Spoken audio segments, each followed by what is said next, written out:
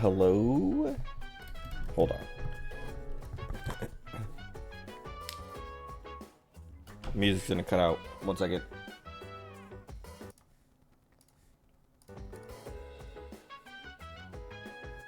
Okay.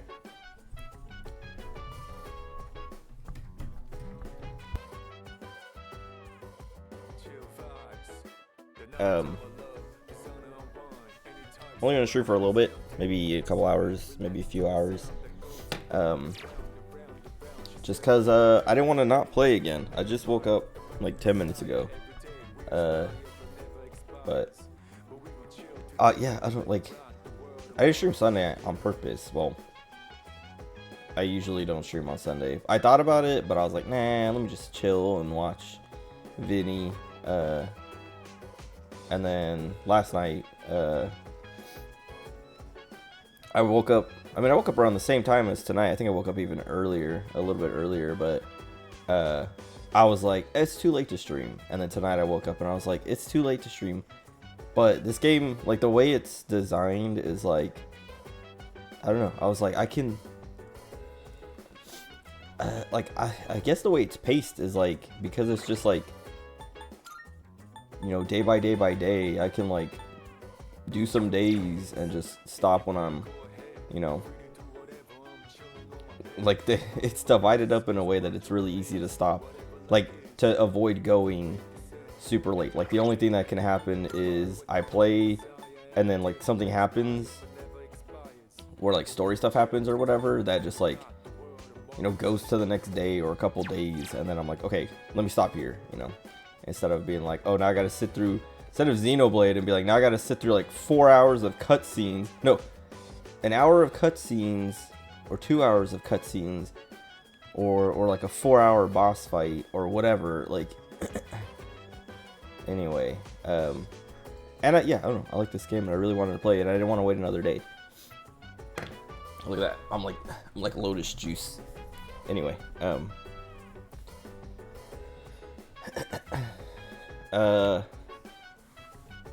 what happened?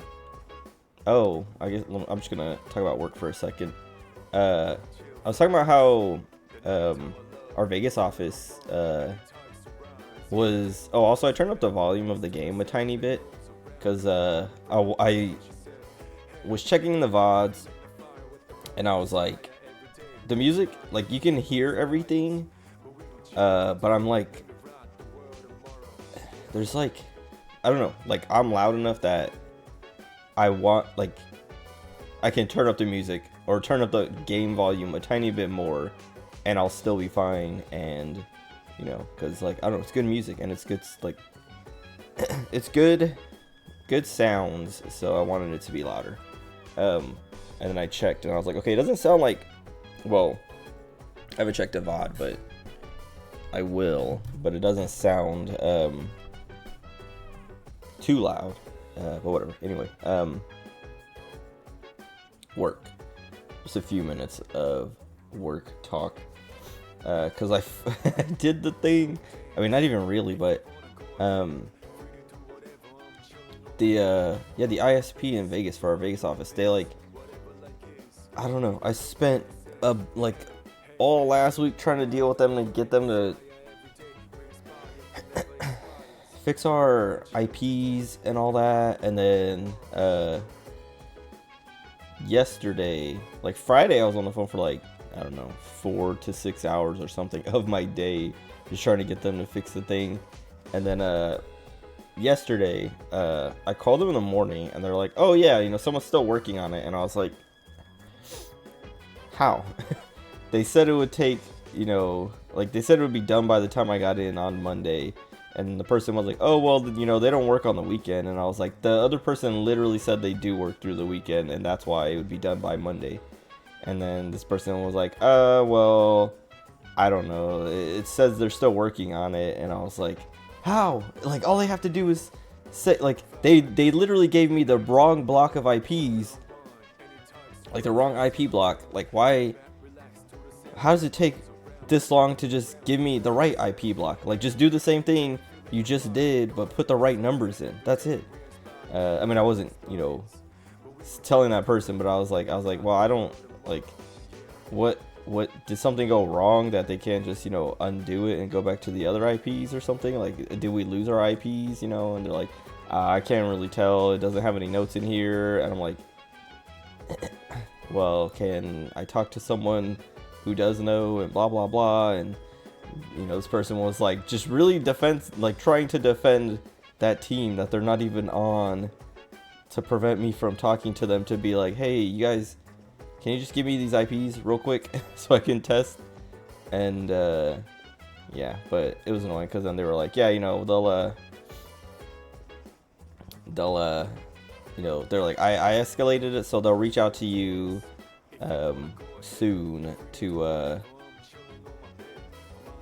you know, to fix your issue, or your issue will be fixed and they'll reach out to you, or whatever. And I was like, okay. And then like 2 hours later, I'm like, because they made it sound like it was gonna be like within the hour, but yeah, whatever. Then a couple hours later, I'm like, okay. And I call them back, and then it's someone else, and I'm like, hey, yeah, I just called like a couple hours ago, you know, but whatever. Anyway, basically I called back, got nowhere again, and then called again at the end of the day, and they were finally like, you know, I finally got the guy who was working, well, I got the team that was working on the issue, and the guy was like, okay, yeah, no, this is like real easy. I don't know, like, it wasn't the guy who had been assigned it, but he was like, yeah, I can see there's like, the only notes in here are that you called. And he's like, so let me get started on this for you. And like, you know, because basically the way he made it sound was nobody actually did it, but that like people had done stuff before. Like he was like, yeah, you know, there's like there's a couple of things here that are like, oh yeah, we, you know, like I can see that they gave you this IP block and this IP that are like two separate, like completely different like IPs and subnets, like completely unrelated IPs. And he's like, I don't know what they were doing or why, but oh, by the way, I got the dongle. I'll talk about that in a second too. But yeah, he's like, I don't know what they were doing, but you need these IPs, so I'll give them to you. And then he's like, all right, well, yeah, he's like, I'll take care of this tonight, like, you know, starting now, and then you'll probably be gone by the time I'm done, but you know, I'll let you know in the morning. I was like, okay. And then this morning, I came in, no voicemail, no email, no text, no nothing, no update. So I'm like, okay, did they do anything? So I call our lady in Vegas. I'm like, hey, can you plug this in, plug that in, and let's check. And then it didn't look like things were working. So then I called our network engineer and was like, hey, they said this, and that. And I had, you know, our girl do this, and that. And it doesn't look like anything's online. And he's like, yeah, I kind of feared that. So, see if you can get a hold of them again, and then try to bring me in. And I was like, okay. And then I called them again. and was like, hey, yeah, you know, I was told this yesterday, and it's been like 2 weeks, and the whole like last week I've been on the phone for like 2 to 4 hours a day trying to get this done, and everyone's telling me, you know, this and that. Like, I literally just like, the person answered, and I'm just like, you know, blah blah blah blah blah blah, this is what's happened, this and that, like they did this already, they did this, they did this, they said this, they said that. And I was like, this is our pin, this is you know, the account manager name, this is the name on the, you know, the name of the account, blah blah blah. Give them everything they needed to know so they didn't have to ask a single question. And then the person was like, okay, well, that's you know, thank you for that information, because now I can just, you know, escalate you right to here and call this number. And I was like, or no, they're like, I'm gonna transfer you over, but here's the number to that team so that if you know, lose the call, then you can just call right back. And I was like, thank you. And like, they were just like, yep, nope, I totally understand, so, you know, I'm not even gonna waste your time. And I was like, I really appreciate that. And then yeah, they like got me in contact with the team, the guy from the day before, and he was like, oh yeah, hey, like blah blah blah, or no, maybe it was it was the same guy. I did talk to someone else from that team again today too, at the end of the day. But anyway, he was like, yeah, you know, I can't remember what he was like. I had it ready, I just didn't, like, you know, do this last part. I was gonna do that today, and I was like, okay. So he hadn't finished it, but then he finished it and was like, yeah, so oh, well, actually, before he started, well, no, he did finish it, and then he's like, yeah, you know, I'll call you back when you should, like, start checking it and testing it. And I was like, okay, and then waited like another hour-ish, and then I was like, bro, like, what is happening? And so I called the number that other person gave me, and I got a different guy, and I was like, hey, I'm looking for Chris. And they were like, oh yeah, hold on. And then he like transferred me to Chris, and Chris was like, hey, yeah, you like blah blah blah. And like, dude, it was like, just like, does anyone here work or know what they're doing? It's like, it was so frustrating. Anyway, because he was like, yeah, I'm still, like, you know, working on it or whatever. And I'm like, bro, it's literally just like, I don't know how, like, maybe it's bureaucracy or something, but like, how hard is it to just take the number that you typed in and change it to the right number, bro? Like, I don't get it. Like, every single person I've talked to is like, unless you're on a different node, you know, it should just be a simple, you know, fix. And I was like, okay. And then every time I call, and they're like, they say like, well, let me check to make sure you're on the same node. I'm like, I'm on the same node. I checked, like, literally we just moved one building over, not even like we didn't even cross the street, dude. And I'm not like, I didn't have, okay, so I don't know if it sounds like, the way I tell these stories, I'm like basically describing things from my perspective. Like, when I'm talking about my own, like, parts, like where I'm talking, I'm like using basically how I felt internally as I say these things. But I don't say these things like this, right? I'm very, like, polite and like patient when I'm describing, like, the way I describe it after the fact is like not nearly how it came out of my mouth. Except yesterday, there was one person yesterday who was like wasting my time, and I started to like lose my patience, and it was like the most like very like minor patience lost, like slightly passive aggressiveness in what I'm saying, and like I could tell, like, I was very like aware of it, and I was like trying to control it. It was the thing is, like, I'm ready to just like start not like yelling, but just be like, bro, shut up, just pass me to the guy. Like, you don't know what you're talking about. I know what I'm talking about. You know, just do this, do that. But I was like really holding it back, and because like I could tell by the way they sounded like they were getting ready to like lose their patience and be like, bro, let me do my job or whatever, you know. When I'm like, bro, let me do my job, because like they start asking a question, I'm like, yeah, it's this, and like they're like, well, blah blah blah blah blah, and I'm like, and I'm like, I sound like a Karen, but or like I sound like I'm going to be a Karen, but I'm not. I'm just trying to like save you time and me time. I know where your question is. We're on the same node. I know where your question is. The account name is this. I know where your question is. The pin is this. I know your question is this. Like all these things. But yeah, like the other thing was that person was like, also like I think they were trying to waste my time because they sensed like the little tiniest bit of impatience, hostility. Because then they were like, well, you know, they just would not transfer me to the team or like do anything, and just like kept describing. Well, they wouldn't transfer. They kept saying like, well, we're not allowed to, like, we don't do that and blah blah blah. And I was like, dude, you're lying, because I talked to them yesterday and, you know, like whatever. Anyway, it was annoying. But yeah, today called back to the team and someone else answered, and I was like, yeah, I was talking to this guy just a minute ago, and I was seeing if I could get back to him, because I'm gonna bring my network engineer on so he can like explain it better, and like maybe, you know, we can test with him on the line at the same time. And they're like, all right, let me find him. And yeah, then he came back. Like I got the same Chris, and I was like, hey, I got my network engineer on standby, like waiting to be bringing into the call, because he'll be able to explain a lot better than me. And then he was like, oh yeah, sure, go ahead. And so then I called our network engineer and was like, hey, you know, I'll merge you in. And then I merged him in, and he was like, hey, this is our situation, this is what we need. And the dude was like, well, yeah, you know, looking into it, you guys are asking for this block, but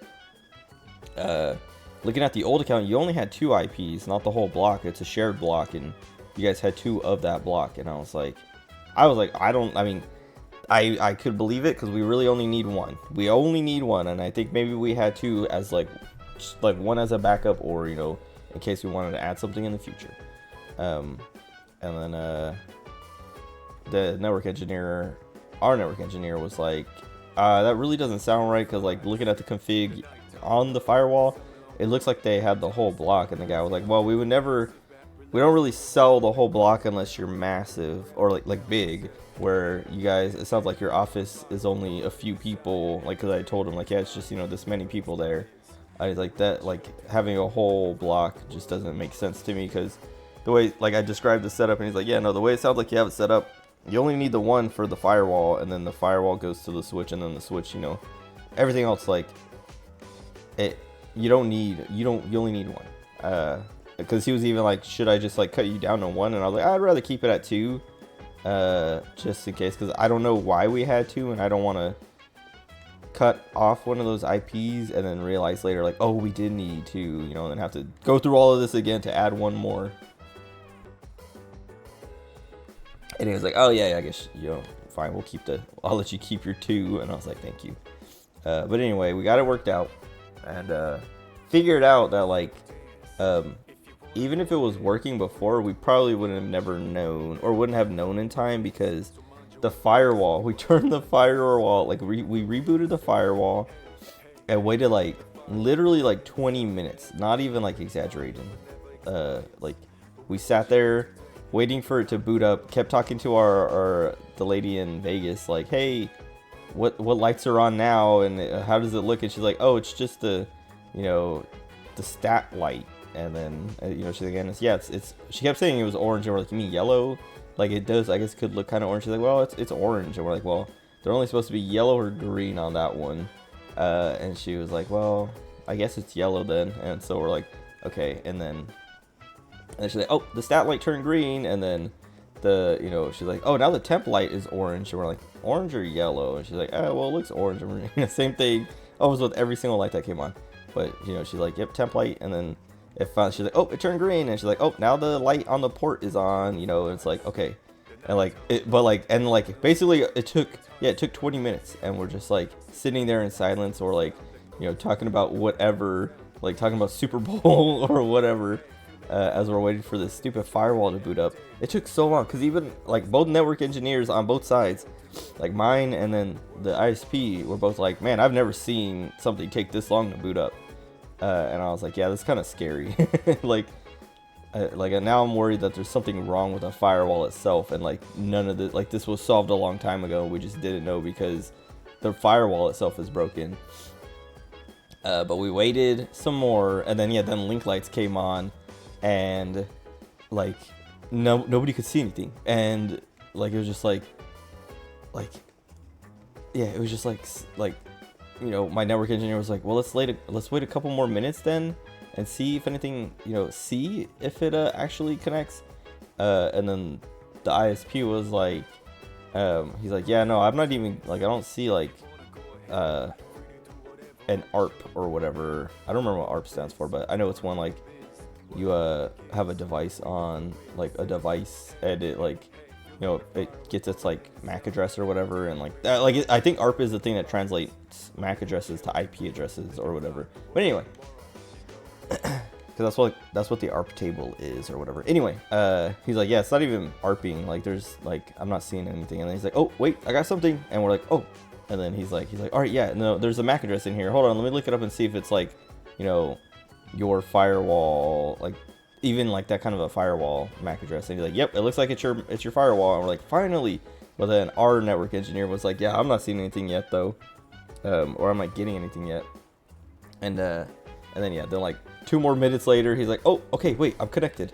And then like he's like, okay, you know, I can't see the VPN though. Like I can see that it's online, but I can't reach it yet. And then we wait like another 2 minutes, and then he's like, okay, wait, I'm hitting it.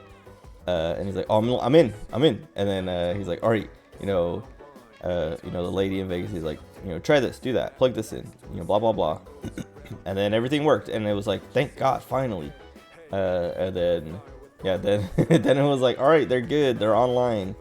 And we were done. We were finally done with that fiasco. Yeah,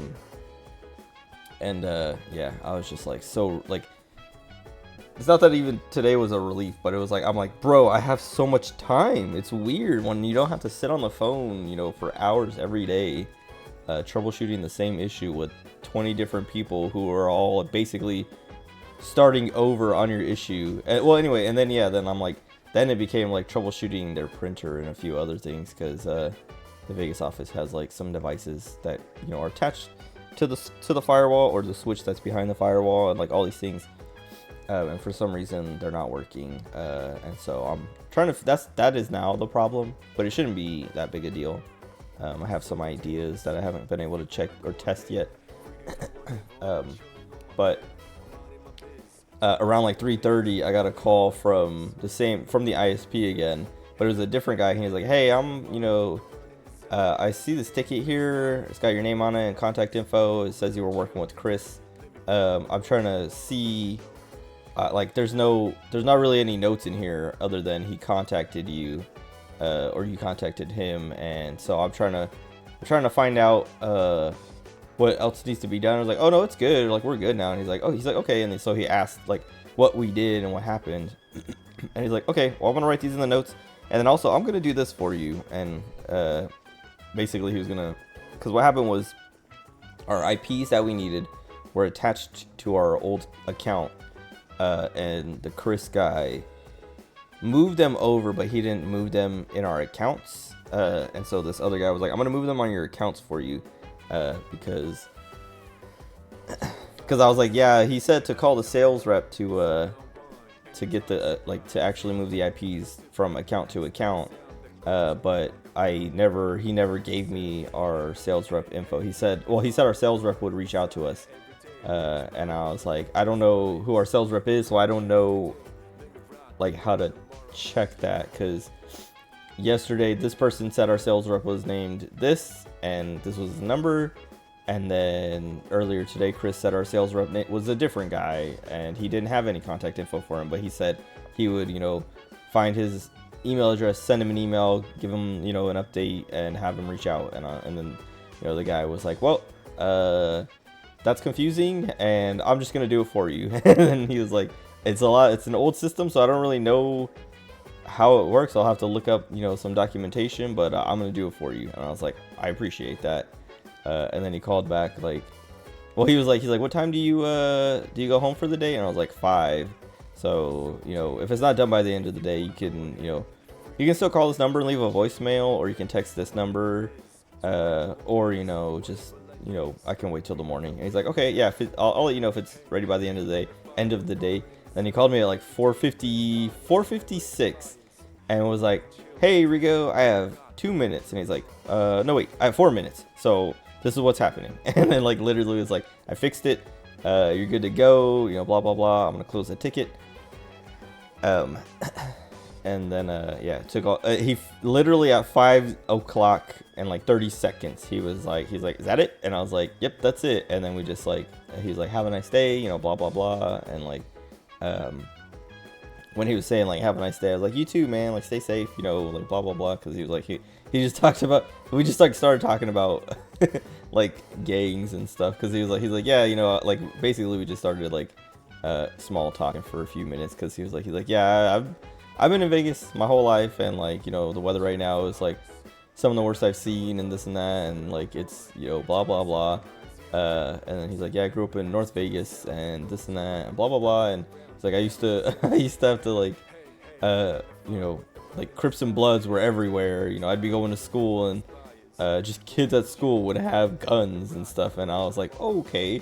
And I was like, well, I remember when I was in elementary school, I like, there's an intersection just like on my way to the bus stop that every other week would have like a different sign up, you know, and a different memorial for someone who got shot at that intersection that week or whatever. And he's like, oh yeah, that's, yep, I know what that's like. We're just like kind of talking about that for a minute, and then finally when we were done, it was like 5:04 or something, and I was like, all right. He actually got back and finished it by 5, and then we added an extra few minutes just to like talk for a minute, but like, yeah, I don't know, like some of it, like it's so weird because like 90% of the people I talked to at the ISP were nice, just maybe incompetent about the job, like they're not incompetent, but like they just couldn't figure out what to do in our situation, when it's literally me and my engineer are just like, bro, just the IPs we used to have,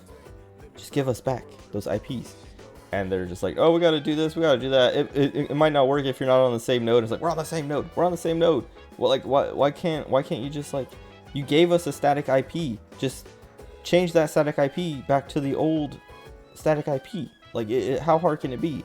And every single person is like, well, you know, it's all this, you know, it might not work and blah blah blah. And it's just, I'm like, we're like, dude, if it, just try it. If it doesn't work, then oh well. But like, just put the config in and let us do our job, please. And then yeah, like I was saying, like only like a couple out of like the 20 people I talked to were like anything but super nice and helpful, or were not super nice and helpful. But anyway, yeah, I don't know, that's been a pain and it's finally gone. Anyway, spent half an hour, dude. I just wanted to spend a few minutes. Anyway, I was gonna talk about this controller. The stupid, like, I've been using the cable for like the last 2 sessions. My controller would disconnect every now and then, and it'd be annoying, and I was like, I gotta get that dongle back because my little brother has it. And then yesterday I was like, or Sunday I was like, hey, where's my dongle, because I need it. And he's like, oh, I don't even use it anymore, it's over there. And I was like, what? And I went and looked. He like pointed at their old PC, because he was playing on their like ROG Ally thing. He pointed at their PC, and I looked, and I was like he walked over and he's like, yeah, here. And then I saw it, and I like pulled it out, and I was like, how did I not see this the other day? But then I thought about it. I was like, well, it is like, it's very tiny and thin. Well, like, I don't know, it doesn't stick very far out of the case. Like, even like trying to get it out was hard, because like it's hard to get a grip on it. And then what was it? Oh yeah, I was like, how did I not see that the other night? Because I went and looked for it, and I was like, he must have it with him. And I was like, I think it's just like so small, because it's also black, so like it just looks like the ports at night, because it was nighttime when I went to like go get it, and I was like, oh, you know, these ports have nothing in them. But I didn't, like, if I would have ran my hand over them, I would have been like, oh, there it is. But I just like looked, and I saw just like, you know, 4 black ports. I'm like, yep, nope, it's not here.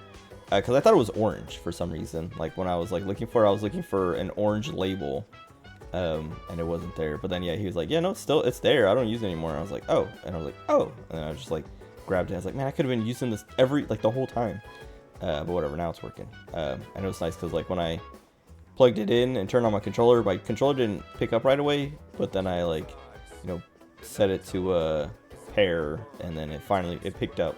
but I was like afraid that I was gonna have to do the whole thing of like, oh, I gotta install remote play and do all this like funky stuff, because the first time I think to install the correct drivers, I had to install PlayStation's like remote play program on my PC and do like turn on my PS4 and do all this like funky stuff just to get it to connect.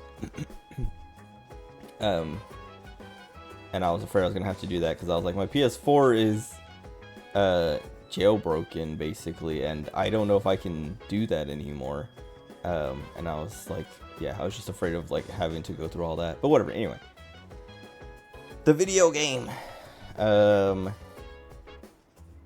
we just finished beating the priestess, which I looked up because I was talking about the other night. I was like, I want to know what the B and the J on her boobs stand for. And I looked it up, and it's like Boa and, or like, what is it? Something and like Joachin, Joachin,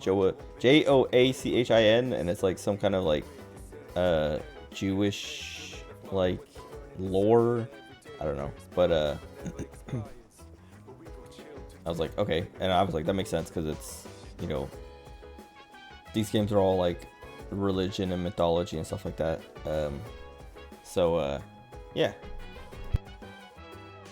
But yeah, I was also like listening yesterday. I was listening to a bunch of Persona 3 music, both from this game and the older games, like the like Fest and the base game and Portable, I guess, whatever.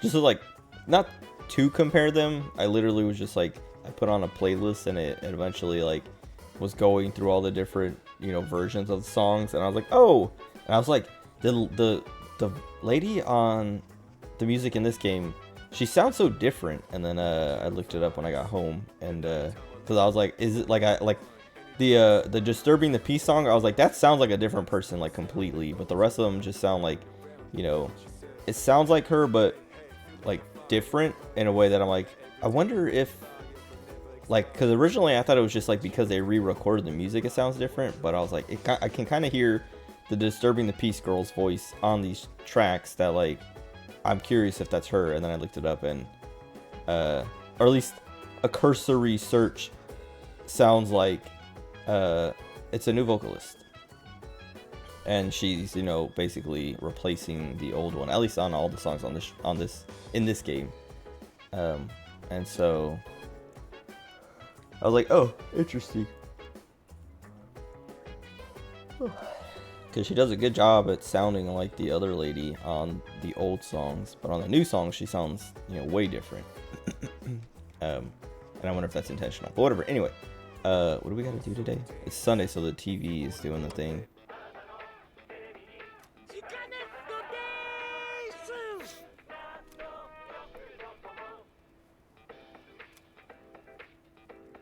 The music in this game is so good. Like I was saying, I don't know. There's like no bad tracks.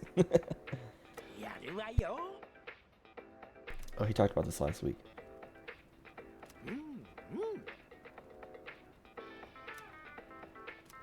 Oh wait, I'm poor. I gotta reload now. I mean, I guess I can. Oh wait, no. If I watch it again, does it like? Oh no. Ane Hazaru failed to stop the red light, blah blah blah.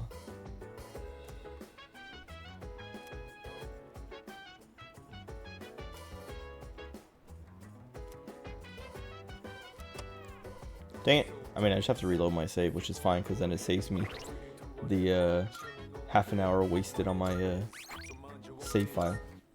That way it's not too dramatically over, you know, I'm gonna finish the game and it's like 200 hours, and like only like 100 of that was actually playtime.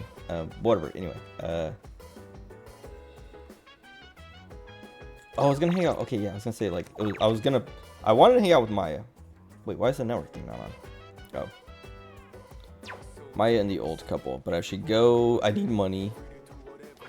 I don't know if I can. Did I get anything to sell?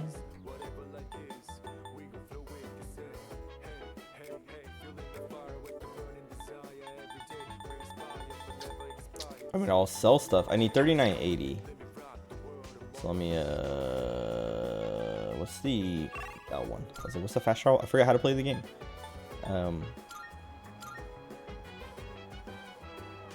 Yeah, I don't know. Maybe I'll go to like 2.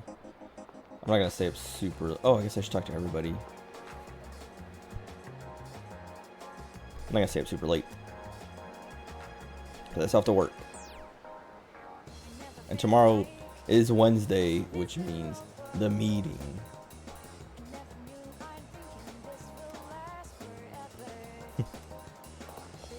Oh, I guess I can complain about my manager for a second.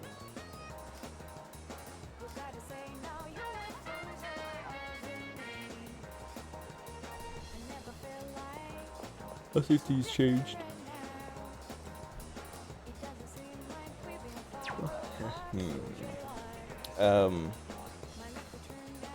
No, my manager yesterday, like, she's so annoying. And my mom was telling me about, like, you know, her being annoying. And I'm like, yeah, I know she's annoying, but, my mom was like, no, she's like, she literally called HR.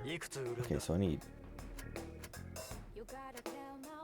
I can't sell 10 of them. I mean, I can. I don't want to sell 10 of them.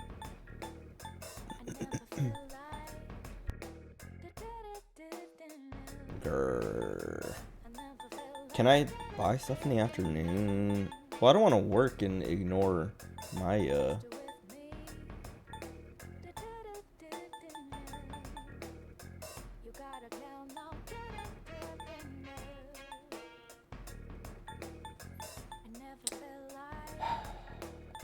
I don't want to sell their... I like keeping these just for fun. I'm not selling those no matter what. I'd rather sell 10 of these. Goodbye. Wait, I'm stupid. I sold too many. Time to reload again.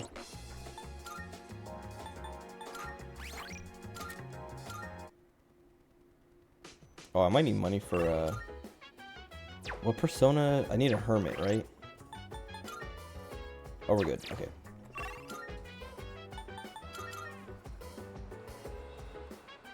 Anyway, my manager, my mom was like, I was complaining because, okay, so basically, I was like, hey, I just went over to my mom's office to vent for a minute, because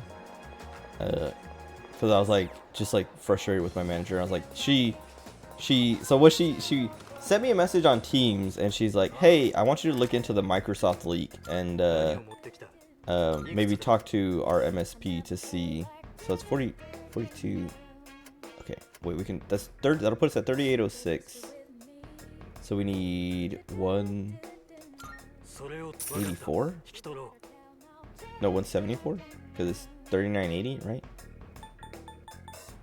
So I could sell a medicine, or the cat food. Speed band. I'm not gonna sell. I'll sell the one medicine I have. Gorgeous, fantastic. Now I'll explore the rest of the areas.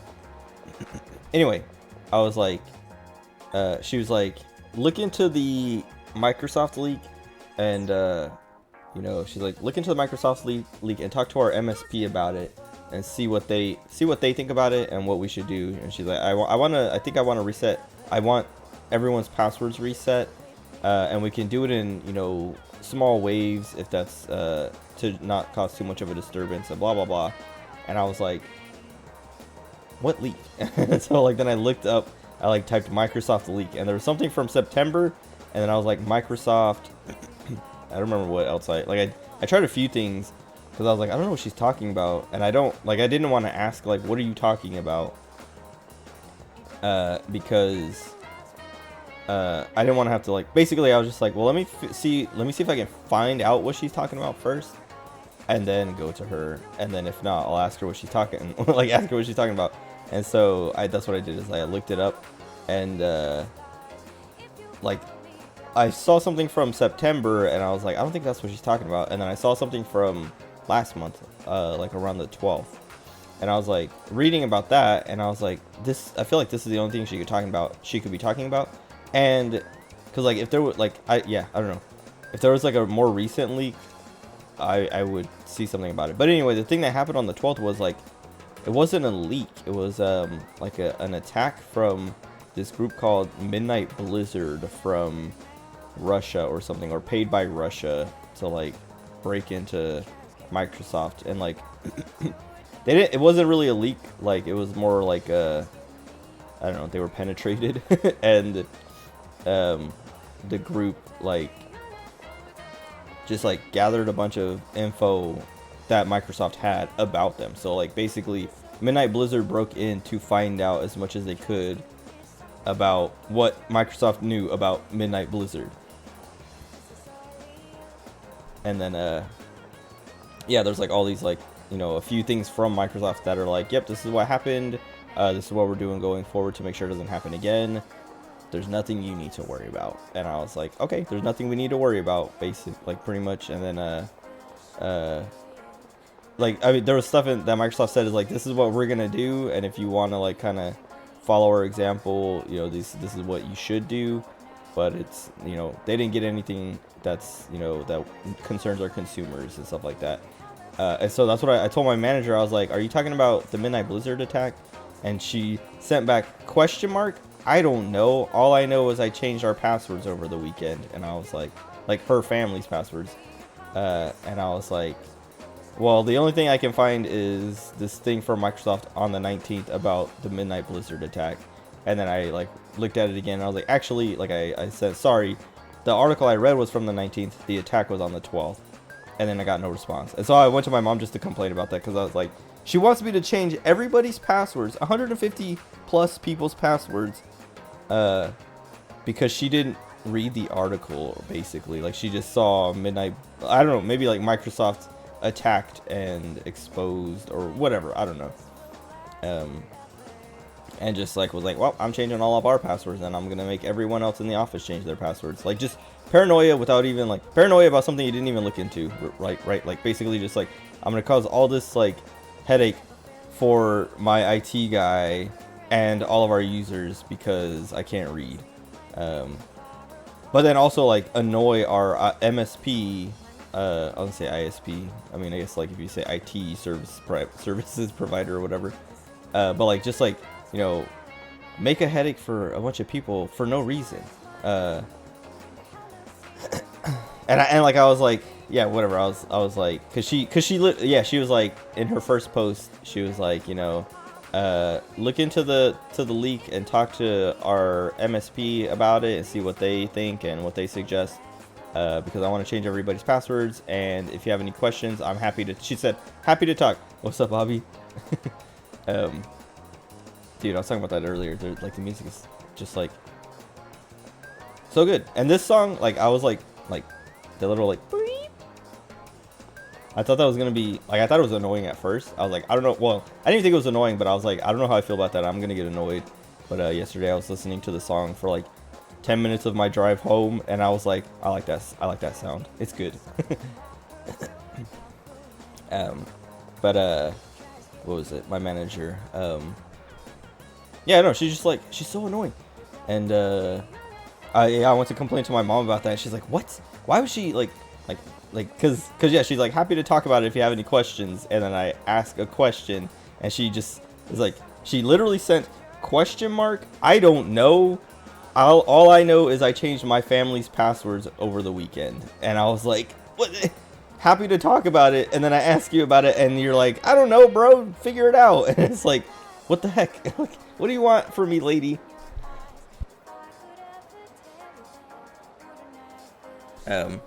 She's infuriating. Oh, well, anyway, I was complaining to my mom about that. And my mom was like, whoa, today, you know, the HR director called me about this thing, and she also kind of vented to me about your manager too, because your manager went to her and was like pressuring her to do this thing, you know, that she had just like,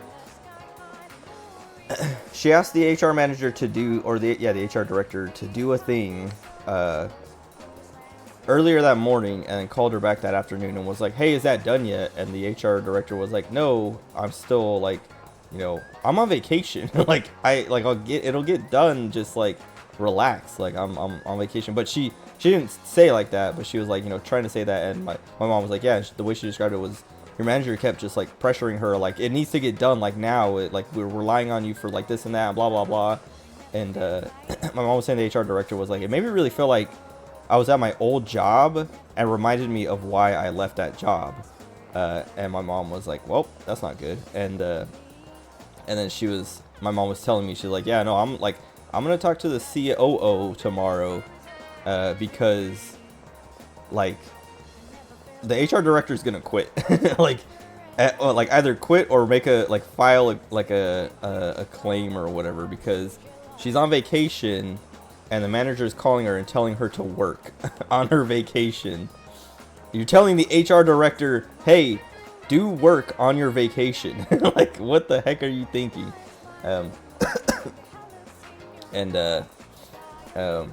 Yeah, she was just like, and then my mom was like saying, because she's like, she also did the same thing to me, and then like me and the HR director found out later, because my mom was saying my manager, the CFO, went in and was like, to my mom's office and was like, hey, did you do that thing yet? Like, I really need you to like, you know, she was asking, but like, you know, pressuring my mom to get this thing done. And my mom's like, yeah, I have a million other things to do, so like it'll get done. It's just like not a high priority for me. I have a lot more important things that have to happen. And then my manager's like, oh, okay, yeah, you know, whenever you have a chance. And then like came back to my mom later and was like, hey, I need you to do this. Like, it has to get done now. And then my mom's like, why?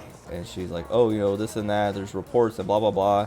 And then my mom like called the person who was working on the reports and was like, hey, I'm trying to, you know, figure out like how urgent this is. And then the person doing the reports was like, oh, I'm not even done with the reports yet. Like, I can't, you know, you don't have to worry about it until this can't happen until everything is done. And I'm not done, so like you have time. And then my mom called my manager, the CFO, back and was like, hey, I'm about to work on this, but I have a question. Can I take a look at those reports?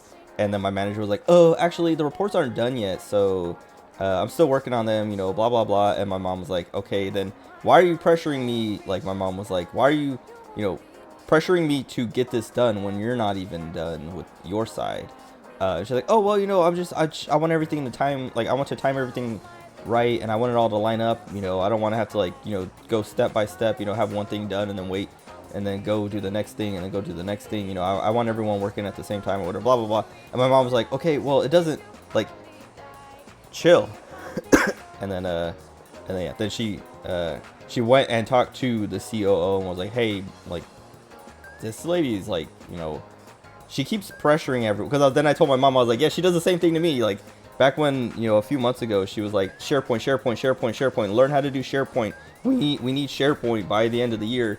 Get SharePoint, you know, figure it out, you know, get whatever certs or take whatever classes, figure out SharePoint. And then I'm like, hey, I figured out SharePoint. And she's like, well, I don't actually have a plan in place, so hold on. And I'm like, get off my back, lady. Like, what? You're not even doing your job. And you're like, you know, every day you come in here like, did you learn SharePoint yet? And it's like, I'm working on it. It's, you can't just like, you know, it's not magic, and I'm not just gonna like know how to do it just by watching one YouTube video. And then I'm like, okay, I'm ready. And she's like, oh, well, I'm not ready. So you basically wasted your time. And then also we talked to our MSP, and, you know, she was like, yeah, you know, I feel like Rigo, she didn't say I feel like Rigo's taking too long, but she's like, yeah, we're really not in a place to like, you know, actually get this in place yet. You know, we're still, you know, Rigo's still pretty new, and he is still learning our environment. So we were wondering if, you know, you guys have SharePoint experts, and so maybe you could help us, you know, get this in place. And they're like, well, your timeline is kind of unreasonable. And they're like, do you have like, you know, a layout or like a how you want the structure to be? And she's like, well, I have drafts. And they're like, okay, well, maybe we can have that ready by the end of the year, but everything else you're asking for is it's going to take months to do, especially if you don't have a plan in place or a plan prepared.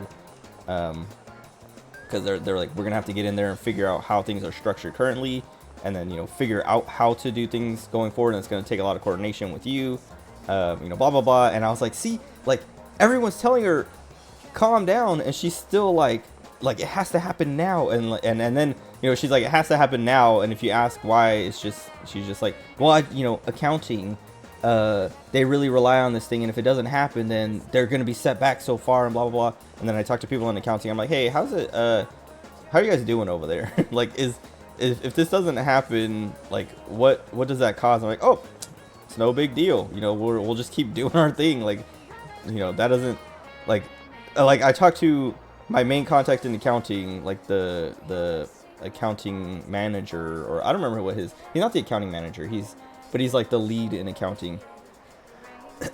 And I was like asking him about one thing that she was like trying to make me get done super fast, and I was like, hey, how do you guys want this set up, or like how does this, like how can I make this work for you guys best, so that like you can do whatever the CFO is asking for, like, now. And he's like, well, I don't really want to, I'm not ready to do that because I'm in the middle of this and that, so like it'd be easier to just wait on that, because I'd have to like learn how to use that, and like basically he's like, it's not a good time to switch to that. And I'm like, does she even talk to her team, or she like, and like I'm like realizing she just wants to like, when I first got here, here I go, it's been almost an hour. I'm like, at the start of the stream I was like, just 10 minutes of work talk, and I'll be done. And now I'm at 15 minutes, and it was like 10 minutes. I was like, I had finished kind of talking about the one thing I wanted to talk about. Now I'm all on all these other tangents, whatever. Anyway, it's my stream, and I'll stream how I want to. No, anyway, she like, her, when I showed up, it's not funny, it's sad. No, I'm kidding. I don't mind. I just get frustrated because like I want to, like, I'm literally like, I'm only gonna play a few hours. I'm not gonna stay up too late, and then I'm wasting my own time not even playing the game I want to play. No, she was like, when I showed up, she was kind of observant of the environment. Like, I was like new, so I was like, okay, like from what I see, it seems like she's trying to figure out why we do the things we do the way we do them. And I was like, I respect that, because like I've been in so many places and seen so many, at least in the Marines, so many like units and things where you get a new CO or a new XO or a new NCO or someone new in leadership, and their thing is like, we're changing how we do everything, because they want to make an impact, they want to have control, they want to like make their mark. And like, those people suck because like they don't take the time to learn how things work or why they work. They're just like, this is how I want to do it, so we're gonna do it the way I want to do it. I don't care how disruptive it is for all of you. My way is better. Even though I don't know why you guys do things the way you do. I don't know, and it causes problems, but whatever. And I was like, when I got there, I was like, at least she's not doing that, because the wannabe IT guy, the IT director, who he doesn't know anything about IT, he was that kind of person. And I was like, yeah, at least she's not him doing that. And the consultant I worked with was like, I don't know, dude. And I was like, okay, like I don't see why you're so like, I didn't see why he doubted her. Bad project manager makes me unreasonably annoyed, wasting everyone's time for nothing. Yeah, and that's what. Well, and she's like wasting everyone's time by making you change what you're working on, and then you change what you're working on to get the thing that she's like pressuring you to do done, and you get it done, and you're like, hey, it's done, and then she's like, oh well, we don't need it yet because I'm not done with the stuff that I'm supposed to be doing. And it's like, well, then why can't I keep working on the thing that I was working on, and then I go back to what I was working on and have to catch up and explain to all these people that I set aside, like, hey, sorry, I got told to do something completely different, and I wasted your time, I wasted my time, wasted company time, because now that thing is ready, but by the time we get to it, I'm gonna forget this and that. Like, I take pretty detailed notes about everything I do just so I don't forget, but like there's still like if you do something and then you step away from it to do something else, when you come back you have to like remember what you were doing and like kind of like refresh yourself. So there's like a bit of time that gets wasted, because it's like, okay, where was I and what did I do here? Yeah, she just sucks. And like But yeah, like I was saying at the start when I started, she seemed like she was, you know, doing the thing of like, let me sit back and learn how things are working, and then, you know, make some changes here and there. But now it's like, no, she's just changing everything for no reason, and like I was saying, like pressuring everyone, like it has to happen now, and then everyone's like, why? And then she's like, because, and it's like, okay. Okay. Even like I was saying, even our MSP, like, and I feel bad for our MSP because they're cool guys, and they like have good guys, but like she's just like on them all the time. Like our account manager called me earlier, or called me yesterday, and he was like, hey, yeah, your manager, I'm not seeing, well, he was like, I'm not seeing any of those SLAs, those service level agreements or whatever notifications anymore. Did something happen? And I was like, oh yeah, I turned that off because like I remember the last time we talked about it, you guys wanted more info, and I was like, well, I'm just gonna turn them off so I don't like bombard you guys with these for no reason until I figured it out. He's like, oh, okay, are you gonna turn those back on? I was like, yeah, once I figure it out. It's just like we've had this thing come up, and I've been working, like I've been on the phone like for like 4 hours every day trying to get this thing figured out. I haven't really had time to figure that out. And he's like, oh, okay, yeah, I was just worried because like, you know, your manager, I thought something had happened, and she told you like this and that, and she's like trying to cut us off or something. And I was like, no, because like she's got them stressed. Like they're like, you know, they're not even, they like, we have a contract with them, but they're not even like our employees or anything, and they're feeling her pressure. Like they don't like owe her, right? They don't like, they're not accountable to her. And she's like, you know, doing stuff that is making them like call me like, hey bro, is everything good over there? Are we gonna get canceled? Like, are you canceling the contract or something? And I'm like, no man, relax. And he's like, okay, yeah. And then yeah, then like one of their help desk guys called me today too, and was like, he's like, hey, you know, I talked to your account manager earlier, and he, you know, he wanted me to check up on you about, you know, some things because we're not really getting anything from you, and it sounds like, you know, maybe your manager might be mad at us or something, or like, you know, maybe we're doing something wrong. And I was like, no, you guys are good. I haven't had time to help like work with you guys because I've had a million things going on with our ISP in Vegas and this and that, blah blah blah. And I explained the whole situation to him too. But yeah, it was just like, I'm like, my mom talked to our COO, Chief Operations Officer or whatever, and he was like, he said, talk to her, tell her, you know, that she's doing all that stuff, because basically she went to the COO to be like, hey, can you tell her to calm down? And he's like, you need to do it because I'm leaving, and well, he's not leaving yet, but he's trying to like, he's a really cool dude. He's super cool. I've talked to him not a million times, but a bunch of times, and he's just like he's like a wise sage. I don't know how to, that's like the impression I get every time I talk to him. Is just he's like this dude who chills in his office for a few hours a day, and you go talk to him, and he has like nothing but like years of experience and advice to give, and it's like it's kind of fun to talk to him. But my mom, you know, was like, hey, get your girl under control. And he's like, you got to do it because I'm not going to be here forever. And, you know, if you guys don't get it under control yourselves, as soon as I leave, she's just going to go back to that. Like, he's like, I know how these people, like, basically he explained to her, like, you have to deal with it because it has to, like, be the people she's working with, not the person above her that, like, once he's gone, she's just going to be like, now I don't have to, like, worry about that guy, you know, telling me what to do anymore. I can go back to my old ways. And so my mom was like, I'm gonna talk to her. And then I haven't heard if my mom talked to her yet, but I want to hear, because my manager sent me a message at the end of the day that made it sound like my mom talked to her,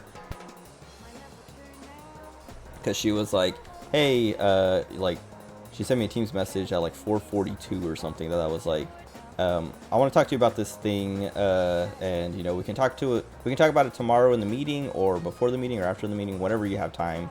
You know, blah blah blah. And it wasn't like she was like trying to apologize or anything. It was literally just like something that she's been like, well, I don't know, I guess like it depends on what we actually talk about and how it goes, but my impression from that message was she wants to maybe explain something about whatever project to kind of like either like tell me why it needs to get done and now, or maybe like tell me, you know, you can relax on that a little bit. But I don't know. But cause yeah, I didn't talk to my mom after that. I meant to just to be like, hey, how'd it go, or did it happen? But I'll just ask her tomorrow because it's nothing pressing. Anyway, let me talk to this random dude.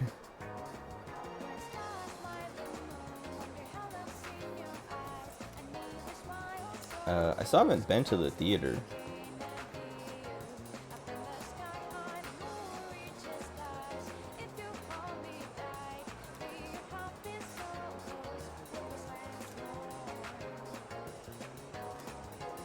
I was thinking of that boss, the priestess fight, or high priestess, whatever. I finished that fight with like 20 seconds or like 19 seconds or something. The ritual. Hold on. I barely finished that fight, and then I went and watched someone else do the fight on merciless difficulty because I was like, how would someone do this on merciless? And then the guy I watched had like a minute and a half left, and I was like, dude, do I suck? And then I like rewatched it, and he had like grinded a bunch, and I was like, nope, this guy just like knew what was coming and spent a lot of time getting prepared for it. Because like I was saying, like as soon we finished the fight, and then Yukari learns Media, and I'm like, bro, I wish you would have had that in that fight. That would have been so nice. Because like I'm like, people are dying because I can only heal 2 people before another attack comes off to kill somebody. I can join sooner than you remember.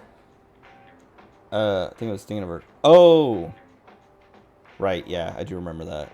Okay, good, because I was like, that's what I was like. I was like, man, everything I'm reading is that like the game is like, it's a good thing and a bad thing. The game is like super faithful to like the original like timeline and story beats and all that stuff. So I was like, everything sounds like Aegis still comes in way late, which I was like, I wish they would have changed that, because I think that's what they did in Persona 5 to Royal. I think they made Haru show up a little bit sooner or something like that. But if it's just her social link, then I'm fine with that. As long as my beloved Aegis shows up, you know, maybe not soon, but, you know, not at the very end of the game. Because, I know that you still don't, you miss all the date stuff. Like, you don't have the, like, the beach thing, right? Like, there's a beach date, the Valentine's, I mean, maybe you, I don't know, I feel like, hers is story tied, yeah, right, I think so. Well, no, I think to start it, it's story tied maybe, but it's not, like, it levels up through the story, like the Fool does. It's, you have to go and hang out with her and do stuff with her on your own time to progress it. But I think it starts maybe through the story, because I remember I didn't complete her social link because I didn't hang out with her enough. I think, I mean, I remember not finishing her social link because I thought I had more time.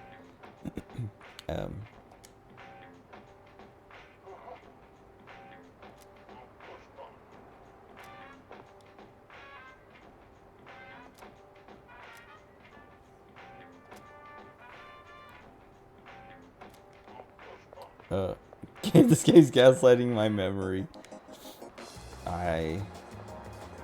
Is it? Or do you just not remember? No. That's like, I mean, yeah, that's how I felt in a few spots of like, I think this is supposed to happen. Wait, now I don't remember. And it's just like, I'm like, I'm gaslighting myself. I'm like, but it's the game's fault, because like, there are, I guess, like, some things changed. I don't know. But also, like, there's like the things of like, oh well, yeah, I don't know. It's just like, for me, it's like I'm doubting myself, because I'm like I was like, I know there's like, I'm like, doesn't a little girl show up on the playground here, and she's like a runaway or whatever? And then it took forever. I was like, maybe that's a different game. I was like, maybe that's 4, and I've never even played 4. I was like, maybe like the little bits of 4 I've seen, there's something like that in 4, and I'm remembering that. So I'm literally like gaslighting myself. And then she showed up and I was like, okay, no, we're good. We're good.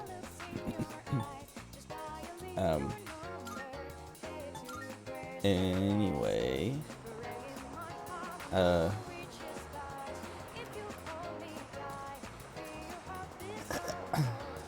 anyway, work. I've literally, I don't know, I keep thinking, oh, I gotta go here. I don't know. I like if my manager, if it was just my manager wasn't here or she was better, I would be perfectly happy and content. Because it's such a good environment and everyone's so, like, all the users are pleasant. Like, even the ones when I showed up and was warned, like, hey, that guy's a problem or that girl's a problem, they've all, like, nobody's been a problem to me. And I don't know if it's just, like, because it's me and maybe, like, the other people they've, you know, the other IT people they've had to deal with suck, or, you know, either they had some bad encounter. Like, I remember when I showed up, the consultant was like, I was like, yeah, you know, I was working with this lady and that's, like, the first time I've gotten kind of an attitude and have been like, okay, well, maybe she'll be a problem. And he's like, oh yeah, that's not your fault though, because when she showed up, we screwed up everything about her accounts and everything and made it so she couldn't work for like 2 days. And so she kind of got a bad taste in her mouth for the IT to, like, our IT work. And I was like, oh, but then she has since been super nice, and, you know, like, I think I fixed that for her, because I was telling him about that. I was like, yeah, no, like, I remember when I started, I thought she was like, you know, kind of not even like sassy, but just like this attitude that was like, bro, like, I'm trying to do my job, relax. But now I don't get that anymore. And he's like, good. Like, it sounds like you changed her opinion of us. And I was like, cool. And then, yeah, everyone else, he's like, oh yeah, this other guy, like, this guy sucks. He's like, there have been times where me and him have gotten into, like, screaming matches, and, like, you know, we're threatening each other to, like, fly out to each other, because this guy works in Texas. He's like, you know, I threatened to fly out there to fix his problem, but implying that I would beat him up. And then he also sent me an email a separate time threatening to come to the state, like, come to California and, like, you know, handle the issue face to face or whatever. And I'm like, relax. And then, because he also, like he had to deal with that guy while I was here. And, like, he literally, like, he had an email typed up where he's, like, threatening the guy, and he sent it to me, and he's like, help me fix this email so I don't get a call from HR. And I was like, okay, change this, change that. And he's like, thank you. And then he sent it. And he's like, yeah, this guy sucks. He, you know, blah, blah, blah. He's a bully and blah, blah, blah, this and that. And I was like, huh, like, that sucks. And then I talked to the guy myself, and he's like, just like, he's from Texas, and he's like this kind of, like, very, like, Texas sounding dude, but not like he has a southern accent, like Texan accent, but he's like, I didn't get any of that from him. Like, he was like just chill and cool and whatever, and, like, you know, like, nice to me. and then I have found out since that he is kind of like not a bully, but he pressures his team quite a bit. That, like, you know, they give me calls and they're like, yeah, can you help me with this? And they're like, yeah, sorry, it's just, you know, blah blah blah. Like, his name's not James, but they're like, you know, James is, like, bothering me, and he's like, like they're like, I really got to get this done, because James is, like, you know, he's kind of losing it, and, you know, if I don't get this done, he's gonna, you know, blah blah blah, and, you know, I don't want to make him mad, and blah blah blah blah blah. I'm like, oh, okay, maybe that's what it is, but I've just never experienced it myself. But anyway, I don't know. I mean, it's probably just because, I don't know, I'm, like, I don't know, so laid back about the way I handle all my calls and stuff. Like, people can't really, like, I think once they start talking to me, they calm down about their issue, because they're like, this guy's not worried, why should I be worried, right? I don't know. Anyway, why do I keep talking about work? Because I haven't talked about work in like 2 days. I was watching Vinny's stream earlier. He was playing that Infinite Craft or Infinity Craft or whatever game. And he finally got Vine Sauce, which was, like, one of his goals, I guess. But That game, like, he's so unhinged when he plays that game. Because he's just like there was a bit where he's just like combining a bunch of random things together. And he had like a bunch of Simpsons stuff, and he had like Marge, and then he like dragged something over and it changed it to Maggie. And then he grabbed Porn Star and dragged it over onto Maggie. And he's like, why did I do that? And he's just like, let me just clear this out real quick. And it was just like really funny because he was just like, he's just grabbing random stuff. And then, you know, he drags Porn Star over to the baby. And it's like, what the heck? It was really funny. But like, just like a bunch of situations like that happening constantly, that is just like, I don't know. I don't like care about that game, or I don't want to play that game, but watching him play it and just have these like really stupid things happen, it's very funny. What's the fast forward button? Oh, triangle. Give me. I have 6 yen to my name. 6 pennies. I shouldn't have skipped the rest of that. Anyway, let's hang out with Maya if it'll progress. No. The thing I'm worried about though is like, I think I do need to like spend time with Maya. I think last time I skipped it because I was like, no, it's not gonna progress yet. So I think I'm like story locked on it. But I might not be. But I'm also kind of like tempted to hang out with the old people. The zoom in, zoom out. Like that does nothing. Cause even like that doesn't help, especially because the icons on the map, like the social link and the bed and all that stuff, those don't change in size at all. They just like spread apart because they don't zoom. What a stupid button. I mean, maybe on bigger maps it makes more sense, but anyway. I was gonna say, what did I need for the old people? They're Hierophant. Do I have a Hierophant? Yes. Well, let's go hang out with the old people then. At least progress something. Well, like I was saying, I don't know. I'm afraid of Maya. Well, did anyone ask to hang out? Maya did. Oh, that's the other thing I was gonna talk about is there are achievements. They added achievements. I'm gonna do this because there's an achievement for like answering the messages and like doing that.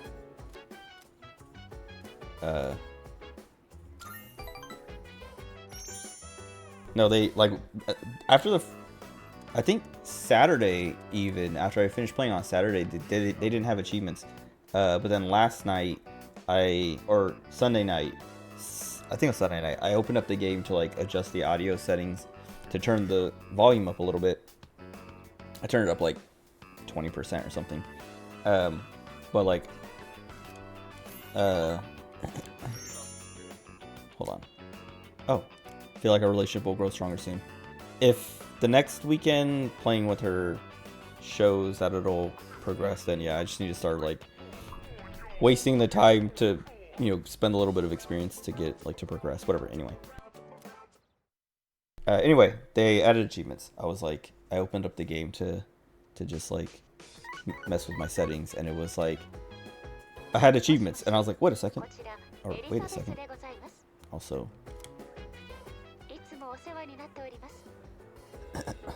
Elizabeth, my beloved.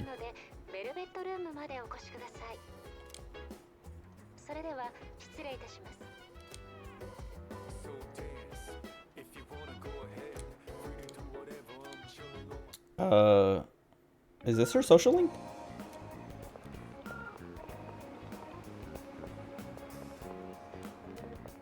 Nice. お呼び立てして申し訳ございません。実は折り入ってお願いがございます。私、思うところがございまして。Oh, I didn't mean to skip her. もしよろしければ、私よりの依頼にお答えくださいませんでしょうか。I just remember something. I went to watch Woolies because he did like a sponsor stream of this. I went to watch it, and I was like Wooly? I don't know. Like I like Wooly a lot, but there's like just things, like he.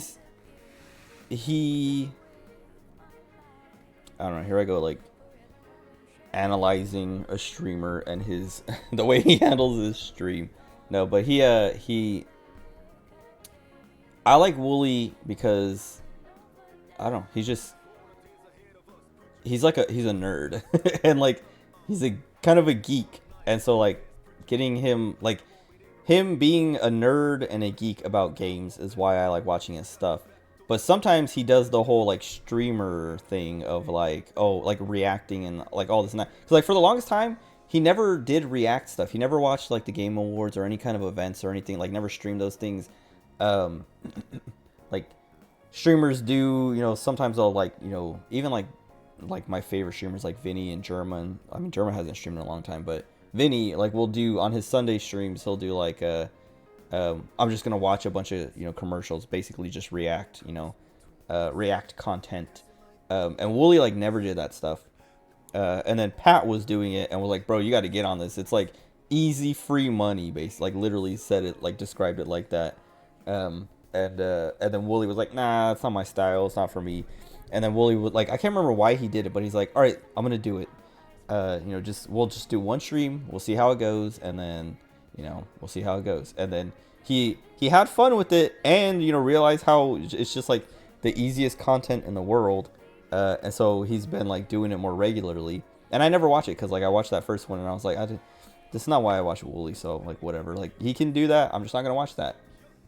But I've like started to notice that it's kind of like become not that he's changing, but like he's more he puts on that kind of like persona during streams sometimes. And so I was watching his Persona 3 Reload sponsored stream, and I think it's because it was sponsored, but he was like doing his like react persona and I was like, I don't want to watch this. And I was like, it was annoying because I really wanted to watch him, you know, enjoy it, I guess. I mean, I'm sure he still enjoyed it. I didn't watch it. Like I watched a chunk at the beginning and I was like, oh, this is annoying. And then I skipped to a chunk later on. Well, I stopped watching it at first. And then I was like, I want to see, like, I was like it was a funny like contradiction or whatever you would call it, because it was ironic, because I was like, I don't want to watch Wooly, you know, do the react streamer thing, and then later on that night or like the next day, I was like, okay, hold on, I want to see him react to the new song, and so I went and like skipped through the video to the point where the Disturbing the Peace song comes on to watch him react to it, and I was like, I'm the problem. If I don't want him to do that, why am I going and looking for that kind of stuff? But anyway, I don't even know why that came up in my head. But, yeah, I don't know. Anyway, I like Wooly. I don't know if he's going to play the game, though, because, like, or at least not yet. Because he has, like, he usually doesn't interrupt. Like, once, he usually has, like, a couple games or a few games running that he's, like, playing, and doesn't like disturb that schedule until something finishes. But he did that he did disturb it for 16. Like when 16 came out, he put Final Fantasy 9 on hold to play 16. But I don't know. I haven't been keeping up the last few days, so I don't know what his streams have looked like. Anyway, why is my cursor showing up? That's annoying. Oh, it is her social link. 依頼達成の暁には相応の報酬もご用意しております。お客様がお力を示しにいらっしゃるのを私心よりお待ち申し上げます。Right?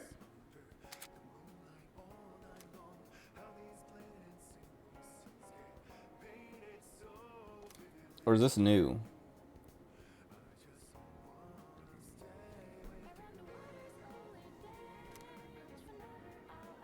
Oh wait, I feel like this was, I don't know actually, because this might be, no, 5 didn't have anything like this, did it? Request? I can't, wait, maybe, oh, I don't know, I feel like this, this feels familiar. I can't remember if this was in Fest. I thought it was gonna be her social link, but I think あなたがス I think this was in Fest, and then doing this unlocks her social link or something. I don't know. 少々目が疲れそうです Oh wait, these are 素 done. 晴らしい Nice. では報告を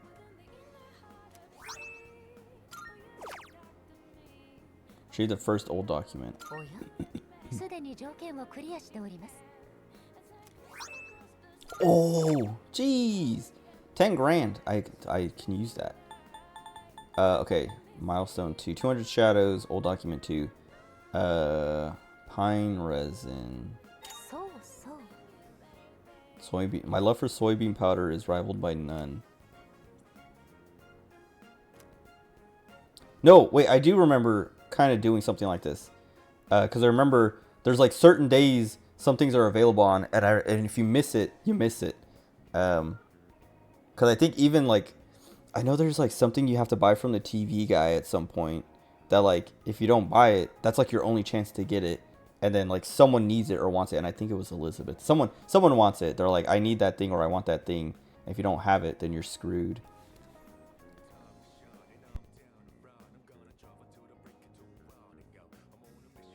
Oh man. But it could be, I don't think it's in Persona 5 because I don't remember the twins asking for anything.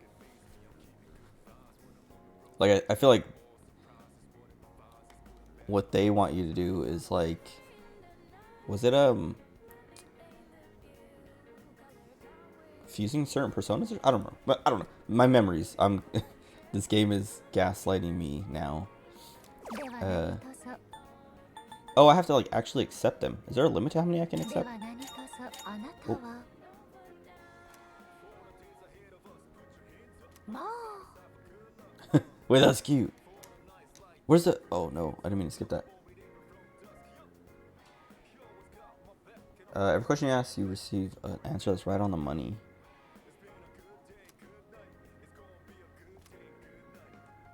Predict whether or not rare shadows will appear more で often. は何とぞ What's the button that lets you bring up... I guess I can do it after this. Juzumaru. That's a weapon.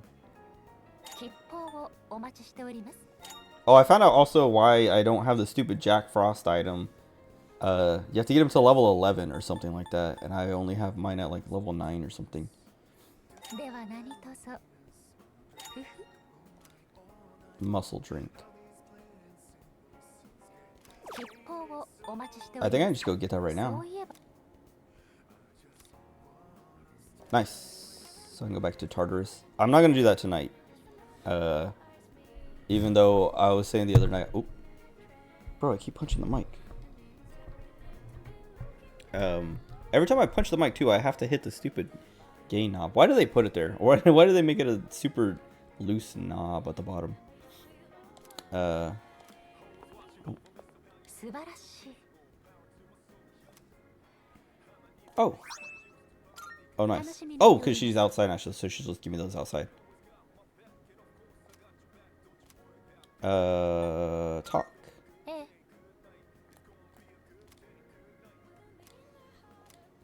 Alright, see ya. それでは Muscle drink. Probably can buy it from here. What was I gonna say?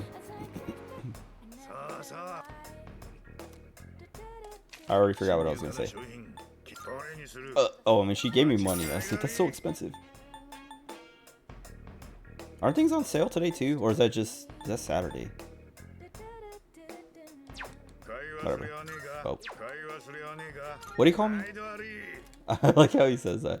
Because it does sound like the N-word. ごきげんよう That's the thing. There's like, what is it? Nigero or Nigeru or whatever the Japanese word is for like run away. Every time like a Japanese girl, like a VTuber says that, oh, that's another thing I want to talk about. Selene! Okay, hold on, let me, because it's going to take me a minute. お願いです I was so sad.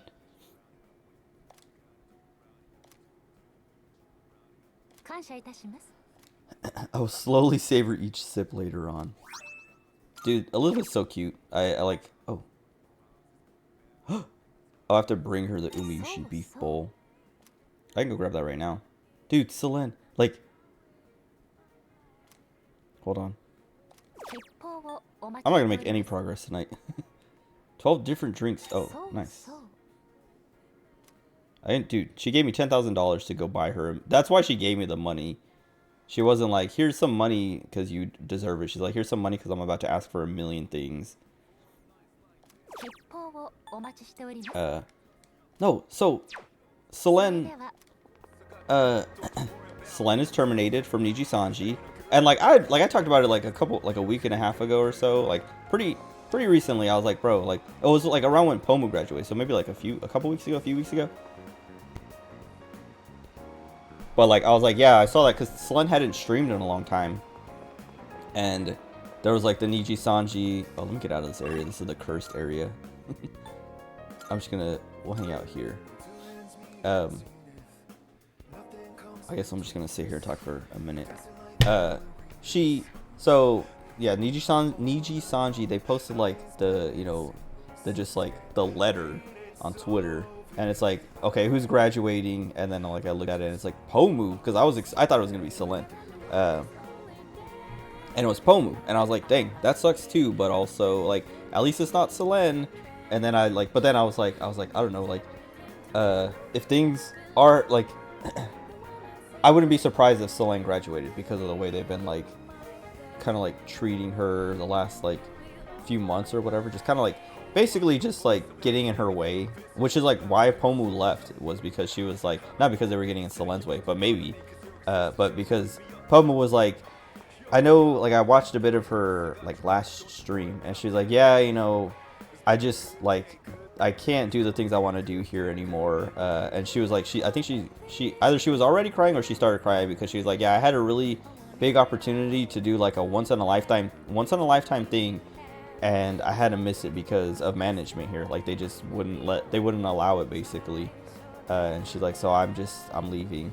And then yeah, and just like, you know, and I was like, okay, yeah, like that sucks, but you know, yep. And then and I was like, that tracks with, you know, what everyone else says and does, because Selene, you know, is always trying to like host things or do things, and she gets told not to, and then, you know, she went and like did all the like basic, well, whatever. So it came out, so she put out that music video, that cover on like Christmas or the day before Christmas or something like that. And then the management took it down because they're like, she didn't get permissions, you know, blah, blah, blah. And Selene was like, I did get permissions. I went to like all these people and I got all the permissions that were necessary because management wasn't doing it. And like, you know, she's like, I did all the work for them basically and released it on my own, but they shut it down because, you know, I didn't go through the proper channels or whatever, which like, it's like, okay, I get it.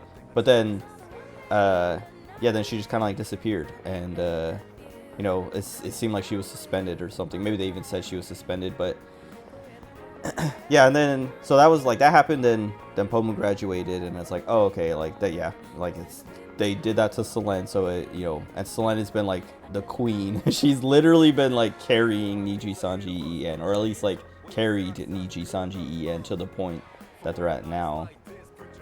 And they're still just like dumping on her at every turn, like shutting her down and stuff like that. And it's like, what are you guys doing over there?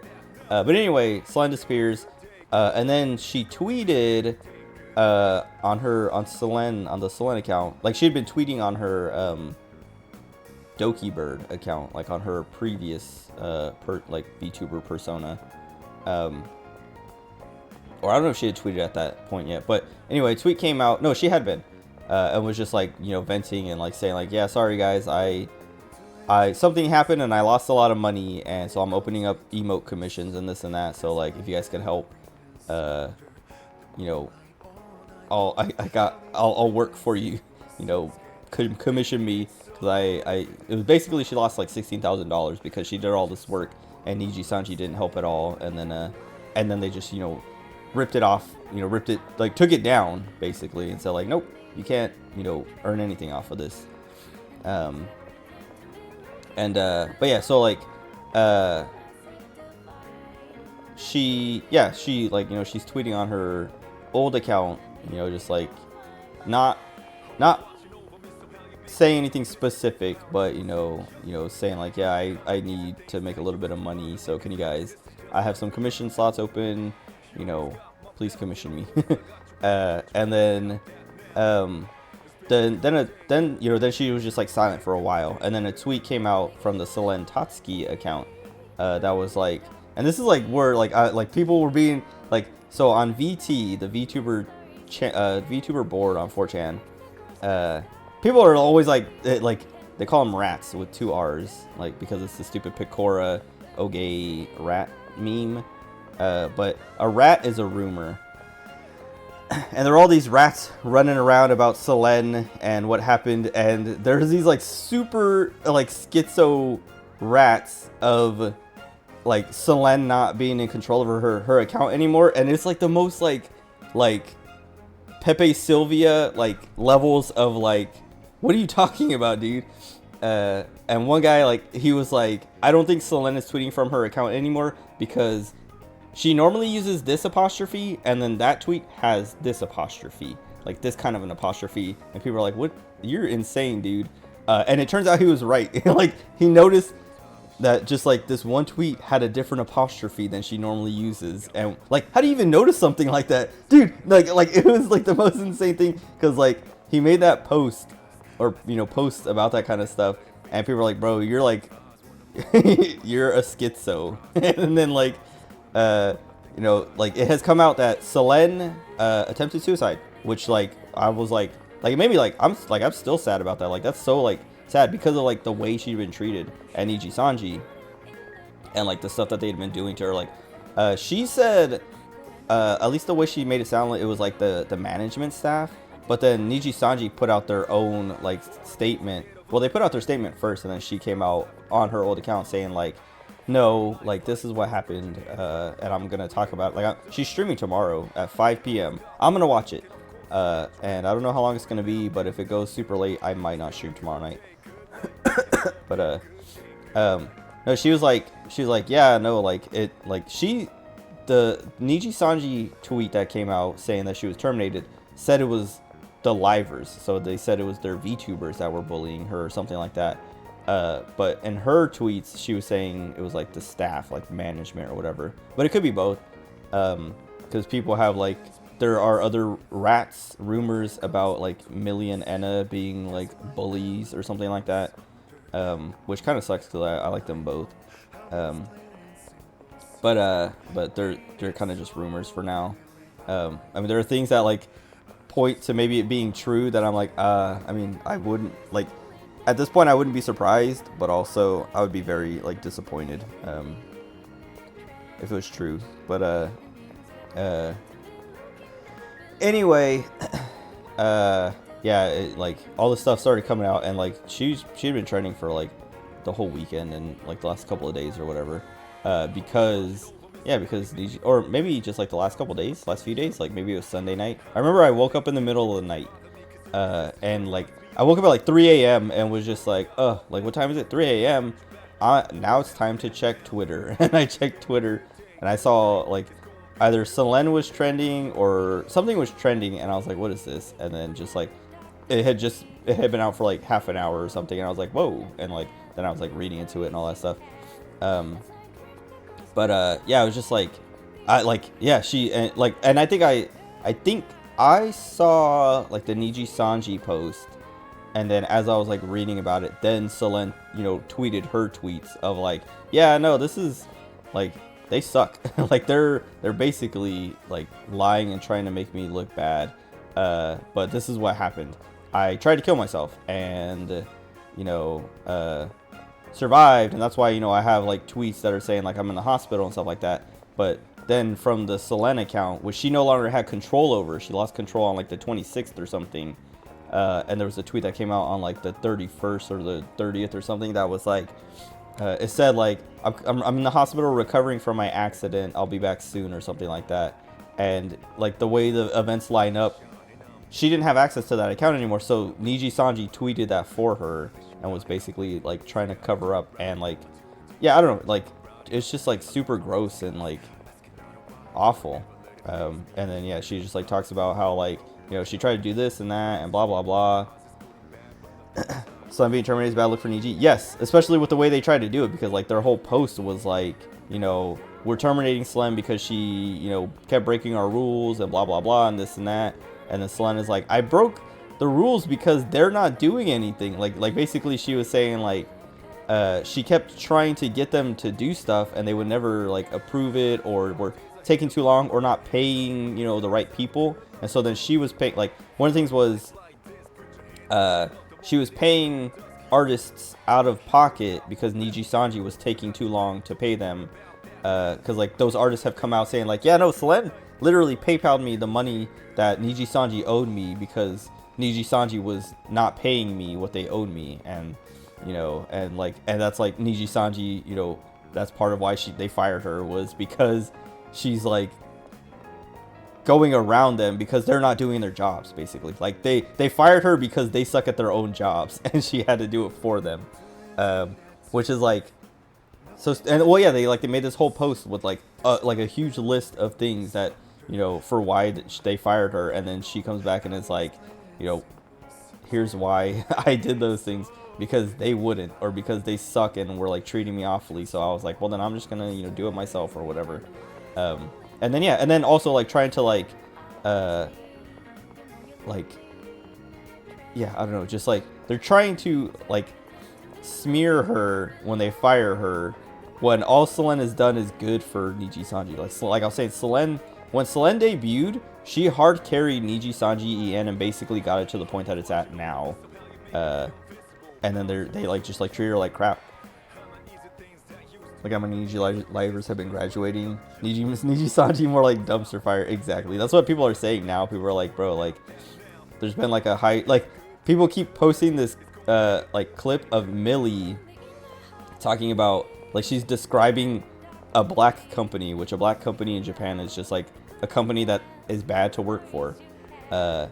And she's like, if Niji Sanji, like it's an old clip, but she's like, if Niji Sanji was a black company, then why would, you know, these things be so good and whatever. She's like, she's reading off the definition of a black company. She's like, black company, high turnover rate. And that's like the clip that's been going around. And it's like, they have a high turnover rate, especially like the last few months, where Pomu graduated, Selen was terminated, and Kyo is graduating soon. And then who else? There's like someone else, or a couple people. Mista was recent.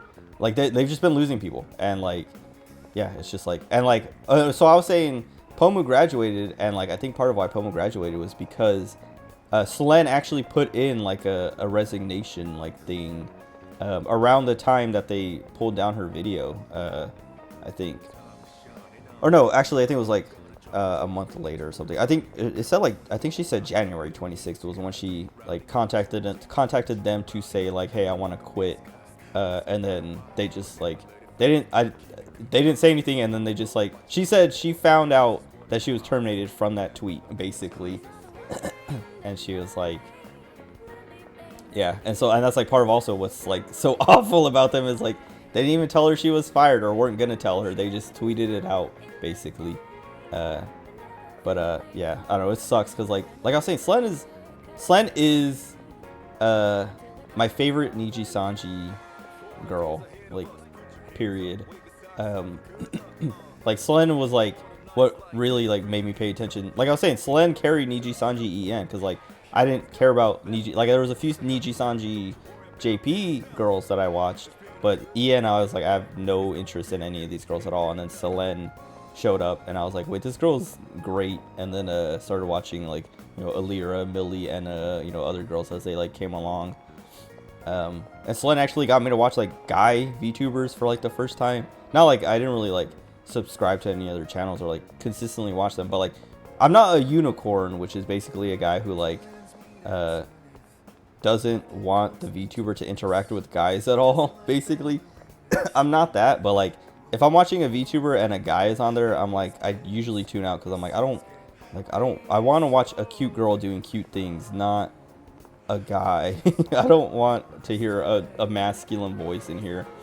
So like a lot of collabs and stuff like that, I just don't watch. But Selen is like the first VTuber to like get me to actually like endure that. like because she would play Apex with like Reaper or all these other people, And I'm like, okay, you know what? Like, I'm fine. Like, I'm fine. If there's a guy on the collab, you know, sure, whatever. Like, who cares? Unless it's just like something I'm also like a game that I'm not interested in. Like I'll you know, watch it for the girl, and you know, if the guy's there, who cares? But like I was saying, Slen just like give me all the males with red supers. No, they were getting. I was giving them. I was an anti for any male VTuber. I'm an anti for. I'm literally in there being a hater. No, I just don't interact with them at all. I don't watch their stuff. But like I was saying, like just like Celed made me like actually watch male VTubers. Because before that, like the only male VTuber stuff I would see would be like clips of like Fubuki, and I think his name is Oga. I don't know. He's a guy with like the green and black colors and the horn, hollow stars, and like other like random like little clips here and there. But Slang got me to actually watch streams where there's guys in the collab or whatever. But like, yeah, man, it like yeah, I don't know. It's just like awful. And then yeah, to hear like that she like tried to kill herself over it all, like literally it was just like so bad. And because like it was like I understand. Like she literally, you know, put all this work and money into this thing for Christmas for, you know, Dragoons, which is like Slen's, you know, fan base. They're called Dragoons or whatever. She did all this stuff for, you know, Dragoons, for the Dragoons, and then like Niji-Sanji just like rips it down and is like, nope, and you're suspended on Christmas. Like literally, like I think the video came out on the 24th and they took it down on the 25th or the 26th, but like they literally are just like, you went through all this pain and suffering to get this thing done because we wouldn't, and then you put it out on Christmas or right before Christmas for the holidays, and we're gonna rip it away from you. And it's like, after, you know, enduring all the other crap they do to her and have made her go through, it's like, it sucks to hear, but I'm not surprised, you know, that someone would, you know, actually like be so depressed, right? Because people, like, holidays are depressing for a lot of people, and then also like, yeah, I don't know, like just like ruin the holidays like that too. It's just like what is their problem, dude? Anyway, yeah, people have just been like I unsub to all the Niji-Sanji girls I watch, like, because like I'm just like, it's not even like against like anything against the girls, it's just like I don't want to support Niji-Sanji at all anymore, and that, like, if that means I can't watch Elira anymore, that's fine. I don't, like, I wasn't too like, I like Elira, but I'm not so invested or committed to her that I'm gonna, like, I don't know, like, it feels bad because, like, you know, maybe, like, I know, like, all these VTubers or all these Niji-Sanji girls have taken a hit because of it, but, like, I don't know, like, there's no other way to send the message of like, hey bro, your staff sucks, like, you guys suck, and it sucks because, like, the girls are gonna take a hit and, you know, suffer a bit, but like, they should get out. Like, that's the message that I want to send, right? Like, I mean, it's not like my message and they're gonna listen to me, but it's, you know, the message that, you know, everyone is trying to send of like, get out of there. Go to VShojo or something, you know, I'm sure they'll take anyone. But anyway, Selene it seems like now she's now Doki Bird, and she is she's doing well, and she's been tweeting and, you know, been very appreciative, and like, you know, I'm so glad, I'm sad that she's not Selene anymore, because that's such a good design. But I'm so much more happy that she is in a much better place. And the Doki Bird design is also very good. I'm just, like, I'm glad she's alive. That's, like, the main thing, I guess. Because, like, yeah, like, when she started tweeting again, it's like, okay, you know, I didn't, like, have any thought that she might be dead or anything like that. But when she came out and was like, yeah, I tried to kill myself, I was like, just, like, my heart kind of sank. My heart sank, and I was like, bro, like, good thing it failed, because, like, I would be so sad. I would be extremely sad if Selene died and, you know, killed herself, basically, because of Niji-Sanji. That would have been, like, I don't know. I would be, like, that'd be the most affected I could be by, like, a celebrity or e-celebrity dying or something. Because, like I was saying, Selen is one of my favorite YouTubers now. Doki Bird, and that would suck. Because I'm like she's definitely like top 3 for me. It's like Fubuki, Selen, and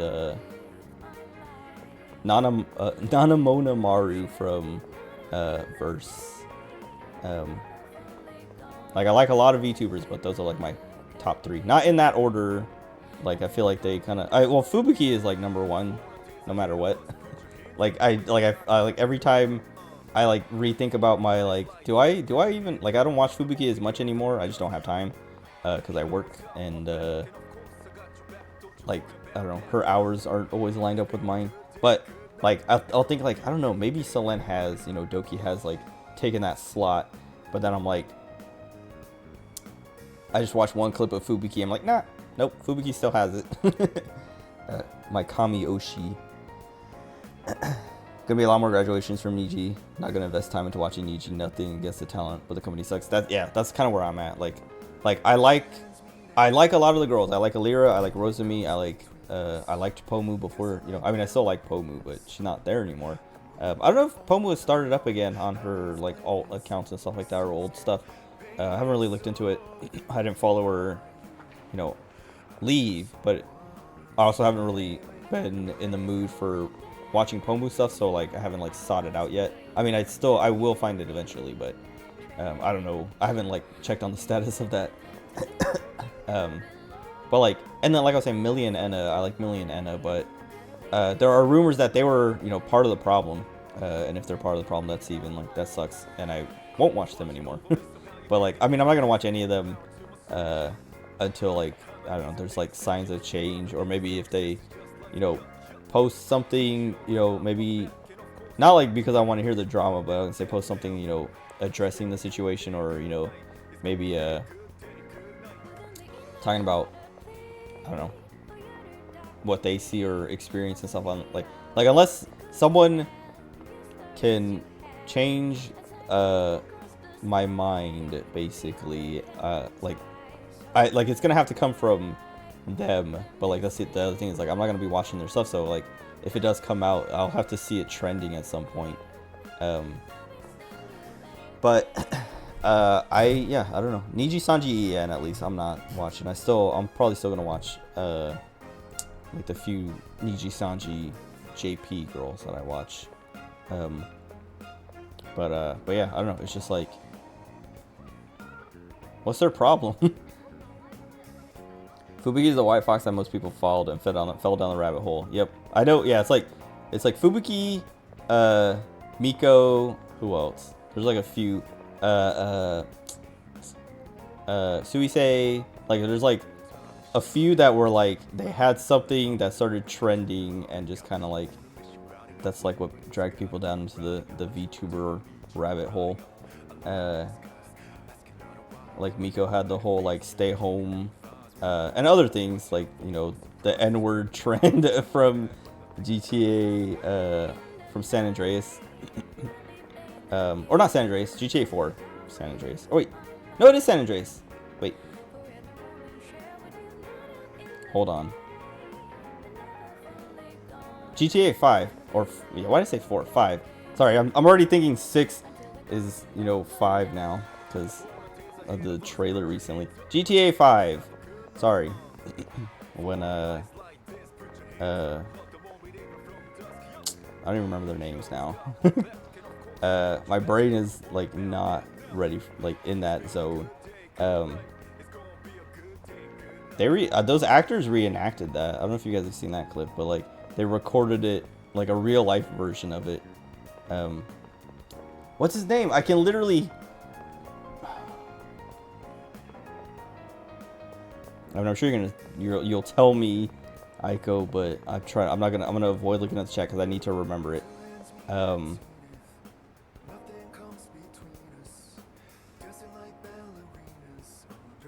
What is it? It's like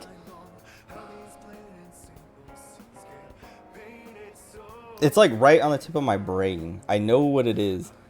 I saw the chat move. I don't want to look until I get it myself. What is it? Bro, because it's like just like a, what is it? I don't want to sound racist, but it's like a, it's a normal name. Not that black people don't have normal names, because Bobby's name is just Bobby.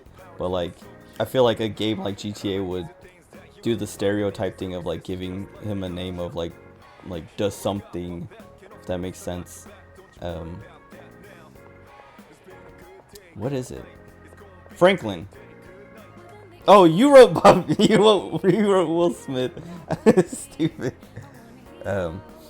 Franklin. But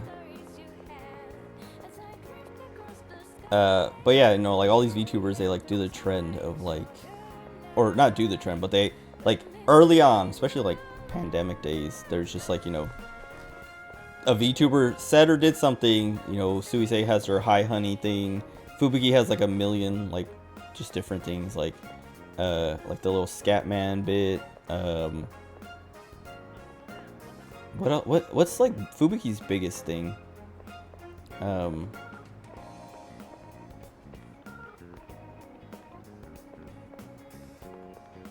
trying to think. I don't know. I loved, like, I like Fubuki a lot. I would say, like, when I first started watching her, she was like doing so many weird things. Like, she had Minecraft streams where she was just like, it was like experimental. She was like an experimental VTuber for a while, where she would just like do just like weird streams. Like one stream she did, she was playing like, everything was like black and white. She was wearing sunglasses or something, and just like did not talk for the whole stream, and just like dug a big block in Minecraft just straight down, and she just like kept like digging this block out and just like went straight down, and then I think she hit bedrock, and then ended the stream, and that was it. And I was like, what was that? What just happened? Because it was so just like random and weird. And then I don't know, she did other weird streams, but like, I don't know. What else? Yeah, I don't know. That all sucks. Yeah, it just sucks. And well, it sucks that there will no longer be Selene, but it's also like, it's bittersweet, because it's like she's free. She's free. She can do whatever she wants now. And everyone is like, she literally was like, tell everyone I'm here now. Whereas like most VTubers are like, they graduate or are terminated, and then they just go back to their old account, and they don't say that, or they can't say that. But Selene is like, I don't care. I'm just gonna, you know, I'm over here now. And then yeah, everyone has been supportive. I feel like the only people I've seen that have been not supportive are trolls, or Selene haters, which is like, I don't know. The only reason you would hate Selene is because she's a Giga Stacy.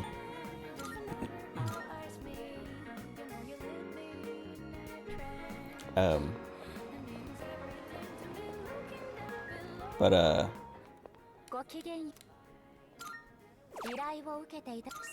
yeah, I don't know. I'm looking forward to her return tomorrow as Doki Bird. Doki Bird on Twitch and YouTube and Twitter.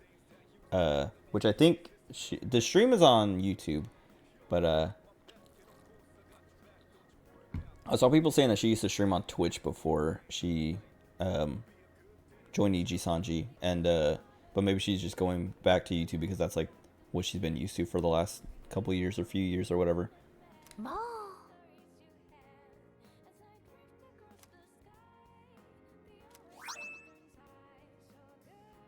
Halo uniforms. What?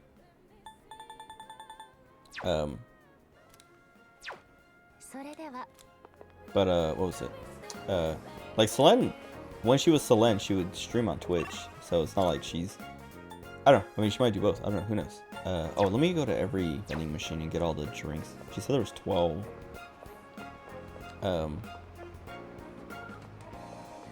This. Oh, I need courage. Oh. Hopefully this doesn't waste my time. Oh, this is a fortune teller. I didn't think I had enough courage yet. Also, everyone's frozen except for like 2 people.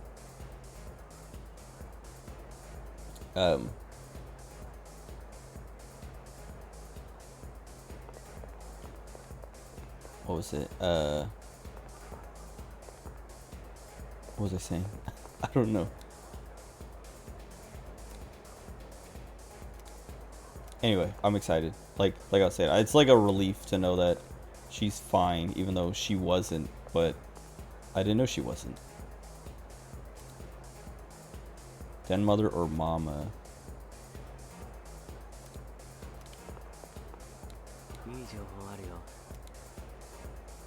The dark web. Oh wait, I feel like I remember there being a weird website.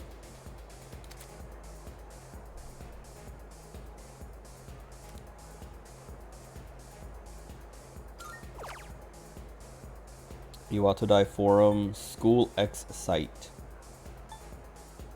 They searched from this video I watched. What is it? Like from laughing?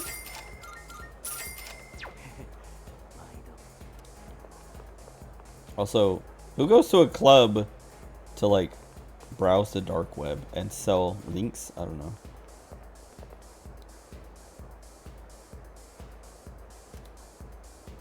Vain woman. Vain woman, and then all she says is, "Have I seen you here before?" Like, can I help you? I don't think I've seen you here before. Why did they call her vain woman?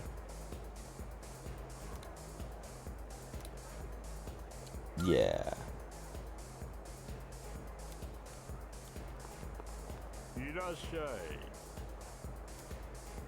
Oh.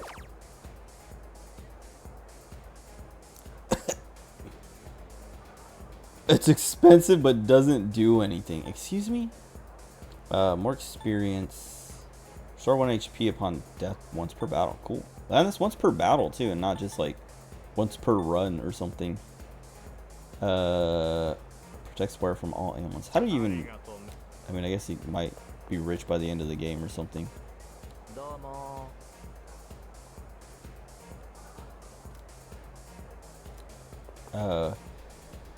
Fuamoko and Raine.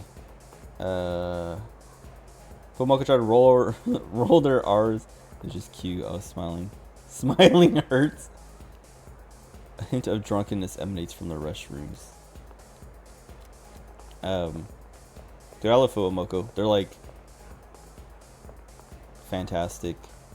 I've talked about this a million times, but like when they graduated as like Go-Go Nippon Girls or whatever it was. Where's the oh, I was like I saw the fortune teller when it came in. When they graduated from that, like I hadn't watched them before until like their announcement, like the graduation announcement. And then I like kind of like just checked them out because I was like, you know, like what is this? And then I watched I don't remember if I watched the whole graduation stream or just parts of it. But I was like, man, this sucks. Like these poor girls, like that's unfortunate. Because it sounded more like the company, like, you know, didn't see, like they let them. It sounded like they were, you know, closing because they were the only VTubers at that little like thing. It was like, and it seemed like they were more there to like promote the games or whatever than anything. And so it seemed like more like, okay, we're, you know, we're done. So goodbye. And it was like, I felt bad for them. I mean, I feel bad for all VTubers who graduate, but then to see them show up in Hololive just like, you know, a little while later, it's like, okay, good, because it felt like a waste of talent, especially since they had like a good, you know, dynamic going on there, and then to like have them keep that too, because like in those streams they streamed as a pair, and so like to be like, all right, we're re-debuting under Hololive as, you know, twins doing the same bit, and you know, it's cute. But I like Mokoko a lot more than Fuwawa, but I like them both. Mokoko is just like peak cute. And I like when I like, excuse me, when I was watching those little bits of them as like their previous persona, I liked her name might have been Makoto. I don't know. I feel like that's always the tomboy name, but I was like, I liked the tomboy girl more, which is Mokoko. Mokoko was that one. Anyway.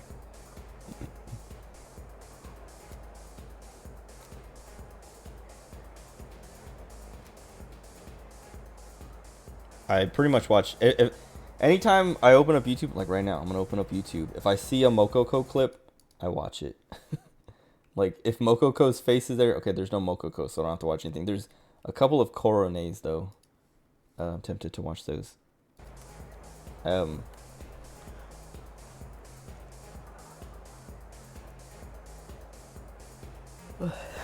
excuse me. But yeah, anytime there's a Mokoko clip, I watch it. Mokoko is peak cute. I don't know.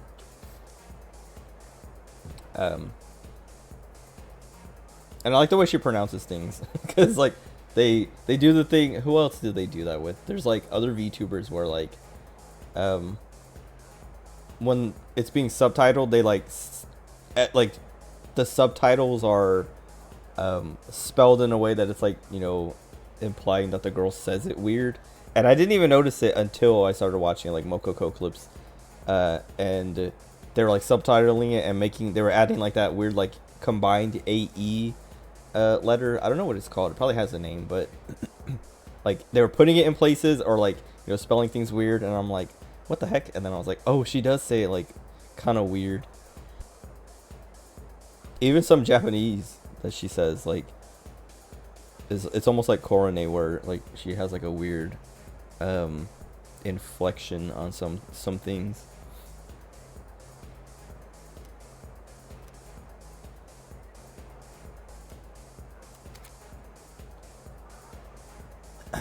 Positive reading will affect the next journey you make into Tartarus. Results of a fortune will only last for the day you receive the fortune. Wait a second. Limited number of readings available in a given month.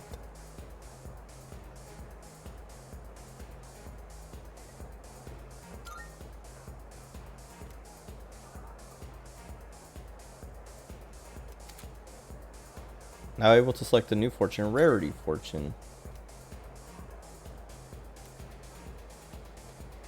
I want to know my fortune.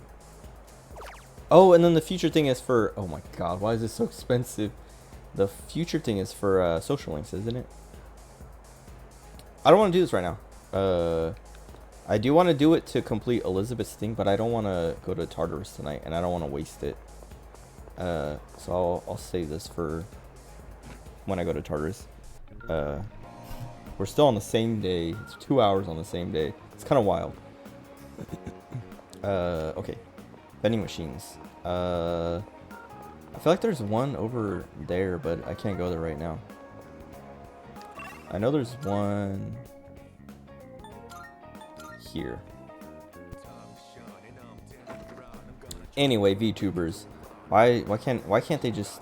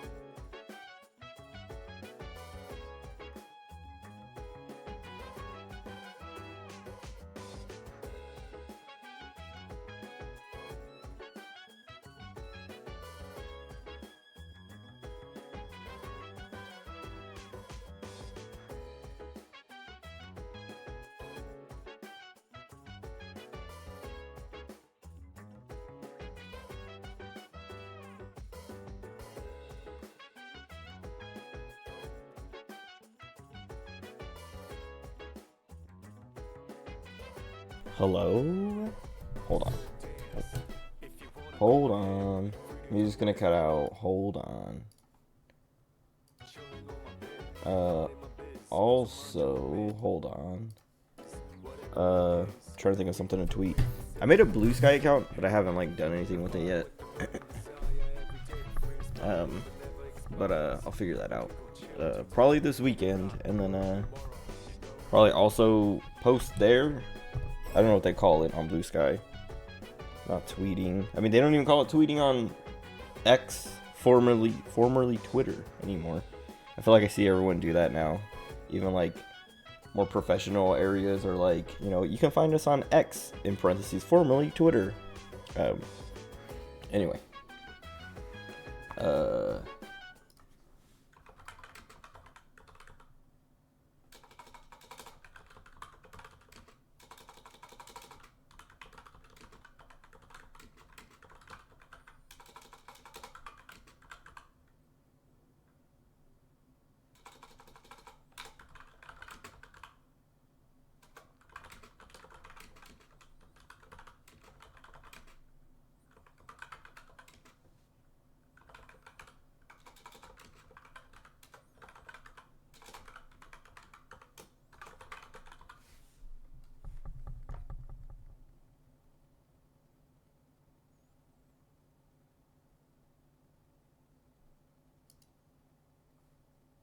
Okay.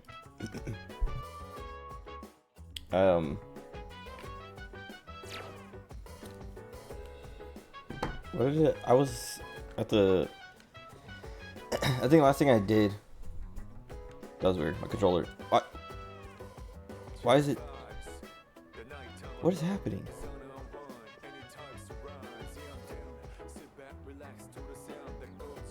When I hold R2, I can't. That's so weird. So like I can turn the camera, and then when I press R2, okay, now it doesn't do it. That was, I don't know what was just happening there. It kept like, it wouldn't let me turn the camera. It would just like run, and the camera would turn on its own, and I couldn't like control it. It's still doing it. Why? Bro, my thighs, like every time I talk about like my Joy-Cons or like whatever, like if I put a controller in my lap where it's like sitting between my legs, like there's just always interference. I like, what is going on? Do I have like metal rods in my thighs, bro? I remember when I was younger, my aunt made a joke like that where I was like, we were in a restaurant. Well, I don't know, I was like really young, and I thought something was happening where every time it was really cold, my legs would hurt. And I thought like, well, I don't know, like I kind of noticed. I was like, yeah, when it gets really cold, my legs hurt. And I don't know why that is. And I was just like talking about that at dinner one time, and my aunt was like, she's like, to my mom, she's like, you haven't told him yet? And I'm like, what? And my mom's like, no, not yet. And my aunt, like, she was playing along, but I didn't know. And my aunt was like, oh, you have metal rods in your legs. And I was like, what? And my aunt was like, yeah, no, when you were like real small, you broke your legs, and so they had to put metal rods in to like fix it or something. And I was like, what? And then like my mom was like, yeah, I know, like they were like messing with me. And I was like, what the heck? I was like, well, that explains it. Maybe when it's cold, the metal gets cold and it hurts. And But then they were like, now we're messing with you. And I was like, oh, okay. But still, my legs hurt. Like, I don't know what that is. But anyway, now I'm like, maybe they weren't joking. And there's my femurs are just solid like metal poles. I don't know, whatever. Anyway, I watched Lynn's stream, Doki stream. I listened to it on the way home and then watched the rest of it as I ate dinner and got ready to fall asleep. And man, it like when I started listening to her on the way home and just hearing her laugh, I was like, I missed that. I missed it. It's like, what's up, Sash-chan? How are you? Welcome. Just talking about a VTuber for a second. Trying to think. Oh, last night I was like, my internet, the Xfinity had an outage. I thought it was just like one of the, because like, I don't know, multiple times a week, usually my internet just drops randomly, and I either drop a lot of frames or I just get disconnected completely. And it usually reconnects within like a minute or two.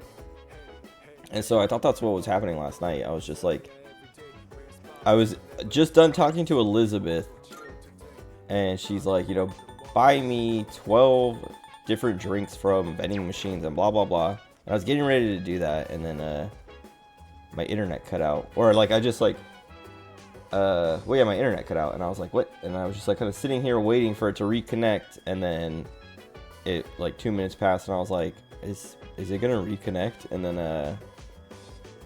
I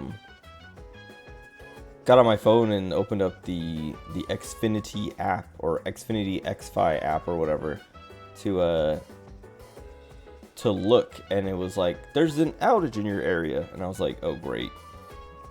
So I was like, well, I guess I'm done for tonight.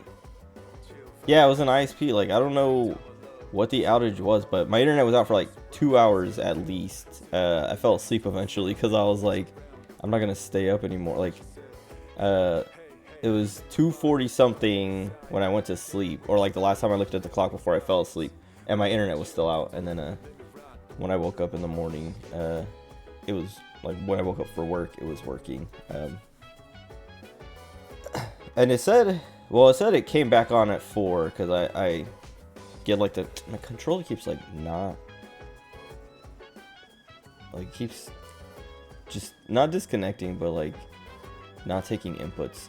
Anyway, at work, it was like 9 a.m. or so. I guess I can just look and see what time the text actually came, but I have like I get the alerts for when service comes back. 8:40, they're like, good news, your Xfinity service was restored at approximately 4:12 a.m. And I was like, wait a minute.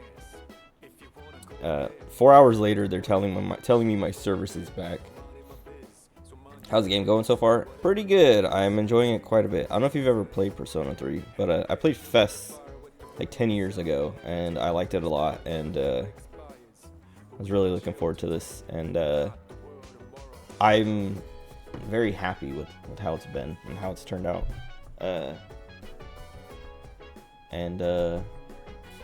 Yeah, I just don't. Oh my god, I can't. My controller, dude. Why is this happening? This wasn't happening last night. Like, I was playing fine, and my controller was never like right there. And there too. Like, I'm holding the stick up, and I just like started running into this, like right there. Oh my god. Every input I make like gets held for like an extra second. Like, if I'm running into the walls, I'm not trying to.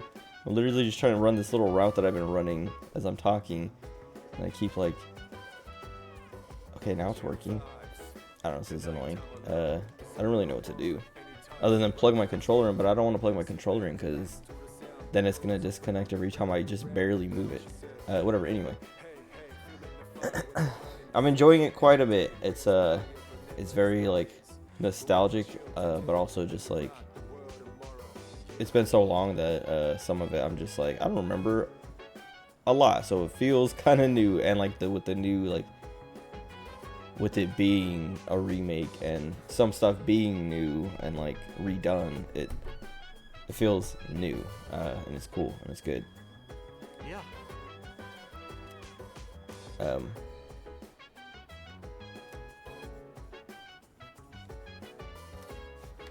What else was I gonna say?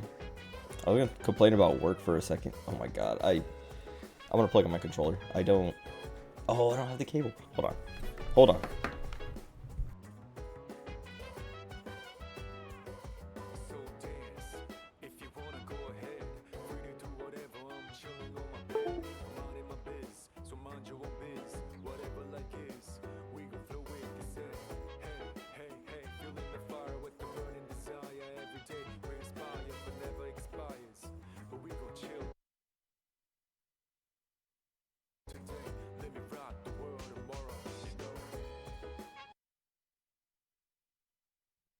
See, it's already like I literally just plugged it in, set it down, and it disconnected. And it's like, dude, like I can't win. I either play wirelessly and just get weird interference, or I plug it in and it disconnects every 2 seconds. Anyway, yeah, I was gonna complain about work for a minute. Cause I was complaining about it a little bit last night, but like my manager is just annoying, and today she was like, it's so. I told my mom, I was like, I think I'm gonna quit, cause I can't stand her. I can't stand working with my manager, and like yesterday I was talking to my mom about it, cause I work with my mom, kind of. I don't know. She's general counsel at this company, and I'm the IT analyst. And so like I could just walk over to my mom's office and complain. Am I holding it under my desk? Yeah. And I don't know. The dongle, like my PC is like 2 feet away from me, 3 feet away from me, to my right. So like, I don't know if it's my desk is causing the problem, or my legs, or what. But it's like a Bluetooth dongle to my PS4 controller. But if I plug it in, the cable's really short. That's the thing, is like I probably should just get a longer cable or a new controller. But the cable's not so short that I can't, like, I can pull it, like, I don't know, I guess like it sits on my lap fine. Like, it's not tight or anything like that. But it's just like any slight movement, that little like where it's plugged into the controller, just like if that moves, like right now, see, okay, I was gonna say right now I'm like, I was wiggling it and it wasn't disconnecting, and then it disconnected. So like, it's like, I don't know what movements to make it disconnect, because right now I did it again and it like let me wiggle it for a minute. So like, I guess I can I can, so it's disconnecting now, but like it's inconsistent, because like, I don't know, sometimes I'll pull it one, okay, now it's like doing it more consistently. Never mind, I'm making it up. No. Desk could cause signal blockage. That's what, it's either my desk or my legs, because like I've sat like on my bed and played games wirelessly, and I just like have my controller in my lap and still get the same issues. And I think it's like, I don't know, my thighs are too dense or something. I don't know. But it's fine if I keep it in my lap and just, if it's plugged in and I just don't move. But I literally like went and grabbed my dongle to like got my dongle back from my little brother's to use my controller wirelessly, because I was tired of having it plugged in and having it disconnected that way. And then it's just like, well, now it's disconnecting this way. But anyway, it's not a big deal. I just have to like not move so much. Now I was gonna say, I was complaining to my mom about my manager and just how like annoying she is, because my mom has to deal with her too. So my manager is our CFO, and so she goes to my mom for a lot of stuff, because my mom is our lawyer. And so my mom, you know, also deals with her and like understands how annoying she can be. And so, but yesterday, my manager was just like extra annoying, and then today like we always have a meeting on Wednesday, and today in the meeting she was just like, you know, do this, do that, and blah blah blah, because we have a managed service provider, a co-managed agreement with a managed service provider, which is basically like an IT support team, because we used to have a consultant and I was his help desk guy. Then this consultant left, and so they're like, you're gonna have to like step up and take his place basically, and then we hired this managed service provider to be my help desk basically, which has been pretty stressful, pretty annoying, and that co-managed, like the managed service provider, they're very inconsistent, so I end up having to do a lot of the work anyway. Like they do some stuff, but then some things they just like don't do, and then basically like I have 150-ish users that like they call me for help, and then I'm like, hey, like go talk to these guys because I can't help you, or I'm not supposed to help you anymore, because that's what my manager, she doesn't want me to do help desk stuff anymore because we're paying those guys to do it, and so I have to keep turning people away, and then these people go to these, you know, our MSP, and then the MSP either tells them we're too busy right now to help you, go back to Rego, or, you know, they just don't respond at all. And so then the people, my users, come back to me and are like, hey, I'm not getting anything from them, or they're taking too long, and then I have to deal with it anyway. And I'm like telling my manager this, and instead of like, you know, going to the MSP and being like, hey, you know, you guys aren't doing your job, she's like, well, keep sending them, like keep pushing them over there, and, you know, we got to make them work. And it's like, okay, but people are just getting mad now and are gonna, like, you know, start to hate me. And like I'm like telling her all this stuff, and she's like, they gotta learn, you know, we gotta make these guys work for us. Like, you know, we're paying them all this money, they gotta work for us, or you know, we're gonna have to like leave. And I'm just like, okay, but we already know they're very inconsistent, so like giving them more work isn't gonna make them more consistent. I don't know what you want to happen here, because we're just making our users mad. But like basically today she was like, I don't care, it's not my fault. And that's the thing, is like I know it's not my fault, and I don't like the way my manager wants to run it, and I don't want to make everyone, like, give all of our users a worse experience to try and force these other guys to work basically. And like, and I explained that to her. I was like, I don't want to make everyone go to the MSP to get service that they're not gonna get when I can do it for them, you know, a lot quicker and a lot better.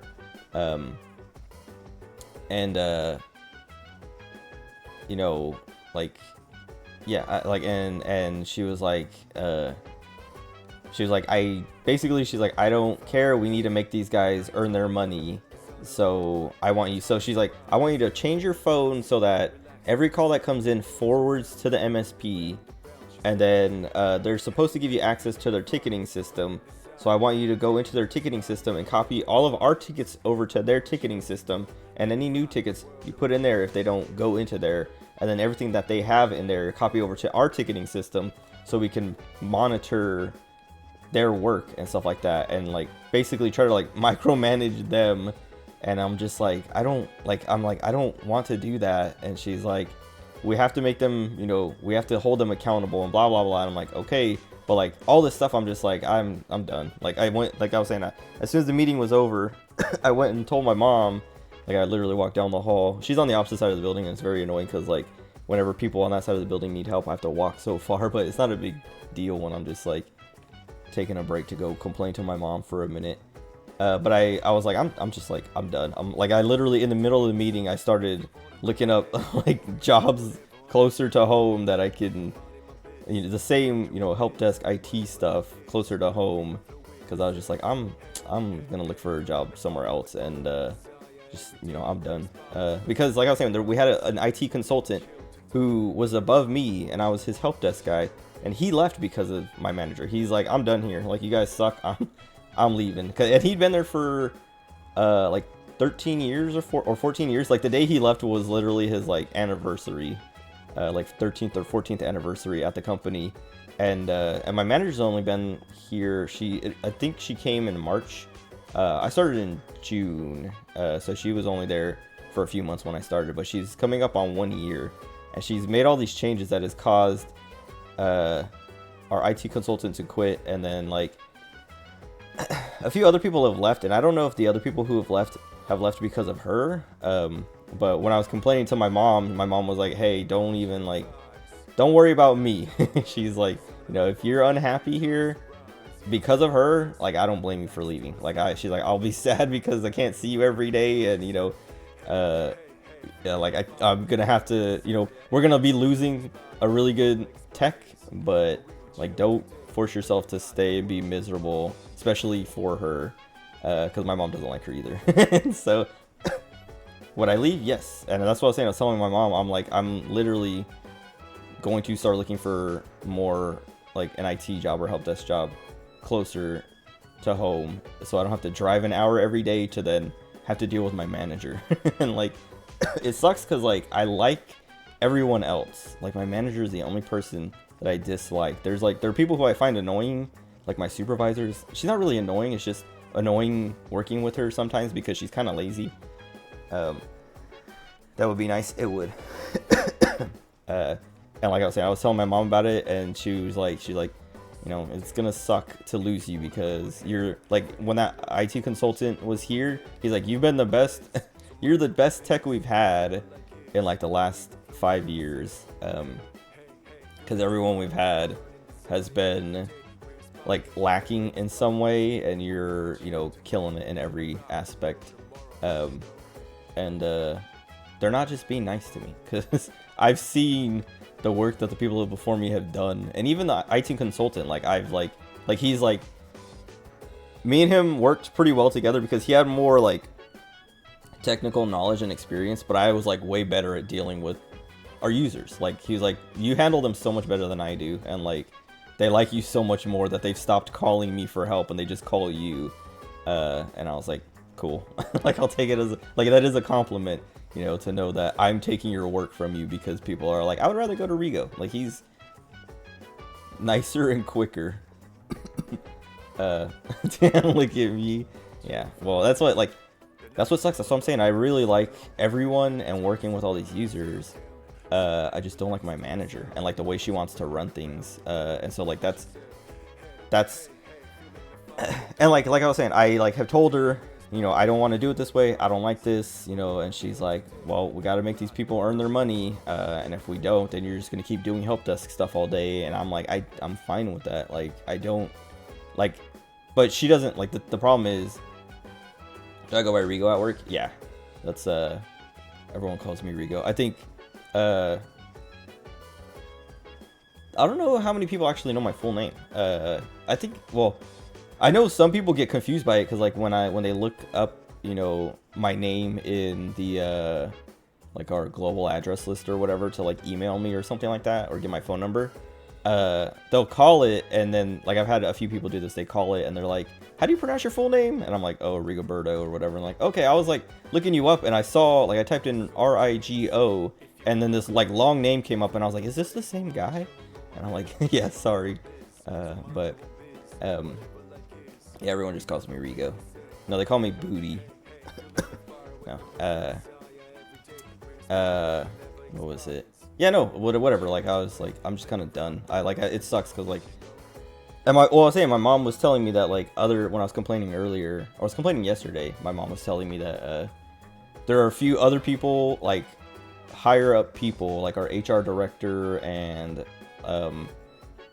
someone in accounting, my supervisor, like people have complained to my mom about my manager like pressuring them in ways that is like, they're just like the HR director, my mom was saying the HR director was like, yeah, I'm like, the way she's pressuring me, it reminds me of my old job and why I quit. And my mom's like, oh. No, they don't call me Booty. I was joking. My friends call me that sometimes. They call me Booty Birdo. And they just like add something to the front of Birdo. But I don't even know where that comes from. Like, I honestly, it's been so long that they've, said that or called me that I'm like, I don't remember what what that's from, or if it's even from anything. But no, like, oh, well, that's what I was gonna say. So, like, yeah, I was complaining to my mom about it yesterday because that's when my manager was like, we gotta like push these guys to do more help desk stuff. And I'm like, well, they're very inconsistent because like I send them stuff and then it comes back to me anyway because they either tell the person like, hey, we're too busy to deal with you right now, go talk to Rigo, or they just don't respond at all. And then the person like this morning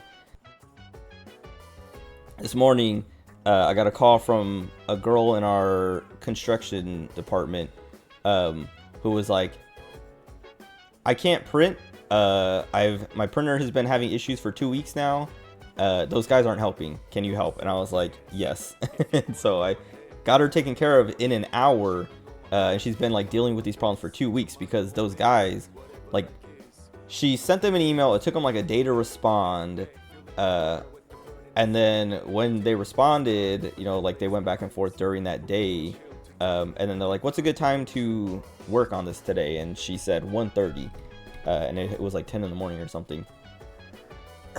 And then they just didn't respond. And then she, like, 2 days passed, and then she emailed me or called me and was like, hey, those guys, can you help me? Because they asked me what a good time to work on it was, and I gave them, I said 1:30, and then they just didn't respond at all, and it's been 2 days now.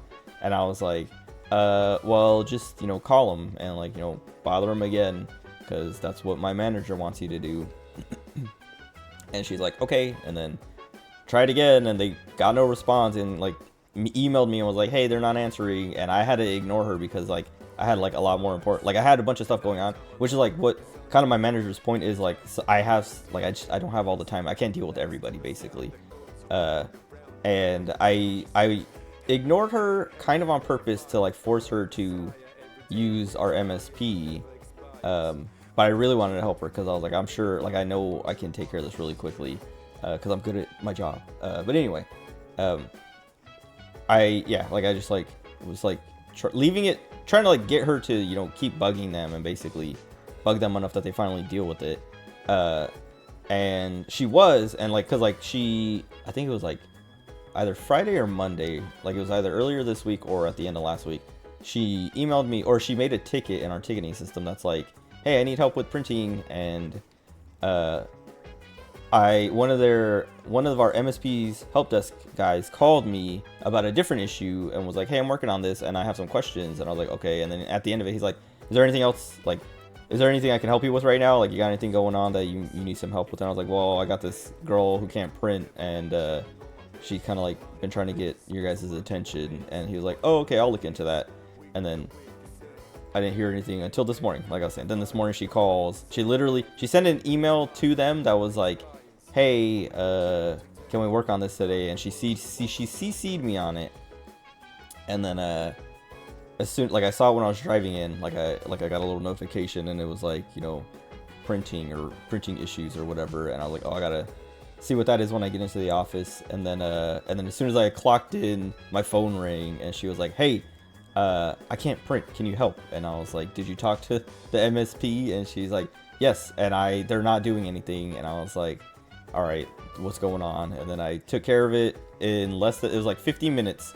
And I took care of her problem and another person's problem. Like, she was having printing issues, and then there was another guy who was like having different printing issues that they work in the same trailer, that she was like, can you help me with his issue too? And I was like, yeah. And as I was helping her with his issue, he was like like not yelling at her, but like, hey, what's going on? Like, how's it not fixed yet? And she's like, yeah, I know, I'm sorry, but like he had to work on mine first, and it's been like I was like, dang, like everyone, like I felt bad for her because like they've been down for two weeks on printing, and he's like losing his patience and like kind of like taking it out on her because our MSP isn't doing their job. And that's what I was like, today in our meeting with my manager and my supervisor, I was telling them this story, like, these guys aren't doing it. They're not doing it right, and people are having a very bad experience. And my manager was like, my supervisor like was like, we gotta let them hang themselves, our MSP, and my manager was like, yes, like it doesn't matter how bad it is for our users, we need to make it like, we need it to be bad so that we have like ammo to go back to them and be like, what are we paying you for? Like rework these fees and things if this is the kind of service we're getting, or rework your own, the way you guys handle stuff, because it's not up to our standards and whatever. And I was like, I don't want to do that because like I was saying earlier, I told her everything. I was like, I don't want to do it because people are gonna be mad and blah blah blah. And she's like, well, they're just gonna have to be mad for a few weeks, and we're gonna have to like she's like, I already warned the COO that people might complain about the IT department over the next few weeks because we're gonna do this. And I was like, all right, if he knows about it, because I like the COO, he's really cool. Him and my mom have worked together for like 5 years, and like he's just like super cool. And my mom, like, she like loves him. He's her favorite person in the office. She's like, he's just so like reliable and smart and blah blah blah. Like anytime I'm stuck with something or need help, I can go to him. Like basically he's just like, and I've had the same experience where like I go to him, like I don't go to him for help or anything, but he calls me for like help with IT stuff, and I go to him, and then he just like starts asking me questions about like, how you like it here, how's it going? And he's just like, he knows everything and is like super helpful and like all this and that, and like I'm just like, yeah, I like it here, here are the problems I kind of have and blah blah blah. And he's like yeah, like here's my advice and blah blah blah. And then like it's all been like useful and good. But my manager is the CFO, so she works with him closely too. And so like she said, she's warned him. So if he's aware of it, I'm kind of like, okay, well, hopefully she's telling the truth, because if, I don't want him to have a bad opinion of me, because I like him and he likes me, and I want him to keep liking me and not be like, wow, Rigo's really blowing it over there. Like, whatever. Anyway, but anyway, like I was saying, I was telling my mom, like, I think I'm done here. Oh, well, because I was gonna say, now look at that, I just like moved my controller from in my hands to setting it down on my thigh, and it disconnected. Anyway, I was talking to whatever, we had our meeting where my manager's like, do this, do that, and she's like, I want you to change the phones to forward everything to them, and get into their system, move all their tickets for us into our system, and move our tickets for everything just give to them. If it's not like something like a high priority thing, give it to them. And then I called the MSP to like make sure they're good with that, because I was like, I know this is what she's saying, but I'm not gonna do it without like giving these guys a heads up. So I called our account manager over there, and he's like, oh yeah, no, that meeting, because I was like, yeah, my manager said she had a meeting with you guys, and she said to call you and like get access to your ticketing system. And he's like, yeah, that meeting was more of her and our vice president. I was just there taking notes, so I don't have a say over what is and isn't happening, but like I know that did happen, and so like I'm surprised that our guys haven't gotten it to you yet. And I was like, yeah, I don't like, it's kind of like proving Tammy's my manager's point. And he was like, yeah, sorry, I don't know what's going on. Like it should have been pretty quick. Then they should have gotten you some creds and gotten you into the system already. And I was like, yeah, I mean, I'm not too concerned about it, but like I need to get in there so that I can make her happy. And he's like, yeah, I'll make sure that gets taken care of. But anyway, then I was like, and also about forwarding our phones to you, is that like, are you guys ready for that? And he's like, I don't know about that. Like, I don't think we want to do that. And I was like, well, she said that, that's how we're going to do it. And I was like, or he was like, I don't remember that in the call. I do remember like, you forwarding calls to us, when people call, but I don't know about forwarding everything to us. And I was like, well, I don't know either, because that's what she told me. And if you're saying like, I don't want to do that if you guys aren't cool with that. Like, I'm not gonna force that on you if you're not cool with it. Like, basically, because these guys are IT guys, they're help desk guys. Like, I work with them, I've worked with them for the last few months, kind of closely, and I like them. And like they're when they do the job, they're good at it. Or when it's not their help desk. Their help desk is what's inconsistent. Everything else I've been, you know, pretty happy with. Like their networking engineer and like other engineers and stuff like that have been fantastic. But it's their help desk that's the problem. And so like I'm just like I don't want to make more trouble and work for them because like I don't.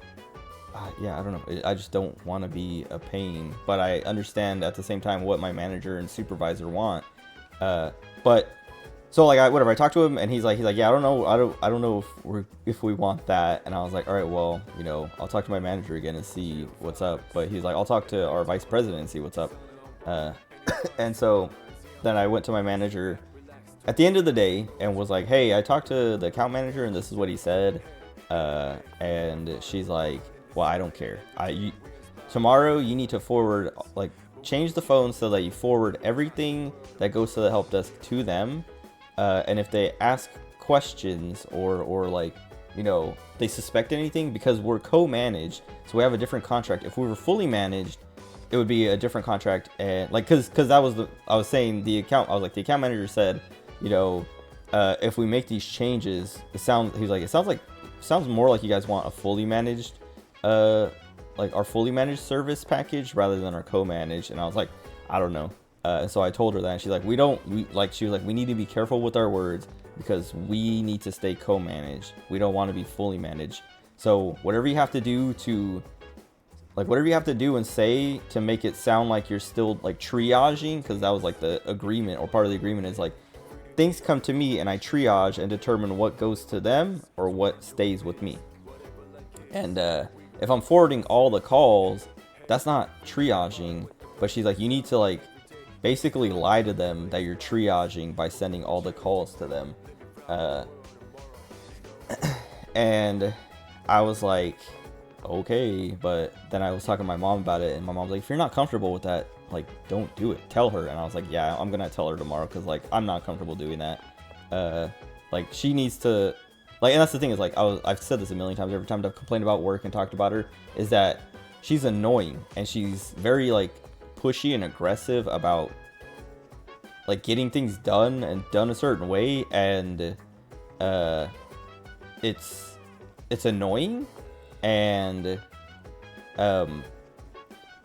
she makes it, you know, she puts it on the person, like she puts it on me or on my supervisor or, you know, whoever in accounting, like all these people. She basically says like, do this annoying thing, or she's like, I want this thing to be annoying, or I want this annoying thing done, but you do it and interface with the people so that they don't think I'm annoying, basically is how it always feels like.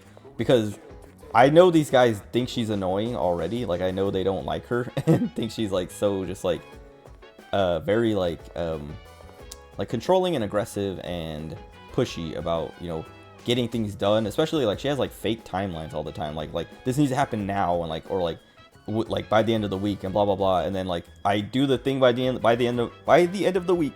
Excuse me, hold on.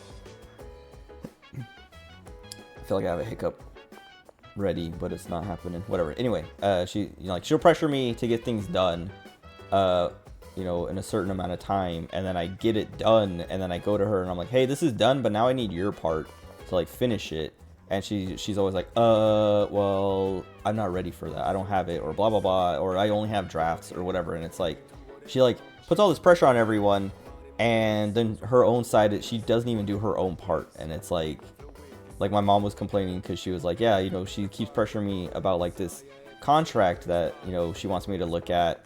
And then I went to her and I was like, hey, I'm going to need these reports before I can do this, because I know they're going to ask for it, and I don't want to like have to like go back and forth, you know, like trying to work with them without the contracts or without the reports. And if you can I get those reports that you know, are saying you're going to have for me to go with this. And then my manager's like, oh, well, I'm still waiting on, like, my mom likes to like make her sound like the most pathetic, like useless person in the world. Cause she's not useless, but like, my mom's like, well, I'm still working on it. And, you know, I'm waiting on this person and that person and blah, blah, blah, blah, blah. And like, my mom's just like, then why do you keep like coming to me, telling me this has to happen? Like, you're bugging me, telling me to like bother these people all day.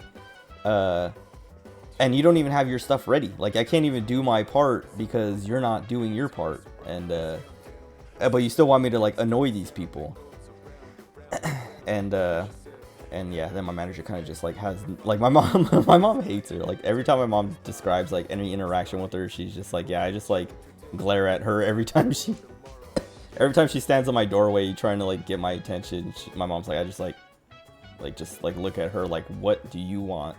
And I think it's funny. But anyway, yeah, I don't know. Like, it's just I hate my manager. And today was like the thing of like, yeah, I'm done. Like, our IT consultant left because of her, and I'm like because even after the meeting, it's me, my manager, and my supervisor. After the meeting was over, I went to talk to my supervisor about something unrelated, and she was like, hey, she was like, can you close the door? And I closed the door, and she's like, I know your manager, our manager, is like, you know, she's kind of, you know, pushing you and like making you do the stuff that you don't really want to do, but like she really wants the best for the company and the best for you, and she's just trying to free up your time and blah blah blah. And I was like, yeah, but I don't want to make people hate me and hate, you know, the IT department. Like I got here and people hated it, and you know, our IT consultant was like so like happy that I was changing everyone's opinion of our IT department.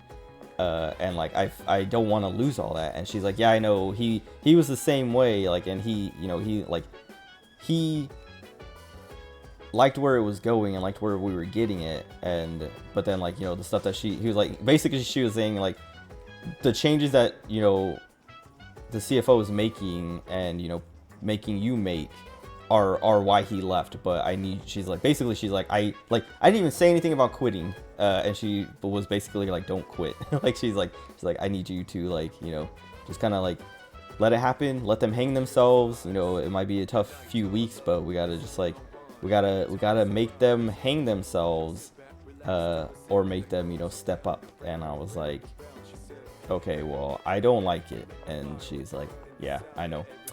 And yeah, and so like, even like everyone like my supervisor could tell just from like the way I was talking in the call that I'm like, I don't want to do it. I'm not gonna be happy doing this, and I'm gonna leave. Even though I didn't even say anything like that. She was like, hey, the IT consultant left for the same reasons, please don't leave for the same reasons. And it's like, I'm going to, unless like my manager has like some crazy, like, I don't know, a 180 degree turn, it's over. But anyway, let me play this video game. I spent like an hour talking about work stuff last night, and I spent another 45 minutes today.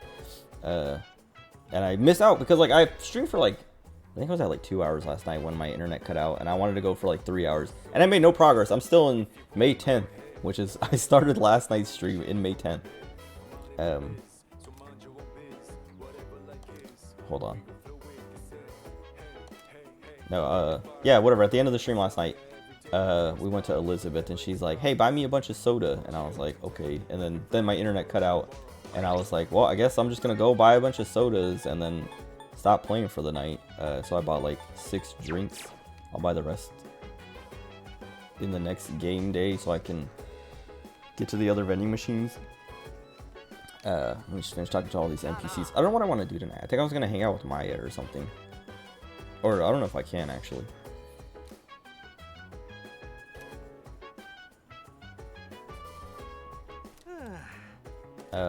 But yeah, I don't know. I was saying I started looking for jobs that are closer to home, and there was a listing, because I looked a few weeks ago because I was like just like curious to see, because I was just like tired of the commute. I was like, there has to be something closer that can pay like similarly that I can do, because like now that I've been here for like 7 months, maybe that's like enough of a, not that like 7 months of experience is worth it, but like plus my 5 years from before on top of this 7 might, you know, make it easier to just like jump over to a different job. But no, I was like looking, and there's like this place kind of close by, like 20 minutes away, that was like hiring. And I was like, oh, like I wonder what that environment's like, because it's like basically it's like a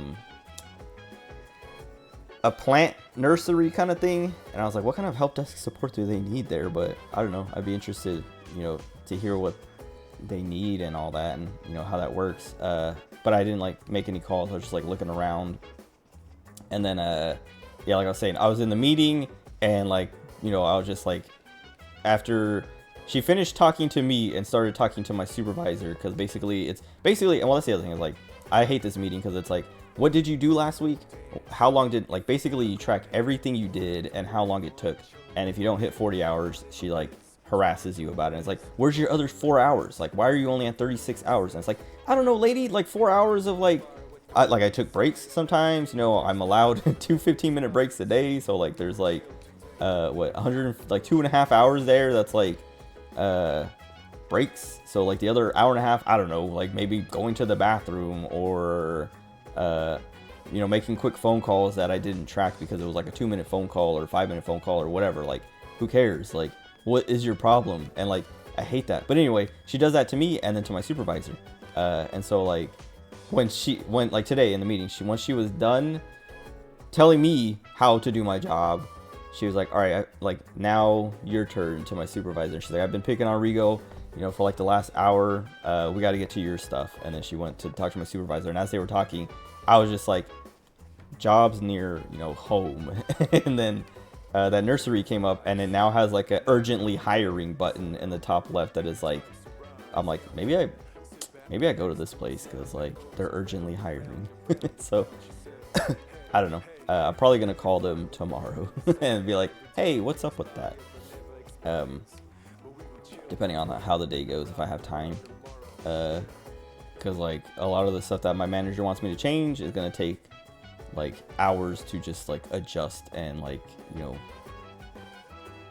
figure out, because some of the stuff I'm like, I don't know how to make it so that the help desk number forwards to them, but also my own personal number now rings my phone, but also rings the help desk cell phone, but only during certain hours. Like there was all these like just things that she's like, I want, like, this is how I want you to set it all up. And I took all these notes and I was like, I gotta figure this out. But anyway, basically I had a dream job, and then my manager ruined it. Because like I was like, when I first started, I was like, man, everyone's so nice, and like even the people who aren't nice at least aren't mean. They just, I can tell they don't like me or don't like the IT department. And then after like a month, everyone loves me and like loved the IT department. Like I was saying, the consultant we had was like, man, like you are doing such a good job that like all these people who didn't trust the IT department because the guys before you are now like, they don't call me anymore. He's like, they used to go around our help desk guy because they couldn't rely on him, or just like didn't like didn't like them, and now they're not calling me anymore. They're just going to you. And he's like, that's so good. And I was like, good, because like that's what I'm trying to do. Like I'm doing my job. But like I was like, I bring this up all the time, but like there's this, when I first started, there was this lady who, like, the first time I called her, she was just like, she had this attitude of just like she was kind of short with me and all this and that, and I'm like, great, I'm just trying to help you, lady. But I mean, I didn't say that, but I'm like, what did I do? And then I was telling the IT consultant about it, and he's like, no, like, that's not your fault. When she started, we screwed up so much of her stuff that she couldn't work for like 2 days, and like it just took us so long to get everything fixed and corrected and blah blah blah, that like she hasn't trusted us since, and she basically hates us and hates having to reach out to us. And if she does, she's like very impatient and very kind of rude about it. And I was like, okay. And then like a month later, you know, she sees me in the hallway, she's like, good morning, and like way nicer, and you know, calls me all the time for like help with stuff, like no problem, or you know, emails me like, hey, I need help with this, can you help me, you know, whatever. And I'm just like, I was telling him about that, and he's like, dude, you're killing it, because like she's hated us for so long, and like the fact that she even like, you know, says good morning to you is like a fantastic sign, like that you've changed her mind. And I'm like, good. And like I was saying, like, I'm not trying to like talk myself up or like be I don't know, overconfident or whatever, but like literally, like I show up and like everyone is all of a sudden in, like, they love the IT department, and you know, are like, all they have is nice things to say. Like the COO that guy I was talking about earlier, who's just like, he knows everything and has been there forever. When I first talked to him, well, I guess the second time I talked to him, because the first time I talked to him was like when I was being introduced to everybody.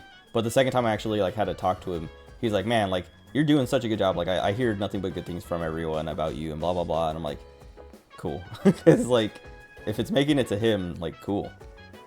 I must be doing it really well. Excuse me. Anyway, what does Yukari want? Oh, pine resin.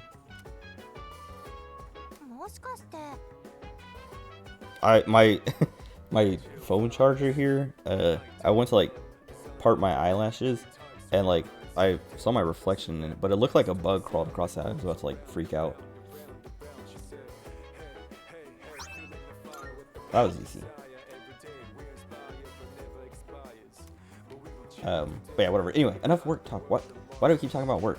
I don't even like it. I mean, I do. That's what I'm saying. Like, that's the thing is like, I don't want to leave because like everyone's so, it's such a nice environment outside of my manager. But I'm not, like I was saying, I was telling my mom about it and she's like, hey, like, don't stick around. Don't go through all that, you know, for me. I was like, I'm not.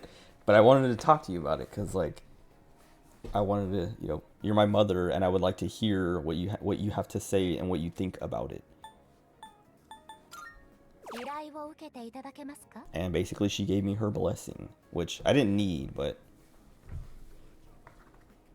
yeah, I don't know.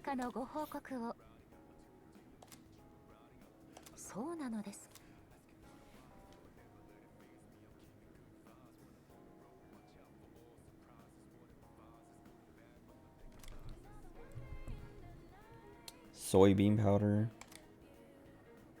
Oh wait, why did she like soybean powder so much? Oh, nice. Handheld game console.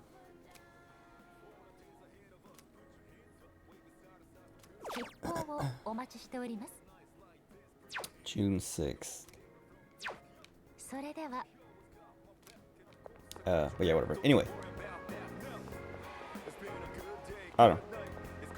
It's weird because it's like, I don't know. It's not that scary, but like having to, yeah, I don't know. Take the chance of like going to somewhere else and just having a way worse experience. Cause yeah, I mean, it's like the whole like devil you know kind of thing. Cause it's like, do I just keep dealing with my manager or do I go somewhere else and hope that, you know, just take the chance that like whatever else might suck there is not as bad. Where could I get a game console? I don't know if I would be able to get one from here.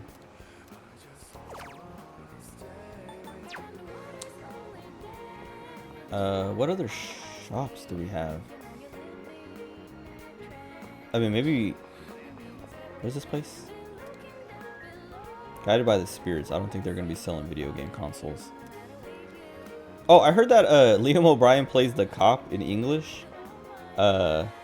Which is funny because Akihiko is the one who like hooks you up with the cop. And he used to play Akihiko in the original. Which is great. But I don't play in English, so I don't get to hear that. I was talking about it on the first night I played this, of like, I played through it in English, and I heard that Liam O'Brien would be like one of the main reasons I would play it in English. But since he's not Akihiko anymore, I'm like, well, I don't want to play it in English then. Oh, I wonder if I can, no.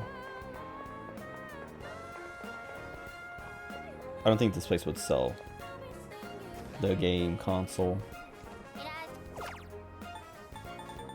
Nope.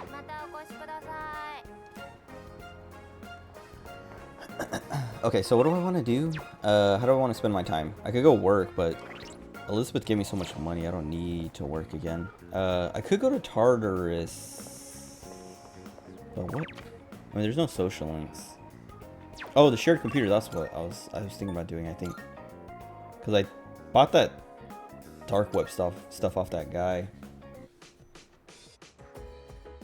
Okay, never mind. Junpei has the other thing I need to guess. Oh, he did talk about using like a handheld. He was playing like his Switch or something, or PS Vita,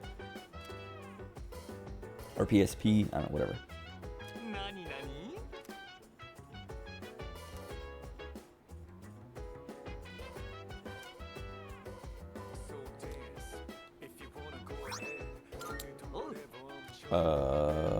Let's play a match one day. Sorry, I'm giving this away to a cute girl.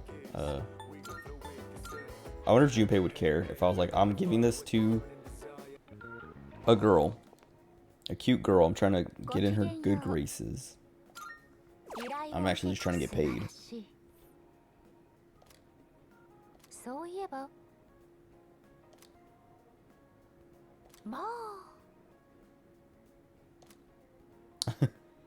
She's like, it makes you forget the passage of time. It's like, well, yeah, because you're just passing time playing video games.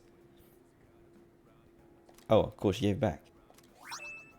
Pixie. Oh, Pixel Vest. That's a Pixie Vest. Gotta give Junpei the Pixie Vest. I want to talk about Doki Bird for a minute. I talked about it for like a minute earlier. But yeah, I don't know. I'm so glad she's back. Like, and everything's better for her. I don't know. Like hearing her talk, just like it was like both like happy and sad because it's like okay, she's okay and things are getting better. She had like 100 and like when I started watching the stream, like getting into my car and starting it so I could like have it play, like, you know, listen to it on the drive home. She had 116,000 viewers, and then like by the time I got home, I think when I got home it was like up to like 126 or 125 or something, and then like by the end of it it was down to like 93,000. But I was like, bro, like she's like that's so, like I'm so happy for her because like, you know, all the stuff she had to go through, and then, you know, I mean she's not gonna maintain those numbers, but like just the fact that like her kind of like re-debut on her indie account is like getting that much attention is great, because like she deserves it. Like I was saying, like Selen at Niji Sanji is like the whole reason Niji Sanji EN was, you know, starting to be as successful as it was. And so for them to just like knock her down and just treat her like crap and like basically push her to suicide, because she even like talked about that for a second. She was like not talking about that stuff at first, and then at the very end of the stream she's like, all right, I have a lawyer, and here is the statement he, you know, like basically vetted and was like, you can say these things to like not well, she was like, yeah, while I was in the hospital I was still being harassed and all this, and so basically I got a lawyer at that point. And then she was like, he helped me prepare this statement, and then she was like, yep, you know, this and that, blah blah blah blah blah. It was a very awful working environment that like pushed me to she didn't even say like suicide. She's like, it pushed me to make an attempt and blah blah blah and this and that, and you know, just like talked about it without really like being too specific. But yeah, she's like, yep, and so I don't want to talk about it anymore. I just want to move on and blah blah blah. And it was like, man, this poor girl, like all she like throughout the whole stream, she's like, man, it's been so long since I've been able to stream. Like I keep forgetting how much I loved it and how much like you know, how good it was for me to like have something like this. And like she was talking about like how like I was saying, she spent like the $16,000 on that music video that Niji Sanji just like took down because they're like, you didn't go through the proper chain or whatever, or you went around your management and stuff like that. And she went around management because they weren't doing anything, you know, they weren't getting it done, and she wanted to have it done by Christmas and stuff like that because it's a Christmas thing. And yeah, and then she was talking, well, and yeah, so she was like talking about how after, you know, like throughout all this, her mom was like looking at her financials, and she's like, you made $0 last year. Like you have zero profit. Not you made $0, but you have zero profit, because everything she earned she would then spend to like, you know, host events or like make things happen because Niji Sanji wouldn't. And she said, she's like, she said her mom was like, Doki, you spent $200,000 last year. So like basically she earned and then spent $200,000 last year. Not all at once, but like everything she earned, she then just like put back into, you know, streaming and events and things like that, like hosting events and other projects. And she was like, she started crying because she's like, it's so insane to like realize that like that's how little support they were giving her. Was she was going like, she had to like put all this money out of her own pocket to make these things happen that she really wanted to do. Well, like that's like the whole point of a corporation. Like a corpo VTuber goes to a corpo to get the support and money to do things like that. And now that she's indie, she's like now I'm indie. I have a manager, and you know he's like telling me all this stuff like we can get sponsors for that. You don't have to pay for that. And she's just like, what? Like I don't have to pay for it. And I'm so like, yeah, I don't know. I'm happy for her. I'm like glad she's out of there. Let me save first. But yeah, I don't know. Like I was saying earlier, I'm just like hearing her laugh again was like good because I was like, it's been like more than a month since I last watched her stream because she hasn't streamed. But also even before that, I had been watching her less and less because of work. But then yeah, to like catch, like to hear her laugh again and like, I don't know, see all these other people who had never watched her before get the, you know, experience and just like on VT, like the VTuber board on 4chan, all these people are like, they're like, you know, hey, you guys' Oshi is kind of cool. And then like some people are like, they're like, I always thought she was kind of annoying and her laugh was annoying, but now that I'm watching it and like actually sitting here and watching it, I can't stop smiling because, you know, she's just having fun and laughing a lot, and it's like contagious. And I'm like, that's what I've been saying. That's what I've been saying ever since like she debuted and I had been watching her. It's just like, or at least debuted as Selene. It's just like, I don't know, she's just fun and like she can be kind of obnoxious and it gets to be like a little too much, but like I don't know. It's like you can't help but have fun because she's having fun. But anyway, it's good to see her back and better. Anyway, full of rumors about Iwato Dai. Anonymous school. I'm gonna do this one first.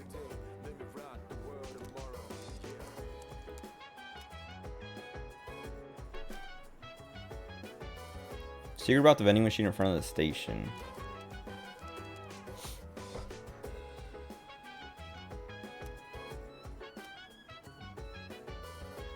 My drinks that are marked as sold out. I'm sure I need to know that for Elizabeth. 4 biotic pack. Okay, maybe not.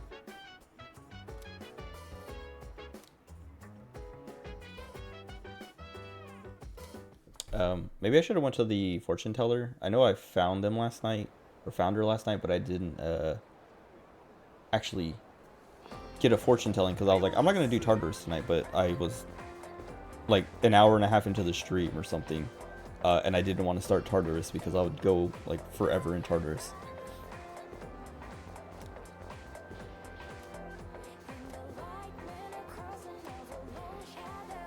Kinda. Things have been getting more exciting.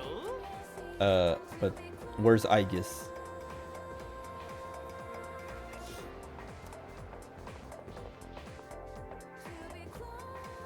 Oh, I was gonna turn the music down a tiny bit because I was listening to the VOD last night. I was like listening to it to like see where it cut off, because I think I'm gonna download that VOD and combine it with this VOD so that it's like a bigger chunk and not just like ends abruptly. Midterms are next Monday. Oh my god, that's quick. I feel like they've barely given me any like kind of questions, like class stuff.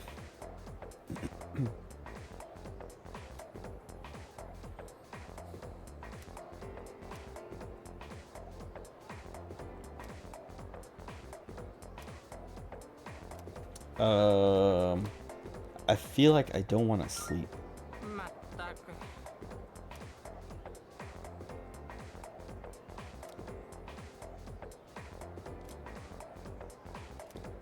Issei Monogatari. Like, I'd rather get the academics before the courage.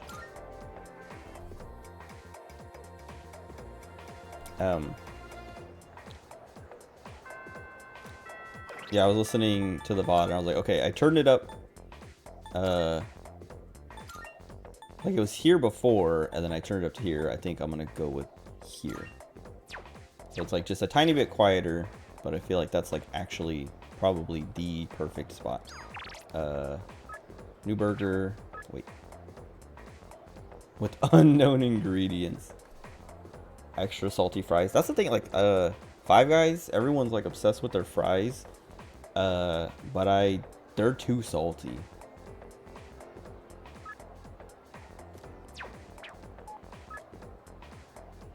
And then he's got stuff on sale. Oh, let me equip that bow on Yukari. If it's better. Oh my god, it's a lot better. I mean, it doesn't have the poison, but I don't. And it has rage. If it hits, it leaves a suction cup mark. Wait, and then the other thing we got. Pixel Vest. 10 SP. I feel like that's better on me than it is on Junpei. Oh, also, he doesn't even have... He was, like, pretty good at, like, tanking hits without getting owned, and he didn't even have a better, like, top. Anyway.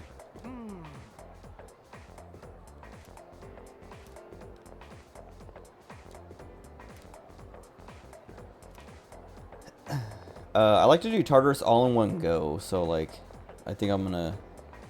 I don't know. Do I do Tartarus tomorrow night or Friday? And just, like, keep progressing? Because, like, we have like, another month, right? Because it's every full moon. Yeah, we have, like... We have 4 weeks. To do Tartarus. Yeah. We're gonna... I'll wait until, like, tomorrow or Friday. Just because it's gonna, like, take a huge chunk, and I don't want to stay up, like, till 5 in the morning. I have to work.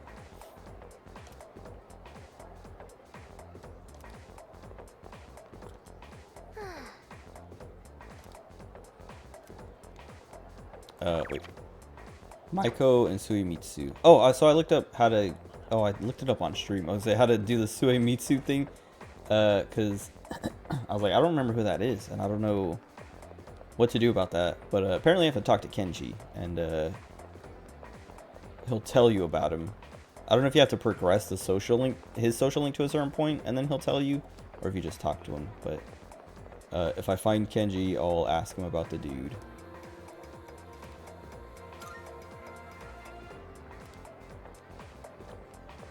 Is there no student council today? Oh, right.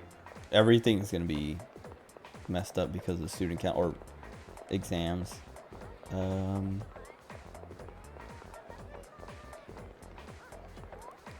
Why do I do that every time? Like, no matter which... Like, I'm always like... I always pick the wrong stairs. If I'm on the right side, I'm like, no, this is the wrong side. And then if I'm on that side, I'm like, nope, that's the right side. Let me try to remember. It's the one... I have to turn left.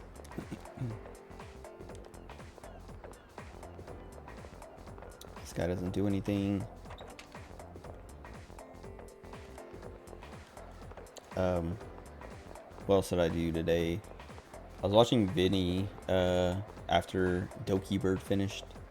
And he was playing like a multiplayer Mario 64 thing again. He played that like a few weeks ago or a month or so ago with like a bunch of, I don't know, other streamers. And I don't know. I just want to watch.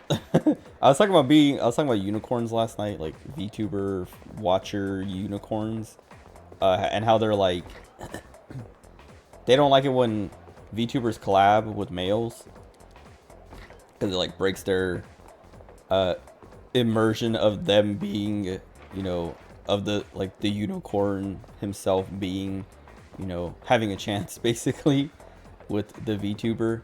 Because, like, you know, she's giving a guy attention and it's not him. But I was watching, like I was saying, I was watching Vinny play Mario 64 with these other guys, and I'm like, I just want to watch Vinny play by himself. Like, I don't know these people, and I don't think they're very funny or care about anything they have to say.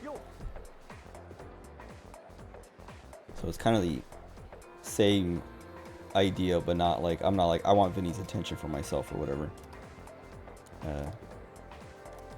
No, Kenji, tell me about the dude. Never mind. Maybe it has to be through his social link or something. Oh.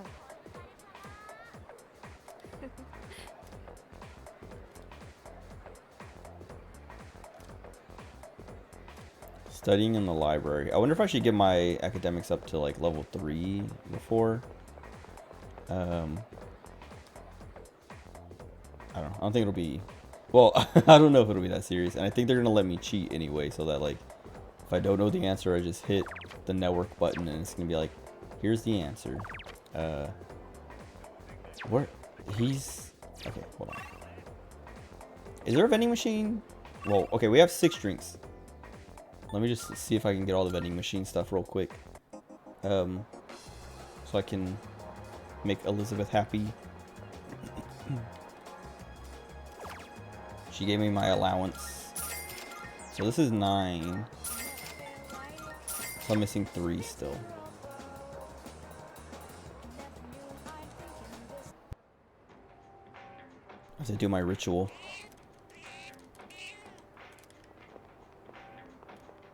Okay. Guess I talk to that cat 3 times and then scare the other one away.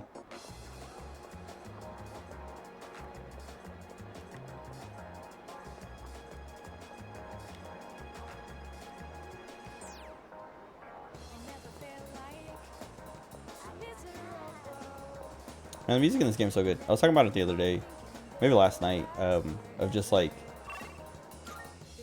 the kind of, it's not really remixes, but I guess like re-recording or whatever of all these songs with the new vocalist. Like, she does a good job, and they all sound good. Like all the songs, like yeah, whatever changes they've made, I'm like happy with. Wait, I don't want to. Oh well, I don't know if there's a vending machine here. I'm probably gonna do her social link, but I'm gonna finish looking at everything first.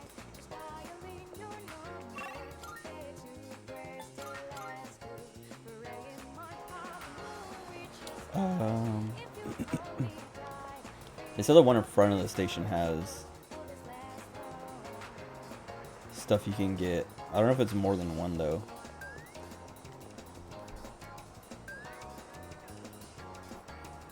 Oh. So that should be all 12 now.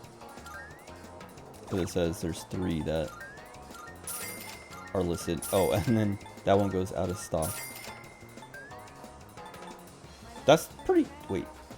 Oh, wait. Okay, wait. Restores 5 SP to 1 ally. 5 SP to 1 ally. But it's actually more expensive. But I wonder if there's... Yeah, okay. That's why it's just like, oh, here's more, but a little bit more expensive.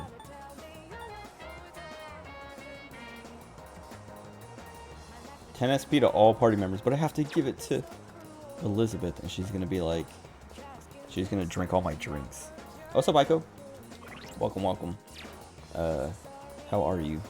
Did you watch Doki Bird? If you say no, you are banned from the stream. No. I was talking about, you missed it. I talked about it.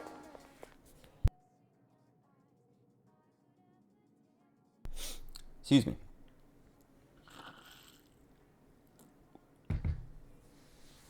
Sudden sneeze. My nose, like the tip of my nose itches, and I think that's what made me sneeze.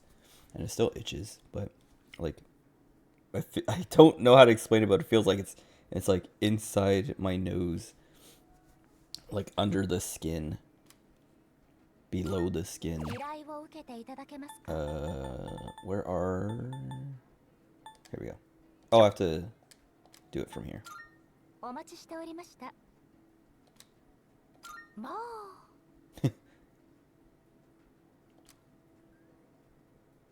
Perhaps tonight I will hold a ritual known as the after-work drink. Oh, nice. 依頼を受けていただけますか？ Prevail in the Big Eater Challenge. Okay, so I should start that. Because you probably need courage for that one. 残念です。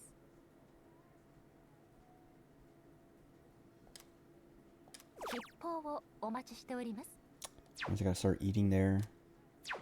それでは Wait, was there a time limit on that one? 依頼を受けていただけますか？ No. Okay, that's fine then. Wait, does anything have a time limit? No, no time limits. No time limits on these now. That's nice. Okay. Goodbye. それでは Sore Dewa. So I've been everywhere, I guess, except for here. Saw a few clips, but I've been playing RE4 on the Quest too. Nice. I listened to most of it. There's like a little bit I missed because I was talking to my mom in the kitchen, like maybe like 15 minutes of it or something. But I listened to it all the way home, and then when I got home, as I was eating and then preparing to take a nap.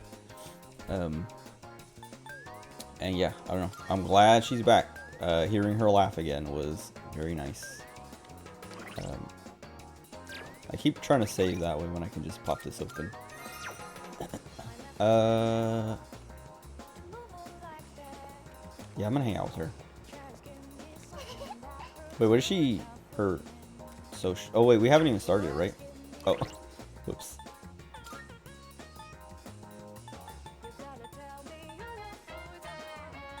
Yeah. So I don't know what her arcana is.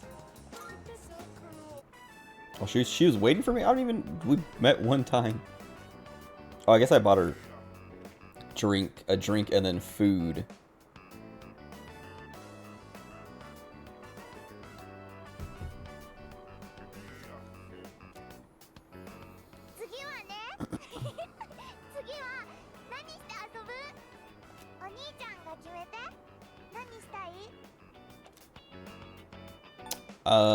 I want to go home. I don't know what I don't know if any of these matter. I never understood the appeal of monkey bars, cause like, it's like exercise. Jungle Gym seems fun. Seesaw seems kind of boring. But like when I was younger, like I don't know, you have monkey bars on your playground or whatever, like school playground or whatever. But when I went to boot camp, like there were monkey bars as like, you know, part of some of the obstacle courses, and it's like, wait a second, I hate monkey bars now. They ruined this childhood like nostalgic thing, right? You see monkey bars and you're reminded of being a little kid, and then now it's like a tool used to make you miserable.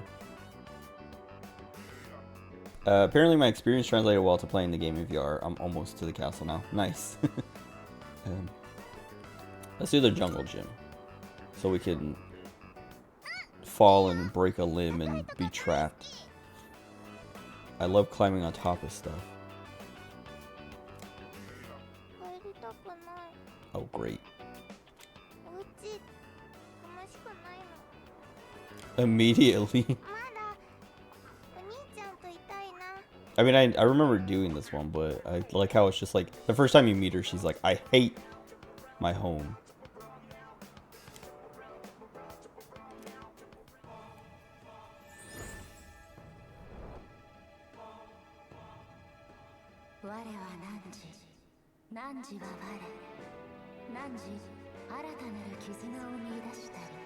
This pause right here is so long. It feels wrong. Like it feels like it's not supposed to work that way. The Hanged.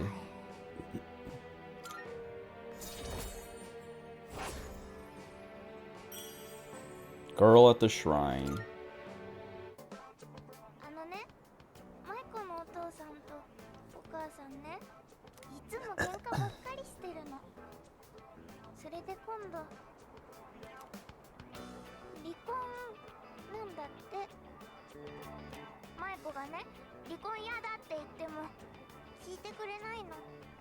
とマイコのことなんてどうでもいいんだよ。ね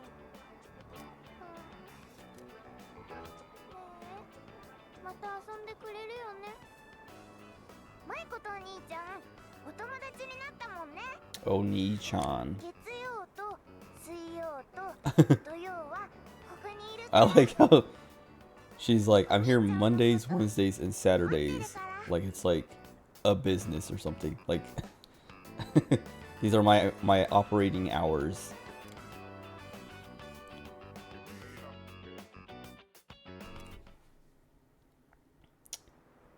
I think it's weird hanging out with a little kid and like thinking of like there's that priest who stands there all day. Equipment in the wait. Okay, I guess I'll go to the command room and they'll reveal Aegis to me. No, like I don't know. Like I would if I was the priest, I'd be like, why is this teenager hanging out with this little kid who has been like where did this guy come from and what is he doing? But also, why isn't he giving her the attention and help? He's a priest, and this little kid is trying to run away from home, and he's just like ignoring her. Monkey bars are really just something to encourage a child to develop that upper body strength. They can be fun if they're incorporated into larger things. Yeah, I mean that's like when I kind of realized that when they were part of obstacle courses. Like all the obstacles in an obstacle course made me kind of think like. Because like I don't know, there's like all kinds of stuff that is like it does remind you of like monkey bars or I don't know, I was gonna say the logs and stuff like that, but I don't really remember. Obstacle courses are kind of fun and it feels like playground equipment but like it's not and it like yeah it makes you think like oh yeah I guess like basically what you're saying of like playground equipment. I mean, maybe not a slide, but some stuff is like there to just keep kids active, and make them work out, but in a way that tricks them into having fun or thinking it's fun. Oh, I'm not gonna work. I was like, what am I reading here? Well, I mean, I might work. Well, no, because I have so many things to like check on this computer at least. Like until I run out of money, I don't see myself working over using the shared computer to like read all those, get all those things.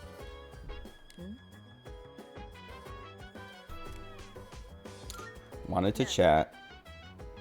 Okay, fine.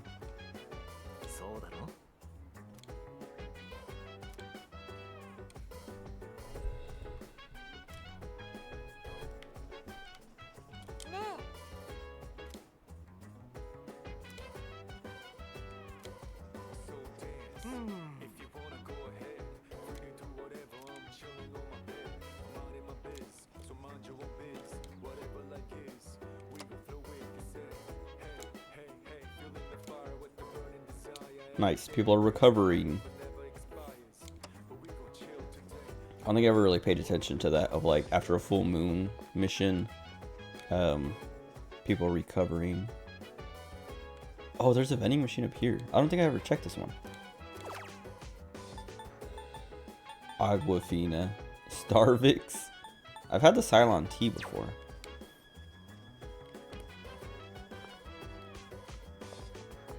I wonder if I could have got those drinks and like added to the 12 or what.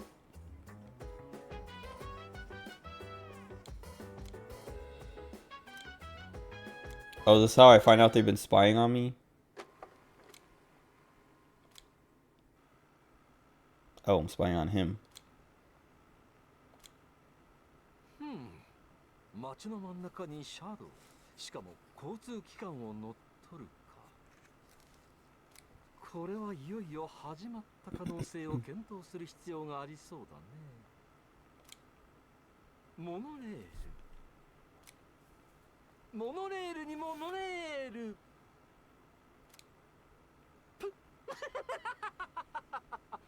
Where's Akihiko to body slam him? そうだ、メモメモと。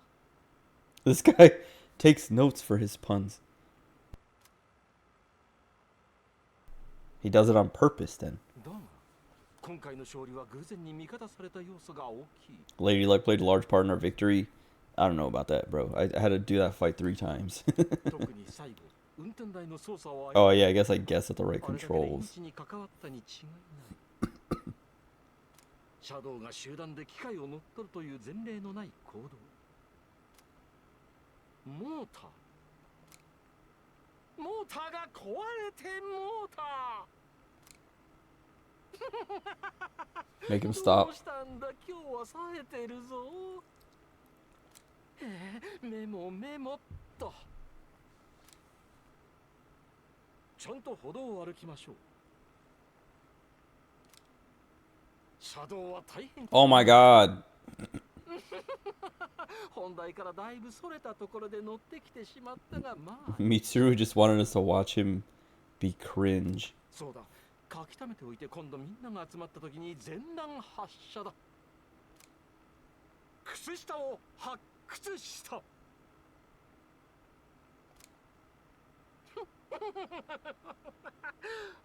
もはや作戦と Who is he talking to? 関係もないね。それか。 Okay, finally. Jeez. All we got was like something's happening. I guess. Okay, wait. Park I used to go to when I was younger had metal slides. It was one of those big wooden playground castle-like things. Had monkey bars, ropes, poles to slide down or climb up tunnels under the play place with other things to play with. Slides made of metal are just fun. Not. Have you seen that video? There's a clip of a cop sliding down a metal slide. And he just like, it's like one of those like tube ones, not just like, excuse me. Excuse me, man.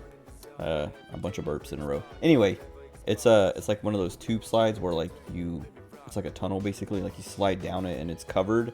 Not one of the ones that like not one of the ones that is like in this game at that shrine where it's like just like the flat slide with no cover. But he slides down the slide and you just hear him like banging around and then he like flies out of the bottom. And it's like, what happened in there, dude? Like, has he never slid down a slide before? It's very funny. I've seen it a million times. It's great. I'm gonna pull it up. Hold on. We are now gonna watch a cop get thrown around a slide. Cop slide.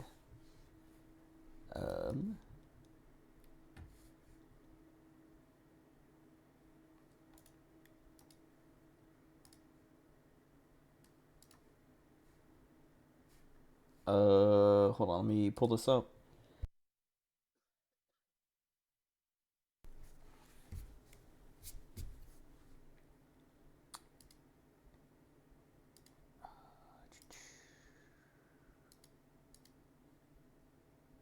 I gotta resize this stupid thing because the window is portrait.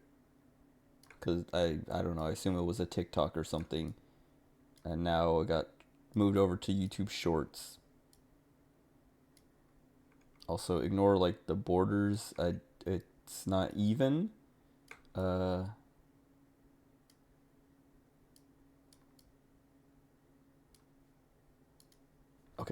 Hopefully it's not too loud.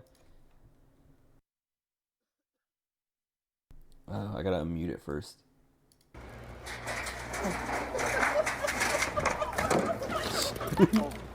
Why was it so How do you even end up like that? You just hear him banging around, and then he's like face down. I gotta watch it again. I love this. It's so funny. Bro. And then he like comes out so fast too. It's like, what did he do wrong? Like, do kids fly out of that thing like that too? Like, what is going on there? Metal slides get insanely hot when you go to park during the season that most people go to parks. Summer is just painful. Yeah, I've experienced that. I mean, plastic slides get hot too, but metal slides definitely are the worst. Apparently they let you gain a lot of speed, like that cop. But man, that clip is so funny. I love it so much. I don't even. It must be his weight, like because he's an adult, right? Like I'm sure a little kid going down there wouldn't gain nearly as much speed because he goes flying. But also like, there's nothing at the bottom of the slide. Like it's just like the rubber material or whatever, like that, like kind of like matte. That like I feel like if you're gonna have a slide, it has to have like something soft at the bottom, because then you have people flying off of it like that and just hitting the ground. About a 180-pound man going down. Those turns are kind of janky.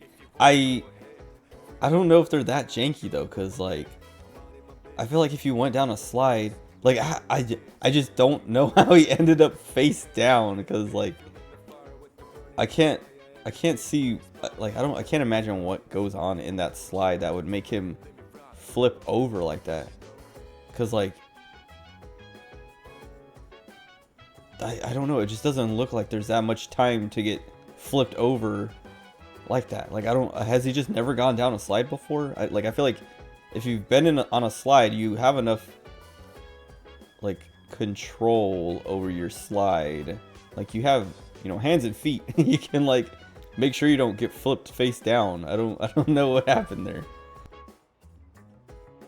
But like him flying off, like basically I just want to know how he got face down, because I'm not surprised that he went flying off of it, because especially the end of it, it's like kind of steep and long. Like I can see, you know, launching off of that fine, but like you would land on your butt basically, or on your back, not like come out of it face down and hit the edge and then like get thrown back the other way and then like, you know, launch off the end of it. Like yeah, I don't know. Yeah, and like also what made him want to do that? Did one of his magazines fly off of him? I thought it was like his radio or something. But maybe. Where am I going? No social links. Okay. Wait, people go to Tartarus to floor 32. I feel like when I went to Tartarus, the average floor was like 17 or 19, and I went all the way to the end. But I'm also considering changing the way I approach Tartarus and like breaking it up. But I also kind of hate that. Like I love doing Tartarus all in one go. But I was listening to Castle Super Beast this morning, and they were talking about Persona 3 Reload a little bit. And they were saying people who do Tartarus in one run are insane. And I was like, is that really that weird? I thought I didn't know trying to do it all in one go was that like unusual or insane. Because that's how I've always done it. Like I hated Persona 5 because they like have the stopping point. Like Tartarus has stopping points, but it's like you stop here and I mean I guess Mementos is the same way, but it's like alright, you hit the limit and now you have to wait until the next checkpoint to unlock the next limit. But I hated the palaces in Persona 5 stopping you for story reasons, being like, okay, we can't go any farther, we have to like, you know, go. I mean it makes sense because you have to like go, you know, harass the person to unlock the next part of their palace. Like you have to like do something in real life to make them unlock the part of their palace in their head or whatever, in their heart. But I always hated that because it's like I just want to do the palace all in one go and beat the boss. But they're like, nope, this is as far as we can go because this door is locked and we have to go in real life and, you know, send him a message or sneak up on him and, you know, find his secret or whatever to unlock the next part. When I'm just like, bro, just let me go all the way to the end and then kill the boss. Maybe even like you can save the boss for the final day or whatever. It was police school that taught him to go down slides face down. Yep. I don't know. I love that clip. There's so many questions, but like I don't even know if I want the answers.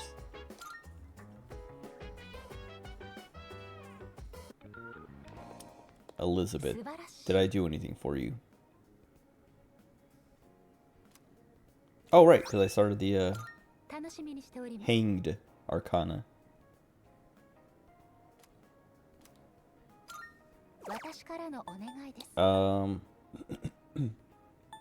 Juzumaru weapon. Oh, I wonder if I can buy that? Or if I find that in Tartarus. Can I see how many? 38 out of 50. Okay, cool. You get snuff souls for that. Nice. それでは Is he selling the Juzumaru? そういえば I should have bought it yesterday if I was gonna buy it. 礼を言おう。どうする？今日はいつもより He 安 does くや not. Raiko. 時間があるなら見ていけ。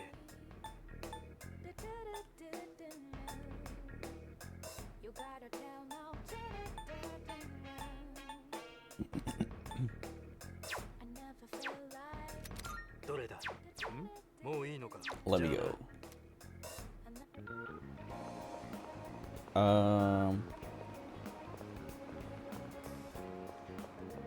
I guess I'll go to the other areas real quick to make sure. Oh wait, let me go into the club and see if that guy's selling any other dark web things. Because I bought the 2 that he had. And I might have to use up both of them before he gives me more. Or maybe he doesn't have any more until like the next checkpoint. I don't know.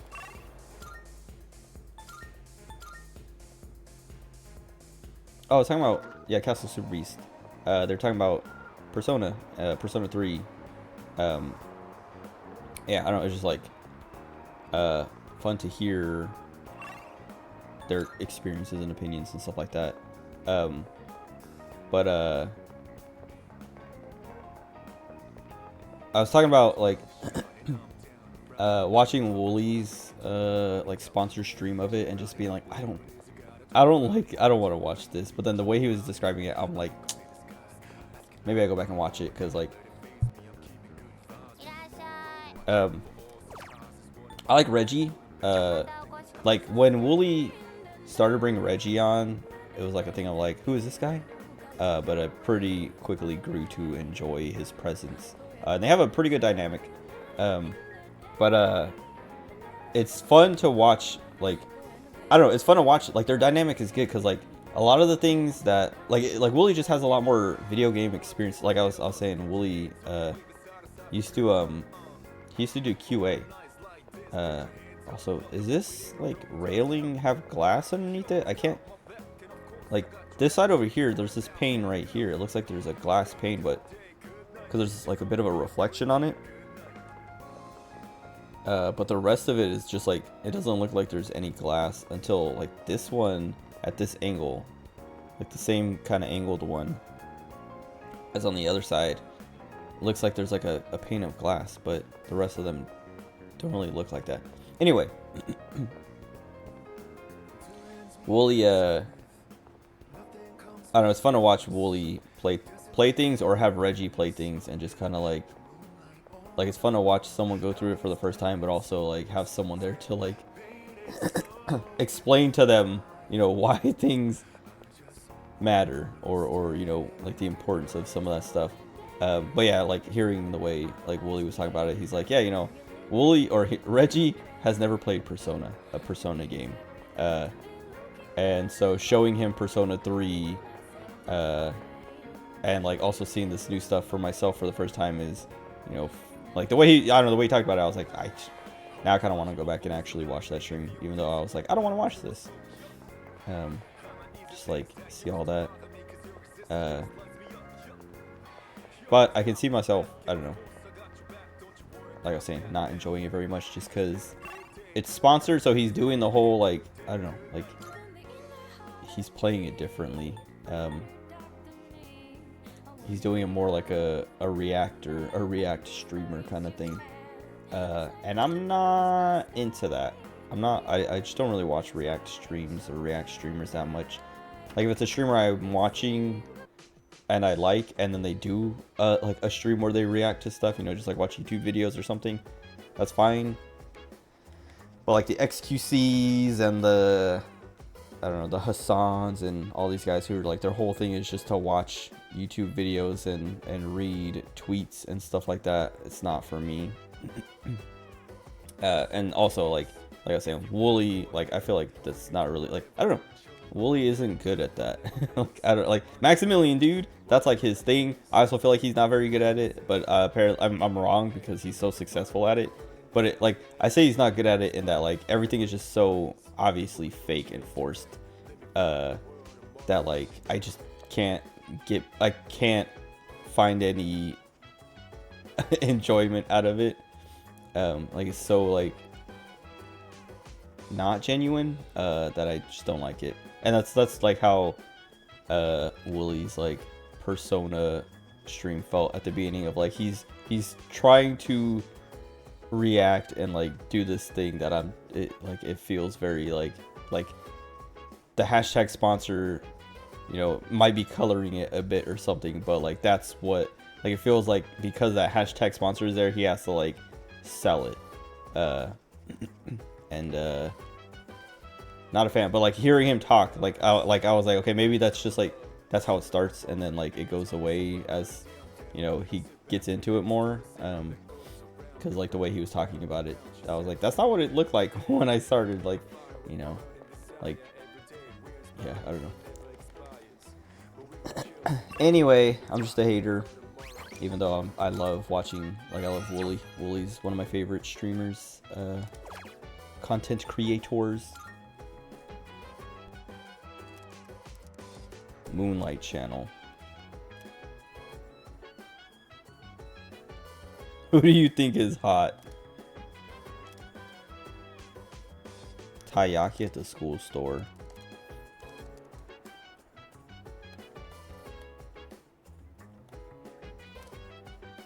Sardine.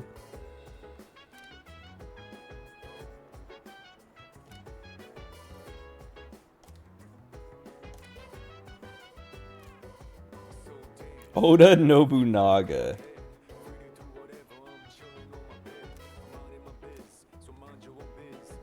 Okay, special taiyaki.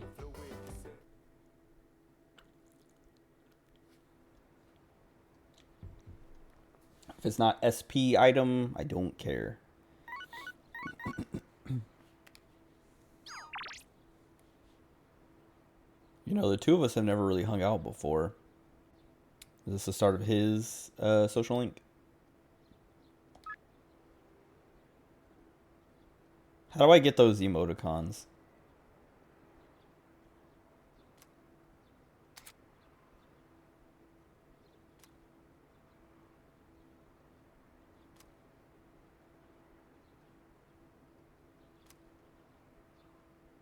Rejecting invitations or ignoring your relationships can stunt their growth. I wonder if that means like there's a negative effect, or if it just means you're not going to progress your social links.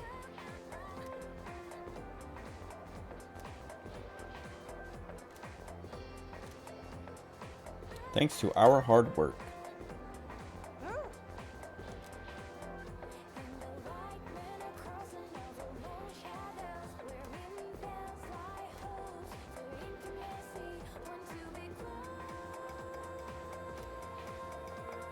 I can't remember if your academics stat matters for exams, or if you just have to get all the questions right. I'm gonna hang out with Junpei.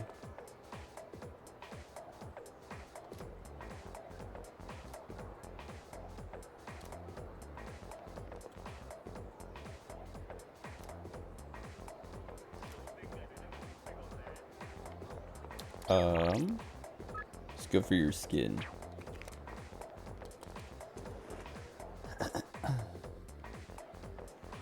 Where's Chihiro? Who, wait, spent time with the old couple. 0%. Oh, spending time with Junpei is not even the social link. Never mind. Screw him. No, I'm kidding. I'm still gonna hang out with him. Because I feel like it's going to start his social link at least. Why am I going here? This guy's never has anything new.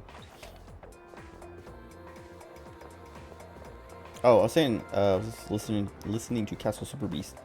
And they were talking about the Twilight fragments around the maps. And they were there, like, I think Pat was like, yeah, they respawn. And then because they stream the podcast, the chat was saying that they don't, and like they would like Pat was like, oh, they don't respawn, and Wooly was like, yeah, I get it.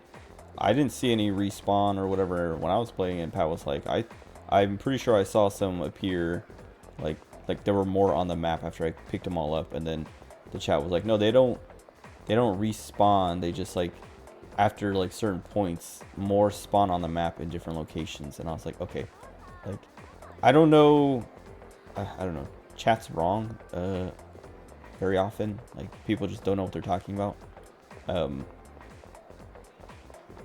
because I don't know, like I don't remember if any spawned in the same spots, but I know for sure that like I cleared out the whole map of all the Twilight fragments, and then after I did Tartarus, there were more on the map, like one in each location at least.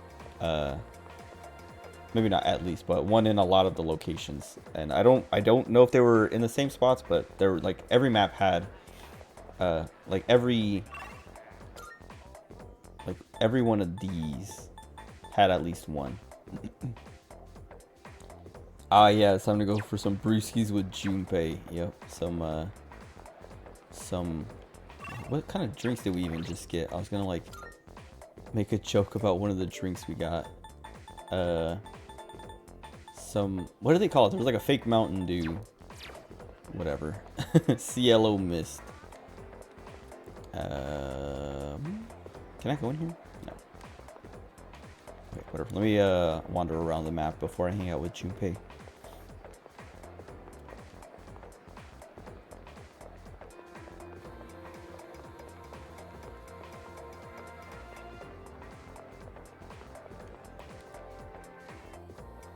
Nice. Waiting for my boyfriend. We'll go to the library to study. Why am I waiting out here for him then?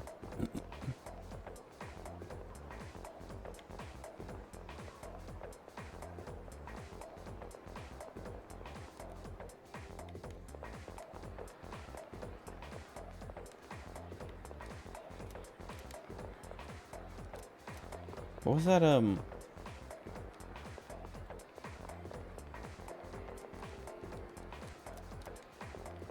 Oh, wait, right.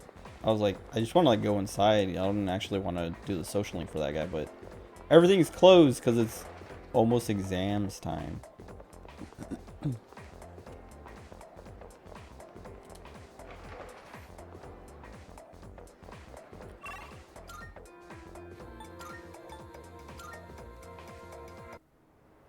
The ritual. Every single day.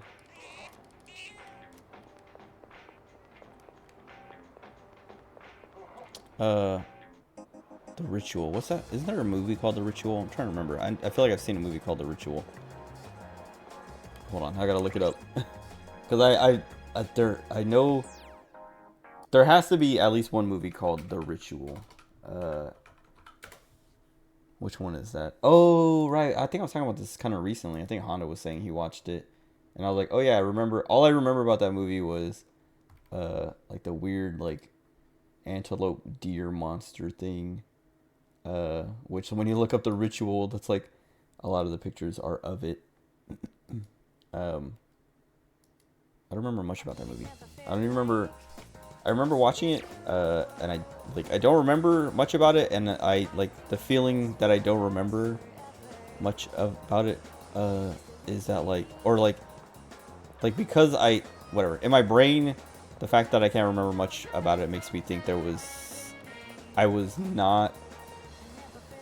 Like, part of me wants to say it was during my bout of COVID, but I didn't watch many movies during that. I watched The Owl House, and I didn't hate it, but I was like, I don't get why this is so popular. But at the same time, I was like, I don't know, maybe I'm just not young enough to enjoy it. I mean, I can enjoy Adventure Time and other, younger. I mean, I guess Adventure Time came out when I was in that demographic, but what's Gravity Falls? That's one that I watched when I was like, outside of the demographic, I guess, and I enjoyed that. But The Owl House, I like felt like one of those, like a Gravity Falls, Adventure Time. I don't know.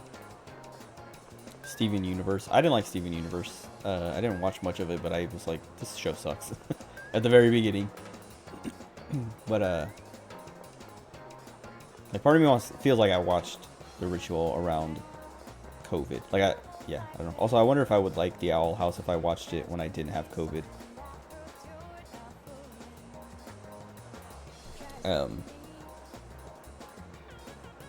I'm sure I watched The Ritual when I was binging horror movies like I do a few times a year. Anyway, which school I went to was like this, so easy to find your way to a classroom. My middle school was a square. I ended up getting lost and was late to class because some weird scheduling for the day, so I ended up walking in circles unable to find my class.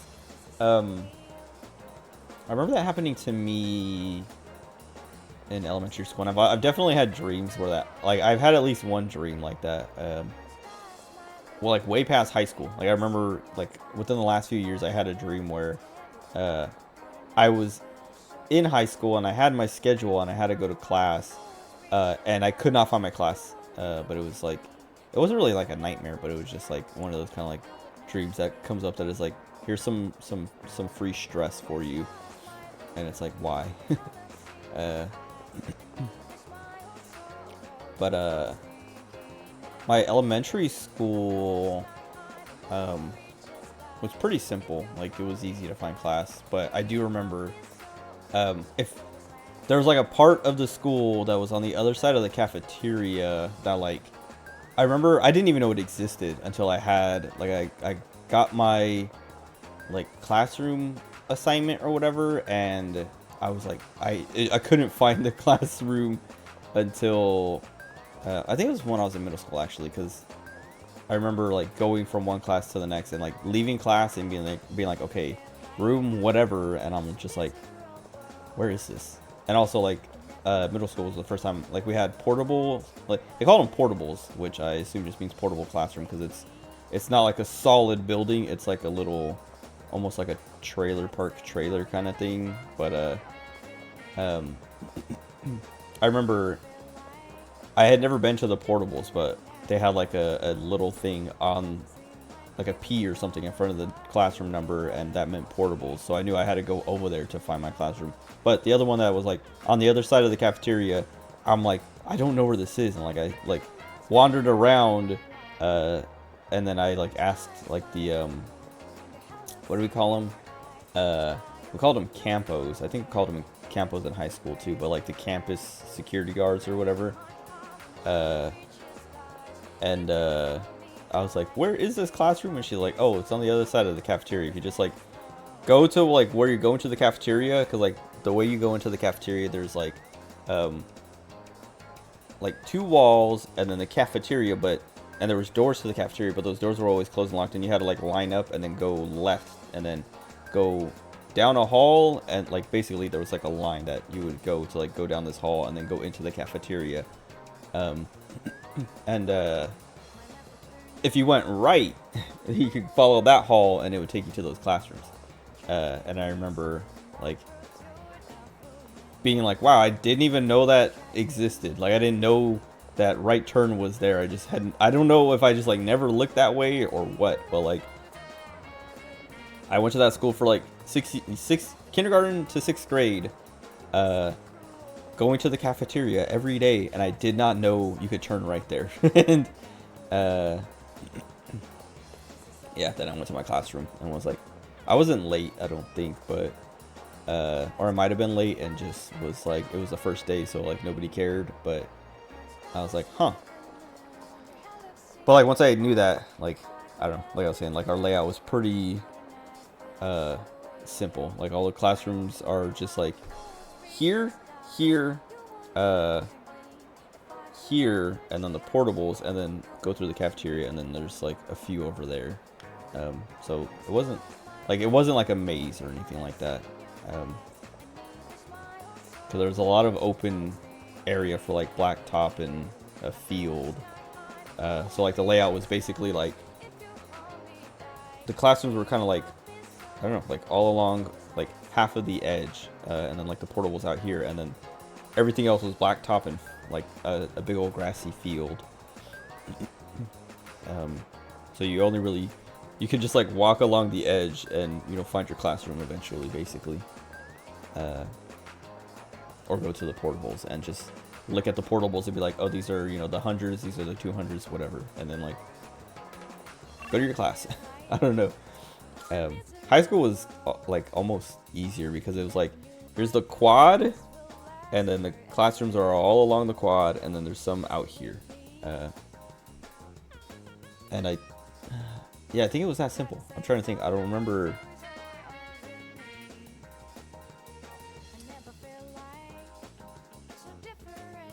Other than like, no, I think that was it. Now I'm trying to think.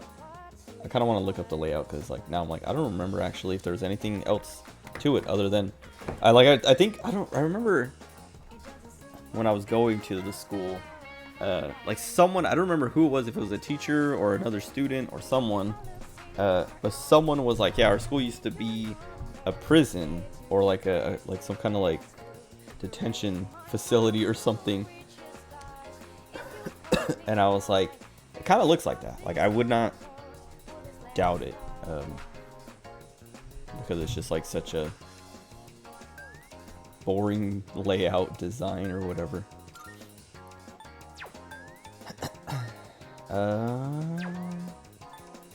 We don't want to go there because we're gonna go there to hang out with Junpei anyway. So I just want to look for. Oh, here we go. I just want to look for people with new dialogue.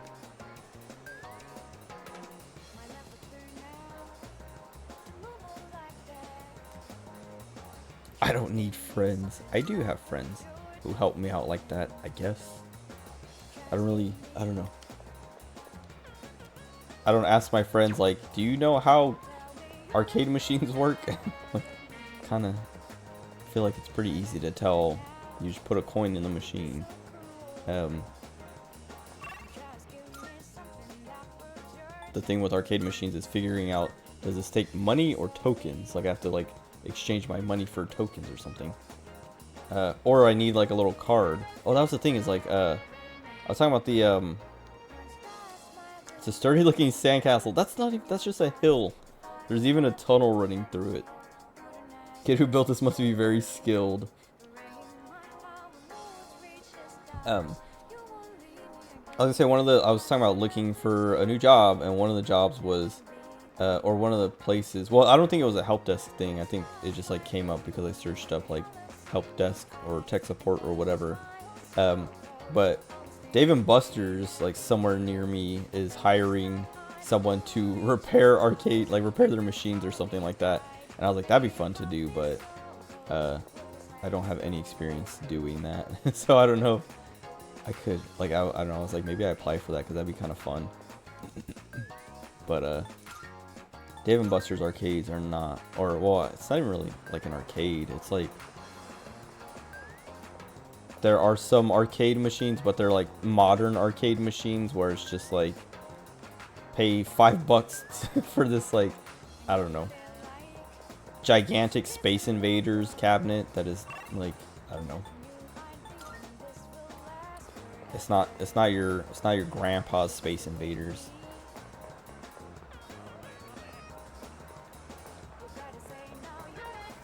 Where's that one dude? I have to hang out with Kenji because I want to unlock that social link before I get too far away from it. Also just to have it like started at least. Like I want to start everyone. First middle school I went to was actually K through 12. That's how mine was. Had long halls and wings off of the building for elementary, middle school, and high school. Oh wait, no, mine was K through 8, not K through 12. Sorry. High school. Then there was another building which was mainly used for the auditorium. Gymnasium was at the back. Had a larger one and a smaller one. In the middle was the cafeteria. 10 out of 10 layout.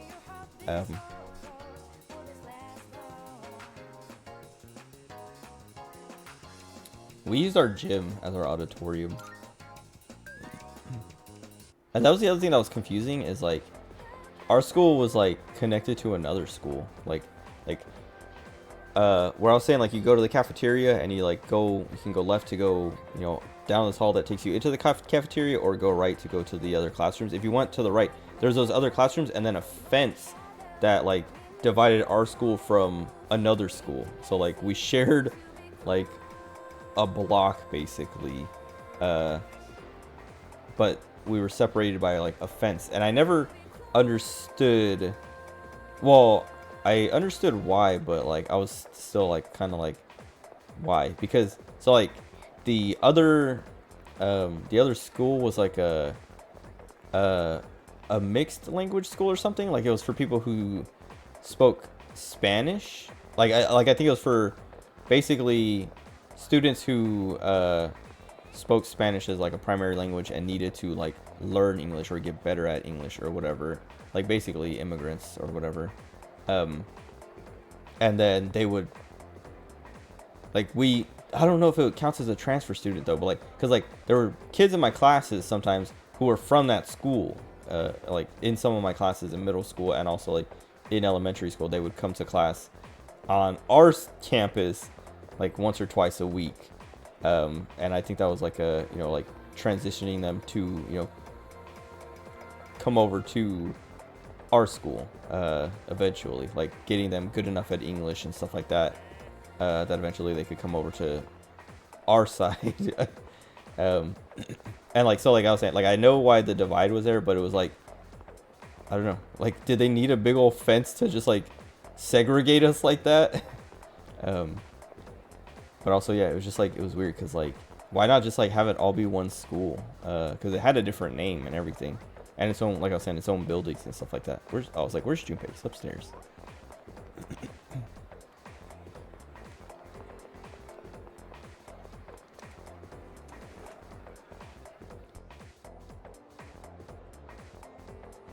The other building was the old school building, so probably used for some other classes. You should play 13 Sentinels. I don't know why that reminded me. Well, I know why that reminded me of 13 Sentinels, but 13 Sentinels is one of the best games I've ever played. I haven't talked about it in a while, and I want to talk about it now because you reminded me of its existence. It's there's a part. It's like, I mean, it's a pretty important thing, but they have like the main school and then the old school, like the kind of abandoned school, and I can't remember what it was specifically. I feel like, well, I don't want to talk about it because I don't want to spoil it, but there is like another building at the school that you have to go to every now and then for certain things, and that game's so good. That game's so good. Like, man, I can't wait until I get 10 years away from it and can replay it. And like I'm replaying this and be like, man, I've forgotten so much about this game. It feels like I'm playing it for the first time again.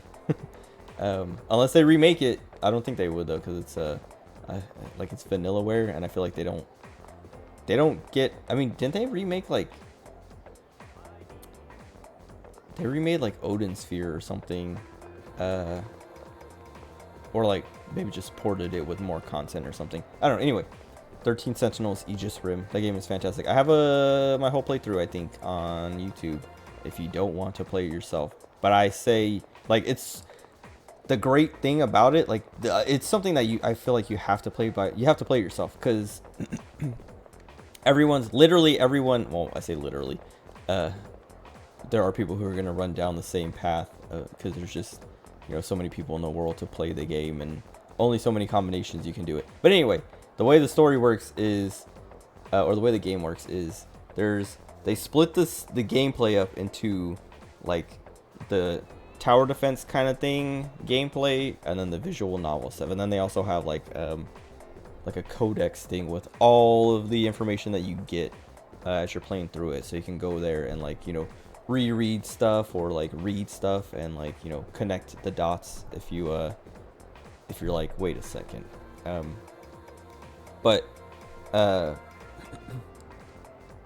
the story parts, it's all visual, like it's excuse me, the gameplay is like a tower defense kind of thing. Like you have your base and you have to protect it from all the guys coming in, but you can like move your units. Like, it's so fun, and it like, well, it's cool. Like it's fun, but it's also like it's more cool than it is fun, in that like you're just controlling these massive mechs, and you like, I don't know, there's like all the different units, like the 4 generations. And they all do different things. Like Generation 1 they're the first generation, and they're melee focused. Like they excel at close range because they were the first generation. So like they were, you know, they don't have as many fancy, you know, weapons and things. Then the second generation are that's the, I think that's the turrets one. Am I dropping frames? Hold on. I can't tell if I'm dropping frames or if that's just I'm not dropping frames, so it is just OBS, or not OBS, my PC's killing my stream preview because it's like, bro, this game for some reason is using up all your CPU or GPU, and then OBS has to like get the rest of it, and now there's not enough for Firefox. Anyway, first gens are melee, second gens are more like, they're like all rounders, but like the main thing is they can put down turrets. Third gen is the snipers, like long range. They have they're snipers. They have sniper rifles, railguns, and I guess they just have railguns as like sniper rifles, and nukes. And then the fourth gen are the aerial ones with like, they have like insane mobility and like a bunch of little like smaller drones and stuff like that. Anyway, it's just like super cool playing with all that stuff, and like, you know, like it's not particularly like, I feel like once you get used to the gameplay, there's like not much new to it. Like it not that it gets stale, but it's like every mission, you know, is like, you know, here's our base, here's what we're defending, and the enemies are all coming in from here, and there's like some twists to it here and there, but it's mostly just like pick your units, deploy them, and fight off these guys. And it's just like, it's so cool that like the kind of repetitiveness of it doesn't matter, because like when you send out your Gen 1s and just like punch the crap out of stuff, it just feels so cool and good. Like the impact of everything, and like you launch a nuke with your Gen 3s and just watch it explode, and then you watch the frame rate die, and you're just like, this is sick. And it's just like, I don't know, it's fun, it's so good. And that's the gameplay side of it. Then you do the visual novel stuff where you get most of the story, and it's what's the word that I always used to, it's modular. It's like, I feel like that's the word that I always use, and I feel like other people use it to describe it, because it's like there's 13 characters, and you can, I think you can pick, I mean, I think the tutorial makes you start with like the first 2 characters, but once you get through them, it opens up everyone except for one guy, and so you have access to 12 characters, and you can go down their story in any order you want. There are limits to them sometimes, so like you can go down one person's route and it'll be like, okay, you can't go past this until you get to this point in this other person's story, and that's why the 13th guy is locked until you get to like this point in one person's story. But to get to that point in that person's story, you have to go through like a bunch of other stories too. But anyway, it's like this cool like mystery, like yeah, it's like this mystery kind of like it's like a visual novel. You're like going through and you're making choices and stuff, and like your choices determine what information you get, and because you have like 13 characters to choose from, the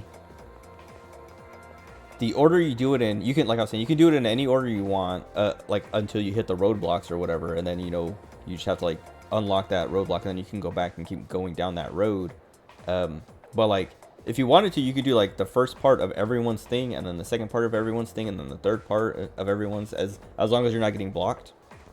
So you could get the story in any way you want, and it makes sense. Like it's like because of the way it's like set up, and like the reveals and all that stuff. Like everyone gets different information and a different story, and then it all makes sense at the end. But like you get different reveals at different times, and it's so fun because like when I was playing through it, I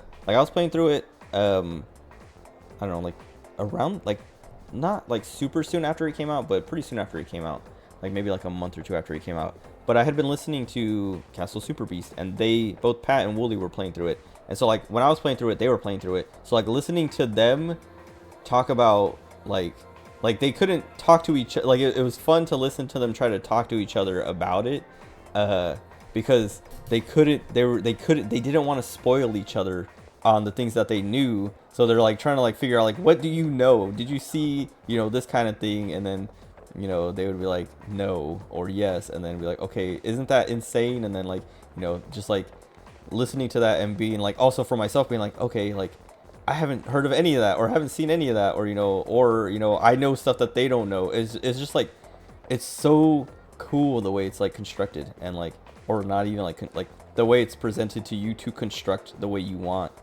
Because you can be like, I like this, I want to do this girl's route, or I want to do this guy's route, or you know, I got to this point in this guy's route and now I'm curious about that girl because I haven't touched her route at all, and her showing up in his story, I'm like, how does she get here, or you know, what's her deal? So I'm gonna go down her route and like figure out what's going on there, and then like just like how everyone is like interconnected, but all the reveals are so insane because like there's some routes you go down and there's just like, there are characters and things happening that you're like, what is going on? Like, I don't, like, what, who are these people, or why, like, why are we, like, I can't even talk about it because, like, I was about to say, why are we doing this thing? And it would be, like, kind of a spoiler.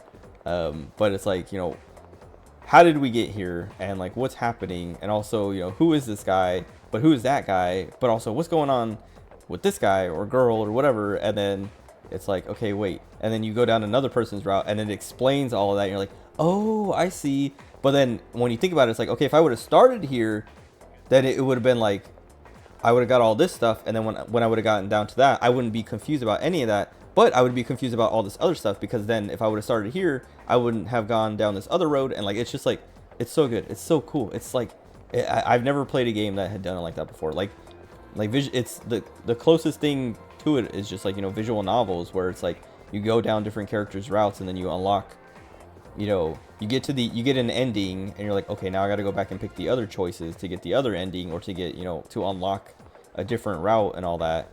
And it's like that, but I've never seen one done like this before. Like I've played quite a few visual novels in my time, and 13 Sentinels is just like so unique and so like it makes sense. Like everything I've seen about it, like heard about it, like other, like watching people play through it, or talking to people about it, or reading reviews about it, or watching videos and stuff like that. Everyone is like, bro, it's insane how well it works when like it just like, they basically say, here's all the pieces to our story, put it together how you want, and it makes sense every time, and it works every time, and you get like a unique experience compared to someone else, because unless you agree with someone else, like this is how we're gonna go this person first, then this person, or you know, I'm doing this one, so do this one, you know, like unless you like literally organize it with someone to be like, we're gonna go down the exact same path, everyone's gonna have a different experience getting that story, and it's so cool. Anyway, and then they have like their whole, like I was saying, like codex compendium thing that is like, here's all the information you have unlocked, so that if you're like, you know, you start going down a different route and you're like, who is this person, or like I forgot who that is, or I forgot why, you know, like, or I'm just confused, you can go back and like read that stuff and be like, oh, like that makes sense. And like, you know, just like it's fantastic. It's like I was saying, it's one of the best games I've ever played, and just like, it's literally the best like defense for why video games should exist, or like the best example of like, you know, what makes video games so special and like unique compared to movies and books and TV and music and things like that, because of the interactivity and the control you have, and like, just like, yeah, I don't know, it's like a choose your own adventure story, like a book, but like you choose like I was saying, you build the story yourself. So it's not even like choose your own adventure. It's like if there was like a huge collection of choose your own adventure books, and you like, they're all one story, and so like you pick whichever book you want to start reading, and you read it, and then you either get to the end of it, or you know, get to a point where you're like, I want to go read this one now, and like they all connect to each other and they all make sense. Like it's 13 stories that are all connected. So it's like 13 choose your own adventure books that are all connected, that all make one mega narrative. I don't know. I love that game. It's so good. Everyone should play it. It's literally like a thing that I'm like, everyone needs to experience this before they die. But there are so many people who just aren't going to. Like, one, because they don't play video games at all, or they just, you know, people don't like visual novels or whatever. But it's like, I don't know. It's just something that, like, I don't know. I don't know how to, like, if I could force, like, Okami is my favorite game, period. Like, top number one. But if people were like, I can only play one video game before I die, I would say 13 Sentinels. I would say play 13 Sentinels, because it's such a, like, just unique, fantastic thing that, like, if they were like, I can only play 2 video games before I die, I would say play 13 Sentinels and then play Okami, so that you go out on a good note. Not that the story in 13 Sentinels is like ends on a bad note or sad or something like that, but like, I feel like 13 Sentinels is like unique, but I feel like Okami is more of like, Okami is like, I don't know. I like Okami. Okami's my comfort game. Like, like, when I'm going through stressful times or, you know, depressed or something, I'm like, I'll play Okami, and it usually helps. Whereas 13 Sentinels, I've not had, like I was saying, I just, it's a thing of like, it's a one and done kind of deal. That's why I was saying, like, I can't wait for like in 10 years, or, you know, I should look up, I guess I started playing it like 3 or 4 years ago, but like,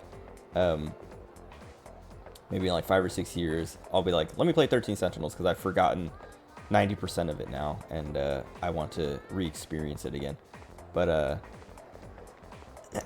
yeah, I don't know if if someone was like, I can only play one video game, what do I play? 13 Sentinels. That's the one. That's the one.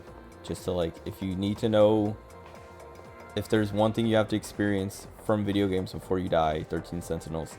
But if you finish 13 Sentinels and you're like, I have another 40 hours to live, then play Okami, because like I was saying, then you can like die happy. Like I said, 13 Sentinels isn't gonna make you like sad or depressed or something, but it's just it's not about like the good feelings like Okami kind of is, where if you like, yeah, like I was saying, I don't know, it's just like, yeah, I don't know, it's good, it's so good. And I can't, like I was saying, I can't think of another game that is like comparable in the way it like utilizes the medium of video games. But anyway, let me hang out with Junpei. I was like, what else can I say? I should stop, because there's nothing. It's hard to talk about it because it's so easy to spoil.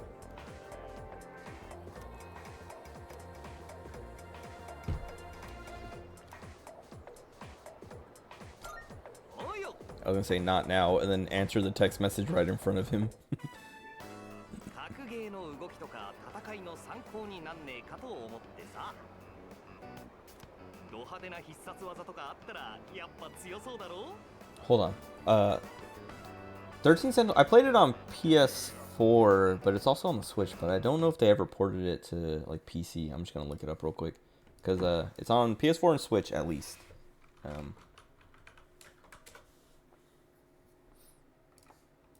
Also, the music in that game is so good. Like the intro theme, I think it's called like Brat Overload or something. Okay, it looks like it's only on Switch and PS4.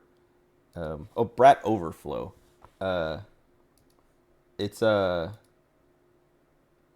good. And then there's another song that's like very spoilery that comes in like it's I can't. It's like I was saying, it's hard to talk about it without spoiling. It's like. But there's just such a good, it's so good, because like the way everything comes together, especially at the end, is just like, it's so fantastic. It's like, my playthrough is there on YouTube if you don't want to play through yourself and you just want to like skim through for like the cool bits. But that's the other thing, is you can't really skim through it because it's like so dense. Like you have to like keep up. So I guess like that's the other thing, is like people don't want to be challenged by their video games. Not that it's challenging, but it is like a lot of like there's so much information and so many like mysteries going on at the same time that like if you're not paying attention, it's not gonna hit. And yeah, I don't know. Anyway, I really want to talk about this moment at the very end of the game, but it's so spoilery. But basically, there's characters, and I don't know how to explain it without spoiling it, but like there are reveals of characters and things like that, and like a character makes a request of another character, and she grants the request, and it's just like the way it plays out is so. It's like you're in there fighting for your life, and you know this music comes in, and it's just like, man, it's so good. It's so good. I'm like, I just want to like stop playing and go watch that part again because it's so good. Anyway, play 13 Sentinels. Play 13 Sentinels. Tell everyone to play 13 Sentinels.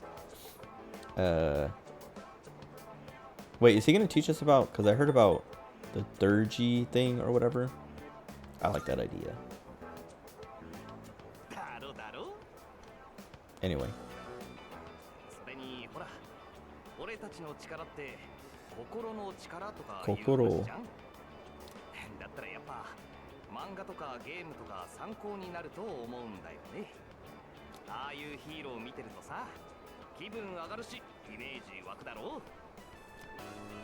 ああ、でもいつか逆に Maybe someday someone will make a game about our adventure. How did he know? 大勢助けたじゃんか。モノレールのやつ。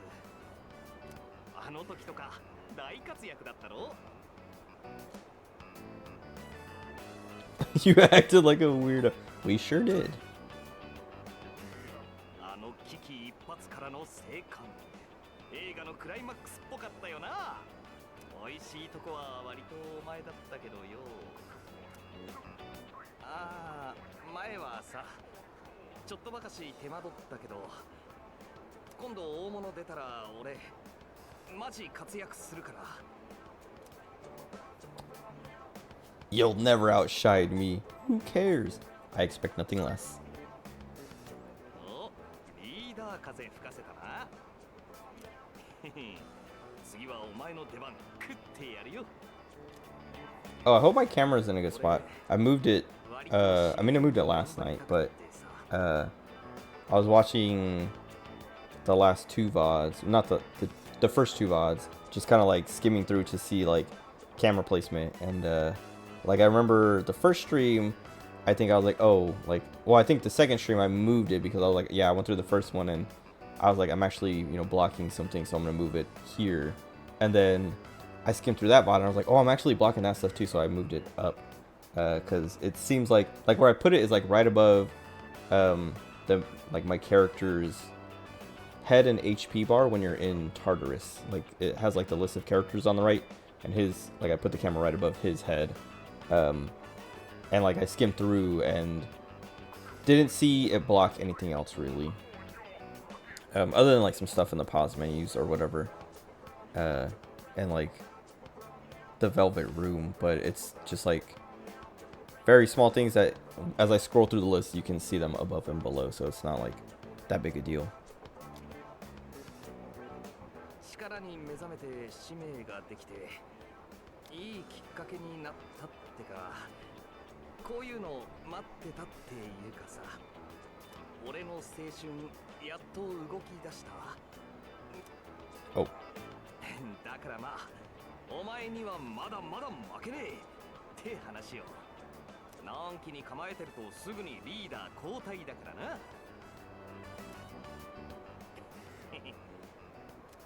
I like it when he laughs like that. だべってばっかないで対戦でもするか。次の大物の前にまず。 The stupid. All these games say very interesting game. Let's enjoy playing super blank blank. Very interesting game.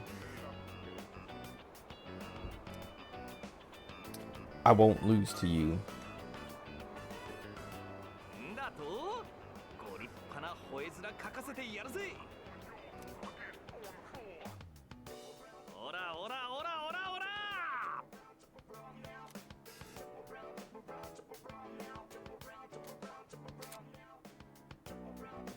Strength of Junpei's persona Hermes was raised by 3. Cool.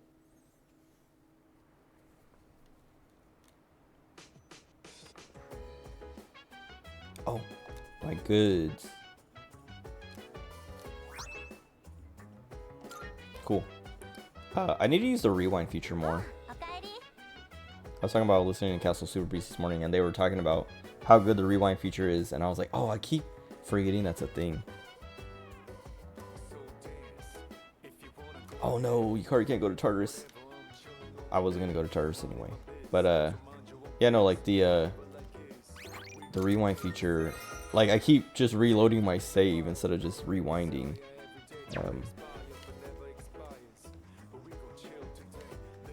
Because the rewind is like just rewind, don't load your save. You can go back, you know, just do this and then pick your save. And then, you know, basically I can run through my, like, save, run all the way through. I mean, it is basically like loading your save or whatever, but it's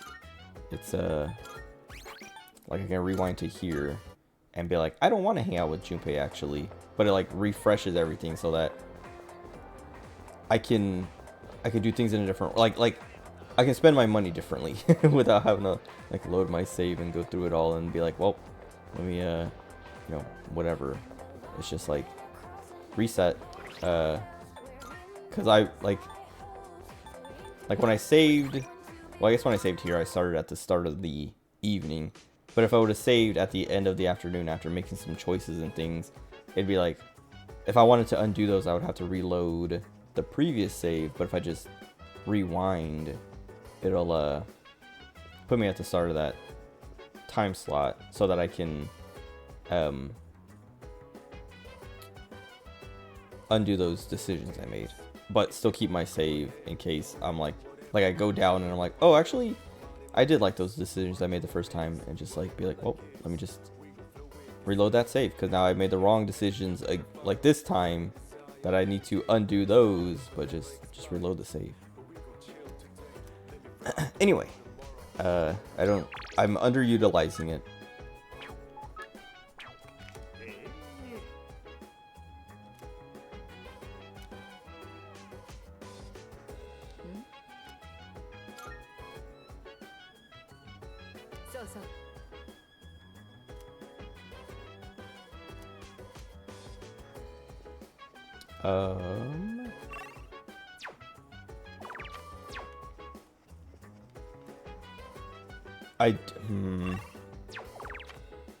I want to start.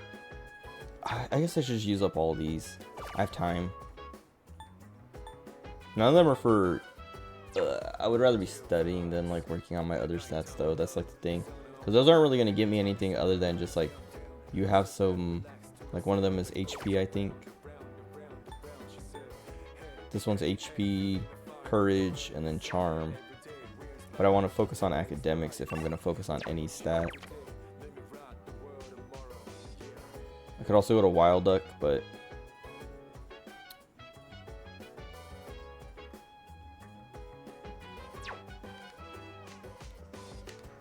study.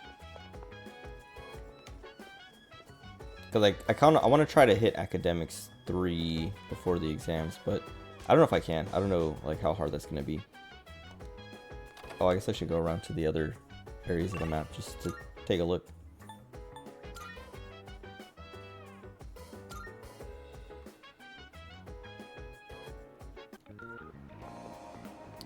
But I think this will be the last night. Once whatever choice I make, I'm gonna call it after this, just because it's almost 2 a.m. and I should get to sleep.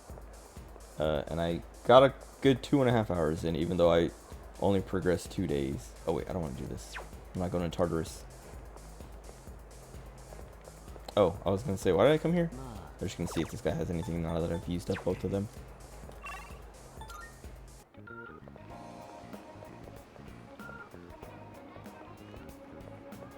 Oh, I wonder if...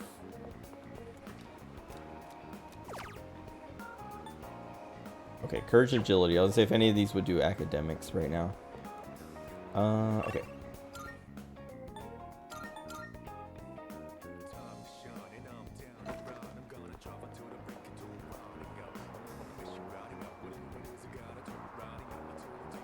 I was making fun of Lotus Juice's lyrics. I mean, I've done it a few times since I've been playing this, but I like his flow at least.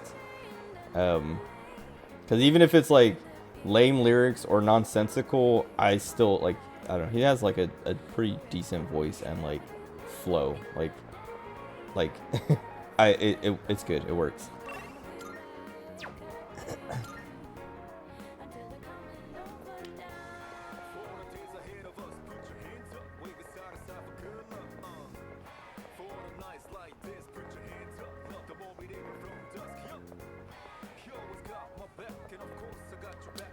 Alright, we're gonna study. Spend a good day, good night. It's gonna be a good day, good night. That's gonna be my new like end of the stream line. No, that'd be fun though. But like, how did he come up with that? Why didn't I come up with that? No.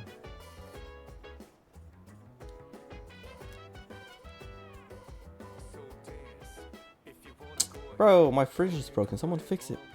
No, this mirror thing. This reminds me. I was talking about Selene earlier. Like, going back to her old persona of Doki Bird.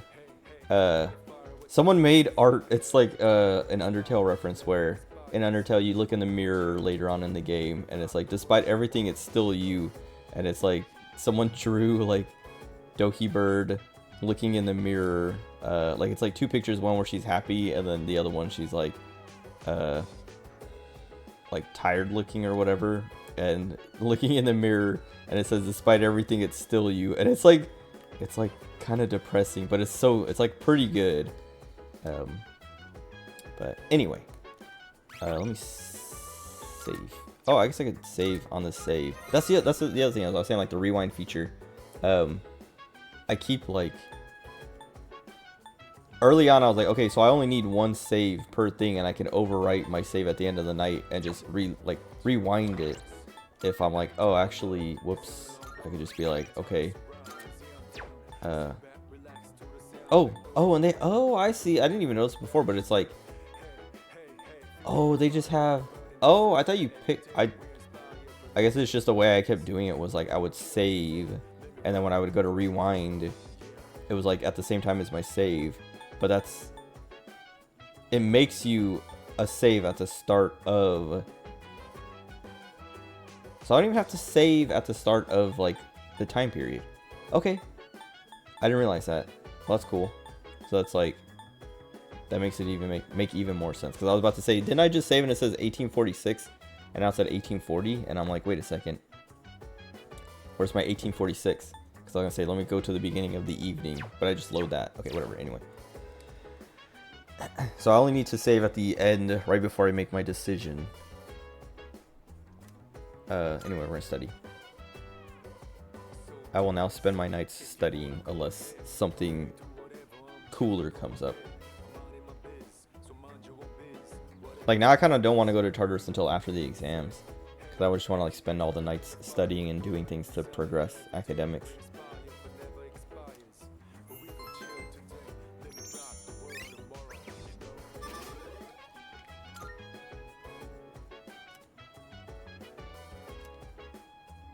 I think I should make like a hard save, or like leave that save I just made as like, go back to this if we don't make it to Academics 3 before the exams.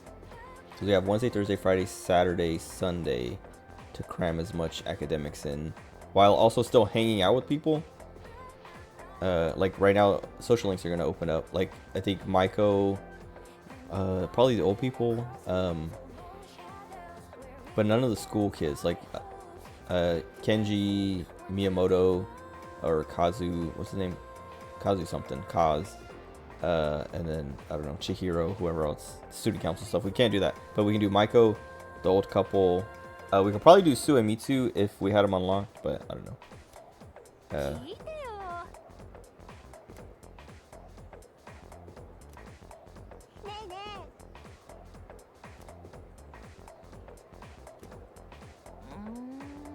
like on tomorrow, like in game on Thursday, I might go to the library and then study in the afternoon or in the evening.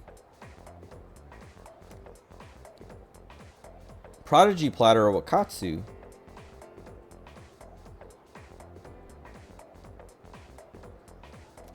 Wait a minute. Is that better than studying in my room?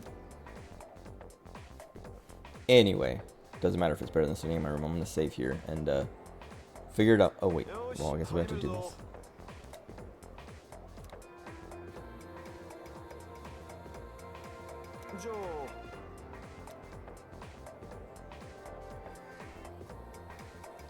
Leon Foucault, I don't know. French physicist. Who? Oh, alright, take care, Aiko. Thanks for hanging out. Sleep tight if you're going to sleep. Sleep tight for when you eventually go to sleep. This guy did the pendulum. I don't know how I knew that, but the name, I was like, wait, I've seen that name, and my brain immediately attached it to pendulum.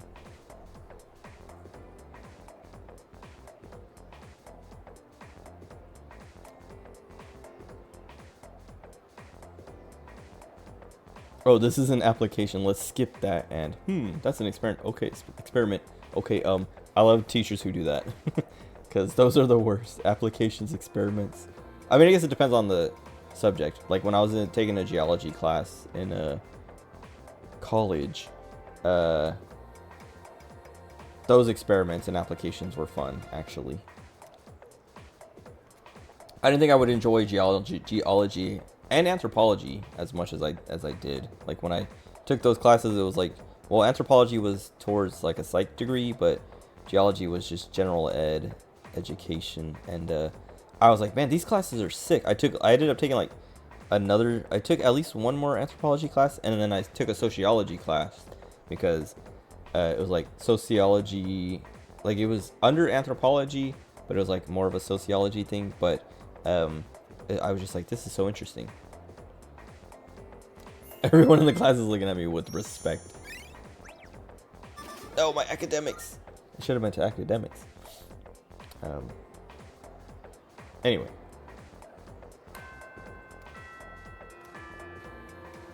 Library is open. Can I hang out with Maiko?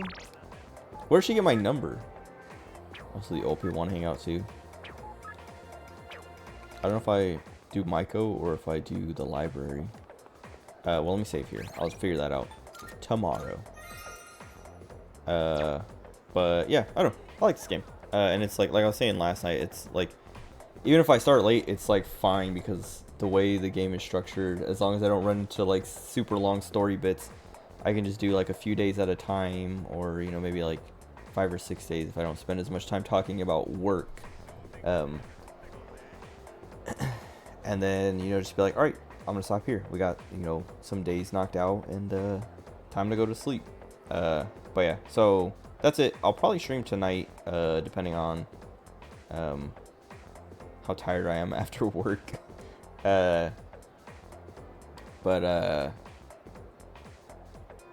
If not, I'll be back Friday night, and I will stream, you know, a long 8-hour session or whatever. Make a ton of progress, which that's what I was saying earlier, is like I might save Tartarus. Like tomorrow night, I might, you know, just get through the rest of this week and exams, and then after exams, like Friday night, like try to get through exams tomorrow night, and then Friday night start off doing Tartarus, and then, you know, progressing however many days after that. But do Tartarus all in one go, unless like I run into like a hard roadblock that I'm like, all right, we gotta leave Tartarus and come back later, you know, better geared or something, but we'll see. Anyway, yeah, that's it. Thanks for hanging out. Play 13 Sentinels, Aegis Rim. Enjoy the rest of your day or night, whatever time it is for you. I'll be back. Goodbye.